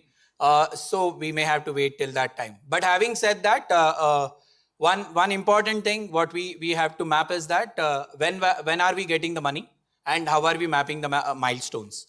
Once we track the milestones, once we get to know how the startups are going to be achieving those milestones, we should also be a little proactive. We should not sit till the end where funding is not there and then we are reaching out to the government. Our approach should be a little proactive, not the reactive. That's what I believe we can solve that. By the way, at Sign we have managed close to 25 projects of governments, and some of the projects are grants as well as seed funding. We are able to give the funding to startups on time. I don't know why, but we are able to do that. We timed our activities such a way so that we will not get into that trap at all. One is if we don't have money, we don't open a call for application. That's something we don't do. And at the same time, whenever we have a grant, once we earmark the grant, we don't give that grant to anyone else. That's why we are able to match those timing and we are able to solve those problems. I guess some of the people can have those kind of an approach to solve that kind of a problem. Yeah. So Prasad, I have a very, very different question, which probably most of the people here don't have, but I think it's important to think. I just recently attended the secretary from DPIIT who was there in Ahmedabad for Startup India Seed Fund scheme actually, because they are planning now the next tranche. One thing is specifically mentioned, and I'm sorry, but like he said that AIC funds are drying up. That's not going to come anymore. That's number one. Second point is said that every incubator has to be a sustainable incubator on their own.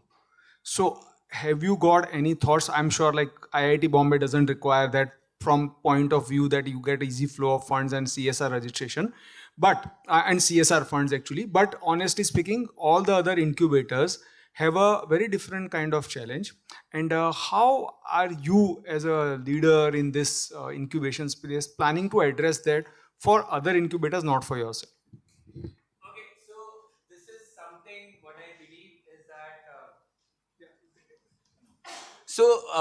So we started 20 years back, okay, when the startup word was not even heard of, and incubators were not even getting any kind of funding. HK Mittal sir is here. He can give more insight on that side. But having said that, it's when we started, it was not an easy journey. We were not getting funding. There were very limited funding, and that too, whenever we used to get the funding, that was only for the startups, not for the incubator operations. Now, luckily, government has understood that problem, and they are giving some kind of a fund as a management fee for the incubators to run the show. What I believe is that 5 to 7 years is more than enough for any incubator to come out with a revenue model, and they can be a sustainable model as well. That's what I believe. Fortunately or unfortunately, Sign is sustainable since 2004, because we ran a pilot from 2000 to 2004, and there we incubated close to 14 startups. That's where we got some kind of a motivation to create an incubator. And we approached DST to give some kind of a funding to us. But we are happy to say we never took that money, because we are able to get that funding from IIT Bombay to run the show. But having said that, one way of doing is that whichever institute you are associated with, you will be able to create some kind of a corpus which can be kept aside for running the incubator show in the beginning. Only in the beginning, and later on that fund can be utilized for the startup activities. Second is that there are so many schemes available in the government which is there for the incubator to manage startup as well as manage incubators. There are seed funding schemes, there are grant schemes. Everywhere you are having some kind of a management fee. That is second thing. Third thing, what kind of a value proposition you are bringing for the startups. For that, startups are getting incubated with you. That is the third piece, and which is the important piece. Why you are in existence. If you are an incubator, what is your value proposition for the startups? If they are coming to your incubator, what extra you are giving? If you are not giving anything, then don't expect anything from them. That's very clear, right? So that's something we have to answer. And if we have that zeal to go forward and create some kind of a value and create some kind of a value for the startup, first we have to ask that question to ourselves. What additional thing we are bringing to that startup? So having said that, at Sign level, what we do, I was not supposed to carry Sign slides, but I'm just... Okay. So what we offer, this is something which is out of the topic, but what we offer, one is infrastructure, everybody has it. I'm not going to talk about that. But having said that, just see the additional points what we are bringing. We have some kind of a 200 plus mentors. These are active mentors. I'm talking about active mentors. I'm not talking about inactive mentors. We may be having a database of more than 2000 plus, but I'm not going to talk about that. What I'm saying is that 200 plus mentors, how we are engaging. We talked about mentor creation, mentor industry creation. Those things are very important. As an incubator, if we are not able to create a value for the startup, we do take equity, we do take revenue sharing, we do take rental. For all the support or all the value addition what we create for the startup, we are taking that equity, revenue and the rental. And I guess I don't know whether we are the first one to start the equity, but having said that, we are able to do that. We are sustaining on the basis of equity, revenue and the rental model. And how we do it, one is infrastructure, second is funding, third is mentoring, services, international programs, networking, visibility, manufacturing connects. I guess everybody knows the piece of what incubator has to do. We have to just do it. And how we are going to do it? By collaboration. If something is not in your institute or in your incubator, how you can collaborate with another incubator where you will be getting those facilities or getting those mentoring, where you can have co-incubation model. We talked about that, right? Something called co-incubation we started I guess way back, maybe 10 years back, and we are doing co-incubation with multiple incubators. And we are happy to help other incubators, and we are mentoring. And in fact, I am mentoring many of the incubators as well as startups. That's a different story. But having said that, if somebody is coming forward and they are facing some kind of a problem, we are there to help. At a ISBA level, that we are the body to help all other incubators if they are facing some problems. So, sorry Prasad, I'm just adding a point here. So, I represent Jito. We already have a co-incubation with Sign actually, and we use your facilities also when required. In fact, the reason why I asked you the question, because we are self-sustained. Okay. From second year of operation as a pure incubator, and we are self-sustained. The reason why I'm asking you, because SIFS is coming down very strictly and telling that even this management fee of 5% they give right now is going to get abolished very soon actually. But do we have to depend on only one Exactly, no. So, no, question is whether should we be dependent on fund itself. That is another question actually. That's the bigger question that's going to come in future. Because government is so trying you are to... asking whether we should depend on government funding or whether we should be going for another funding. Exactly. There are so many avenues. There are so many avenues now come up, and we should be tapping on that. If your incubator is 3-year-old, you can get a CSR funding from corporates. How many of you are actively tapping corporates to get the CSR funding? So Prasad, while it's easy for academic institutions to get CSR... No, I don't agree to that. No. I don't agree to that. In fact, I am an example myself. I am telling you actually, private incubators, it's very difficult to get the CSR because you don't get ATG in the first place. Forget CSR actually. CSR comes much later. So I'm just telling you if you are a Section 8, if you are a Section 8, and you have created incubation activity to help the startups, yes, you will be able to get 12A and ATG. That's a different topic altogether. We will discuss over a dinner or tea. Okay, so now coming to the topic, how someone has to manage or implement the grants. What I have done is that I have kept very similar slides. If you see that slides, there are a lot more difference when you're managing grant and seed funding. I have kept it very simple so that everybody will understand. And there are, when I'm writing in one sentence or one word, there are little complication to this, whatever activities we do. But having said that, whenever there is a, how we source startups. One is by call for application. Grant is something, if you have got the grant from government, we have to do call for application.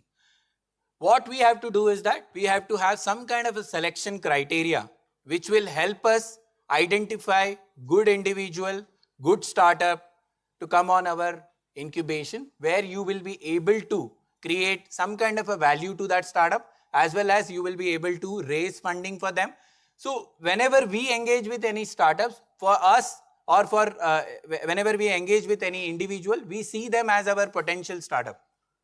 For us, those are the individuals who is going to create a venture someday, and they will be getting incubated with us. That's a secondary thing, secondary piece of our incubation. But having said that, we put our heart and soul to create some kind of a value for that individual or for that startup so that they can create a venture. If they are converting to incubation where there is an equity model, that is well and good. If not, we are okay with it. If you want to, if I can give the number, yeah. So we supported more than 1,000 plus entrepreneurs. So only 241 startups we have incubated. So we are not behind all the numbers. What we want is that if somebody sees a value in our incubation, they should be able to come forward and get incubated with us. That's what we believe. Sorry, I'm going here and there because Yeah. So one is individual LLP and private limited or startups we have to engage when we are giving grants. But having said that, what we believe is that uniqueness, what is the competition and competitive advantage and target market or size they are going to target. Whenever somebody is approaching us, they are at an ideation stage or a prototype stage for the grant purpose, we first see what is the uniqueness they are going to bring. At an incubator level, our job is to give a very honest feedback whether that idea is going to work or not. How are you going to do that? So at sign level, we have three level of shortlisting. First, we open a call for application. Second, at an internal review, we first see what kind of a uniqueness they are bringing.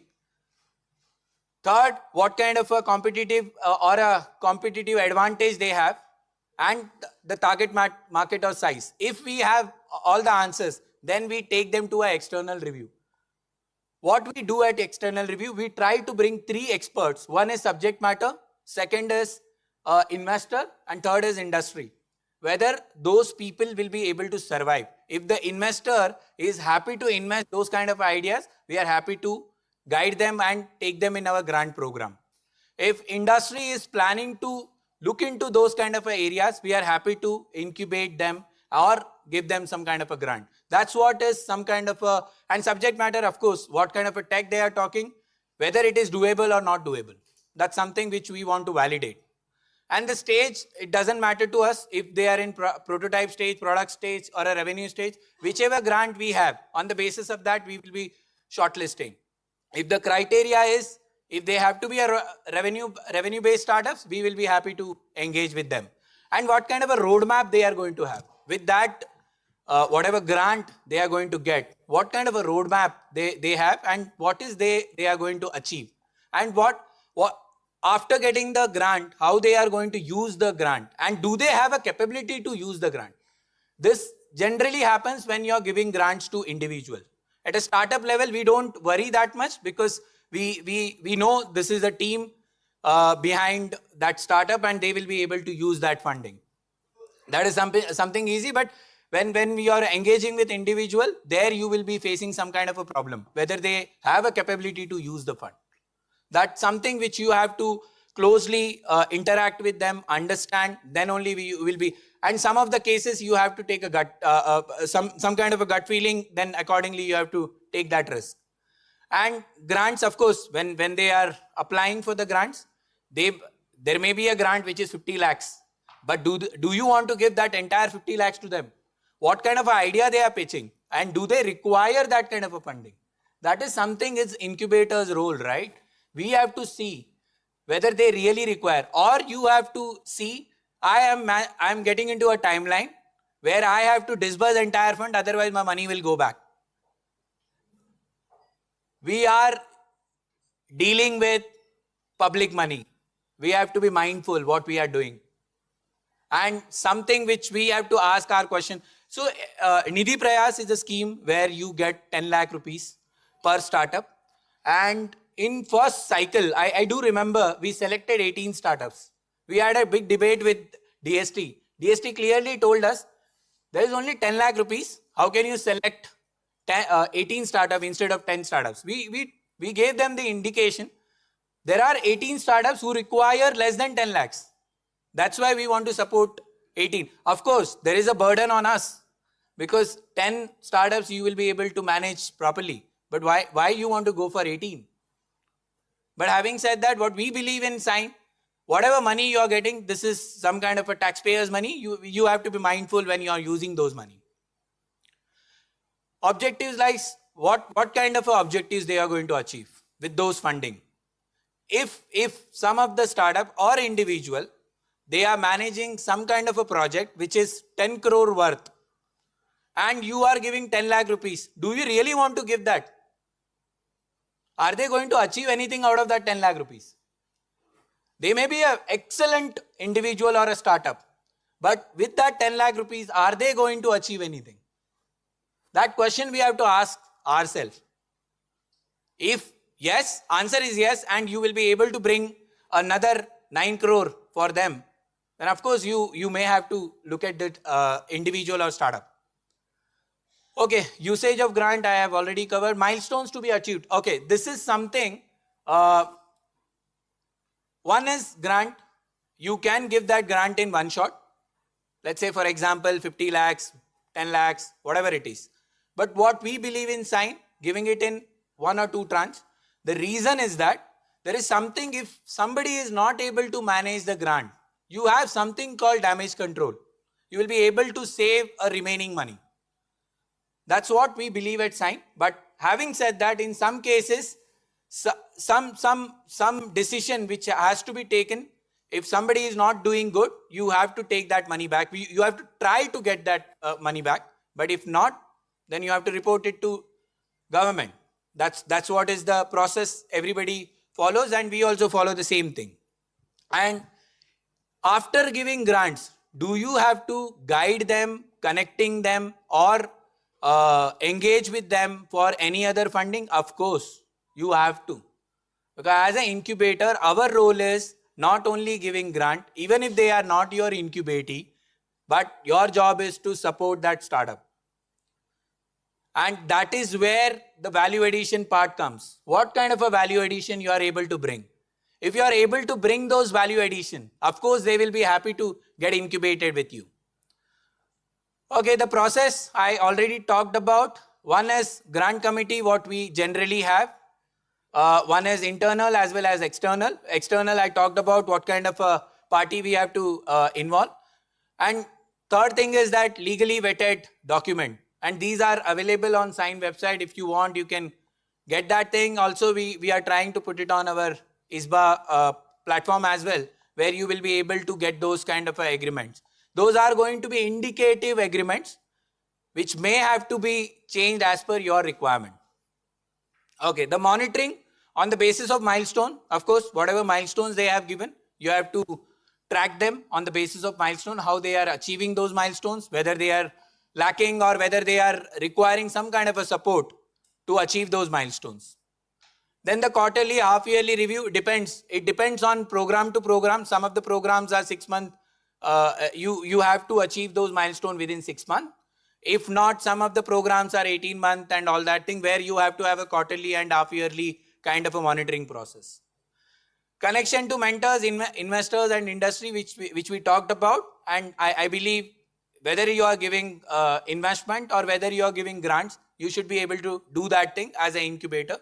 Usage of fund through UCSC. I guess there is a format which has been given by government, which we believe we have to follow that, and that has to be CA certified.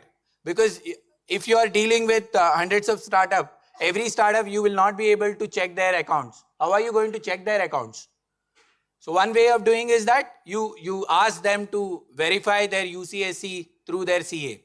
And now there is CA is accountable, right? He has to check that thing, he has to validate that thing, then the UCSC will be given to the incubators. The reporting to stakeholders, I guess Vijay's team touched upon. There are multiple tools available in the market now, and there is multiple players. There is Sachi Connect, there is Accubate, there are multiple other tools where you will be able to take the subscription and you will be able to, one is onboarding, second is monitoring, third is tracking the life cycle of that startup. Be it grants, be it seed funding, you have to do the tracking of that startup. Accordingly, you will be able to give those numbers to stakeholders, be it government, be it any other stakeholders, even the corporates. Average timeline, what I believe, if you are managing a grant, it should be somewhere between 2 months max. Why I am saying that? One is 3 to 4 weeks of call for application and 2 weeks of scrutiny and shortlisting, 2 weeks of grant agreement formalities, disbursement, that's it. That's the maximum time one incubator should be taking if they are managing any grant. Any question?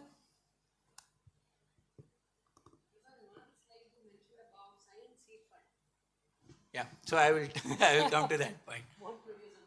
Yeah. Okay, any other question on this? Okay, so these are some of the government grant funding schemes. I have not covered every grant schemes, but these are the active ones. But having said that, there are many more schemes available, and you can go on Startup India website. I guess many of the grants has been already listed. These are some of the grants which Sign is actively engaging, and I tried bringing that. Okay, so now one is seed grant which we covered. Now the seed funding, there is no much difference. Only thing what we are doing here is that we are going to only deal with private limited companies, not with the individuals. Seed funding, because you are giving investment, you have to have a stake in the company. If you want to have a stake in the company, that company has to be a private limited. As simple as that. We don't deal with individuals when it comes to investment. But having said that, if you really observe the entire slide, there is no much difference. Only thing is the due diligence part and the IC part, that is the additional thing. And the reporting will remain same, all other remain same. And the timeline will increase because there is a due diligence, amount is more. And because at Sign level, we do a due diligence at we outsource the due diligence part because there are multiple things involved. One is legal due diligence. Second is financial due diligence. Technical due diligence, we'll try to do it with IITB professors. That's how we deal with it. And the timeline, what I believe is that it's 3 to 6 months. If we are dealing more than 6 months, then it's better we let go that startup. Okay, any question on seed fund management part? I guess if you don't have question, then I can wrap my session.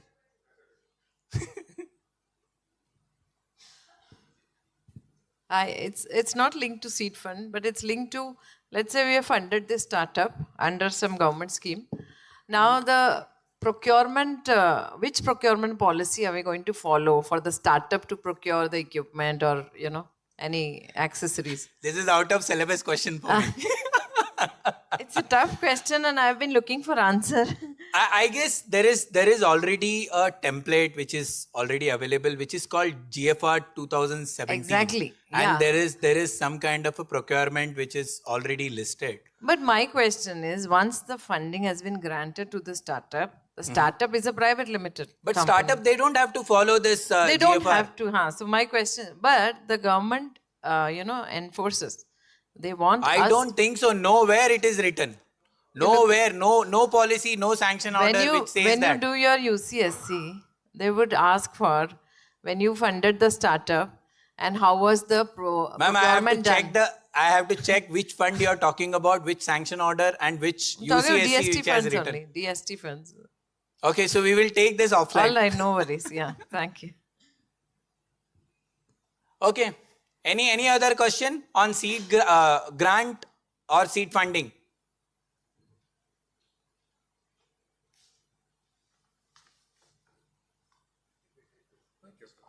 I will listen to this question. Just a quick question.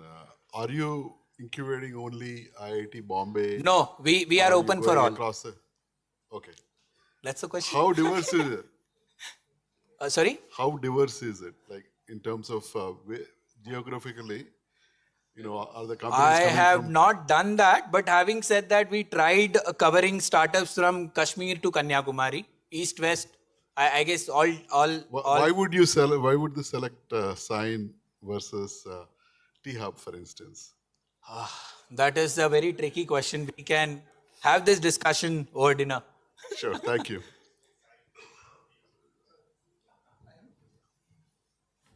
Yeah, but there is an answer to that, but I will try to cover later.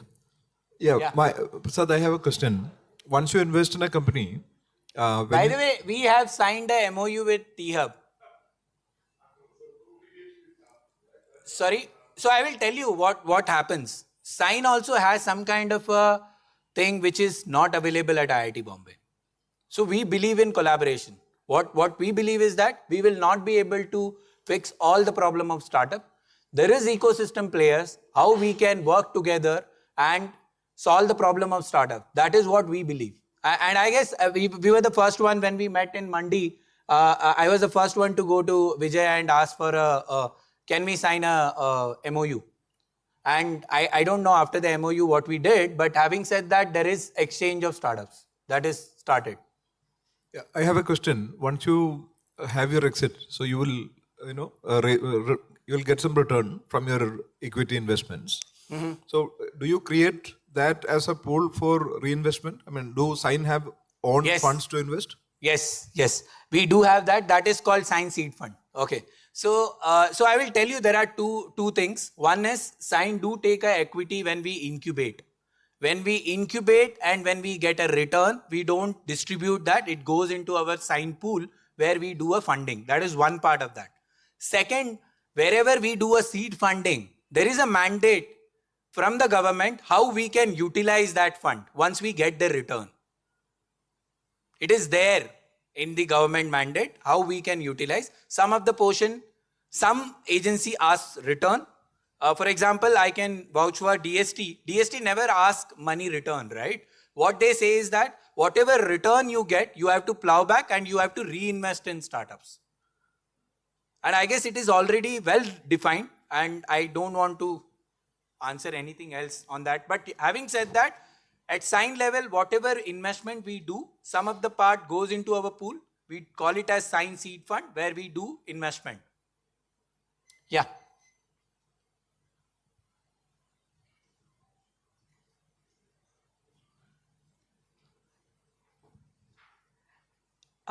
Fortunately, we have got some debt funding, and people have started repayment also.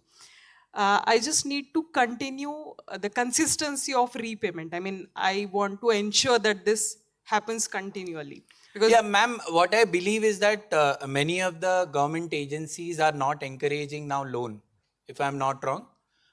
Some of the agencies have started asking to invest by way of CCD or CCPS or equity. It's SISF. Yeah, so that's a CCD, if I'm not wrong. Ultimately, it is going to convert preference shares or equity. That is allowed? Right now, it's sorry, plain debt. we have not availed startup seed funding. I may be having limited knowledge about that thing. All right. SISF is dead. Yeah, he is the chair. Okay, no, I'm no longer the chair. That's let me just. It's both. You can give it as debt as well as also as CCDs. Yes, sir. We actually have started giving debt and even started receiving the repayment also from some of the startups, but some they are a bit, reluctant or resistant, which we feel difficult to deal with because we don't have any mandate or anything backing. Let me just clarify that giving debt to startups is not a very wise idea. I don't know what others would say, but the only way you can actually multiply that investment is through either equity or CCDs. Yes, sir. So, and the burden of managing a debt also is quite heavy. That's actually is my question, sir. So, okay, so what we can do is that we can take this question offline. I guess we managed debt in the beginning and we were able to successfully recover some of the loans. But having said that, as an incubator at a management level, we took a call. We are not going to do debt henceforth. Okay. So just to answer your question, we are also SISFS incubator, and it is 20% grant, 80% CCD. That's the mandate. So you can go up to 20 lakhs and up to 50 lakhs on the other side. Thank you. This is what we call collaboration. We have to learn from each other. so if you have a DST or some grant from a central government agency, what is the role of your host institute versus the incubator? I guess there is no connection at all. If the money is directly come on your books, you have to manage that. The host institute is the recipient of the grant, but the incubation center is, so there is a confusion there. Okay, so but what I believe is that all the agencies now they are requesting incubators to incorporate their Section 8 or some of the entities so that they can have this transaction very clearly, right? I guess we at a sign, we also manage Nidhi Prayas as a nodal agency. What we do is that unless and until there is no proper demarcation between host institute and the incubator, we don't give the funding to that incubator at all. We tell them to create a Section 8, then only we pass the money. And I guess more or less government is also doing the same thing now. Yeah, any other question? There is a delay in Section 8 company formation and the government grant is, first tranche is given. So it is going to the host institute, but it is mandated that host institute should follow the discipline and transfer it to the Section 8 company once there is a procedure and Section 8 company is set. Correct. So there is no confusion about it. The government funding from central government is coming only to the independently governed incubator. Okay. Any other question? Do you have a formal MOU with IIT Bombay? Sorry? Do you have a formal MOU with IIT Bombay, your host institute? Yes, we do have, which says that very clearly what is our role and what is IIT Bombay's role.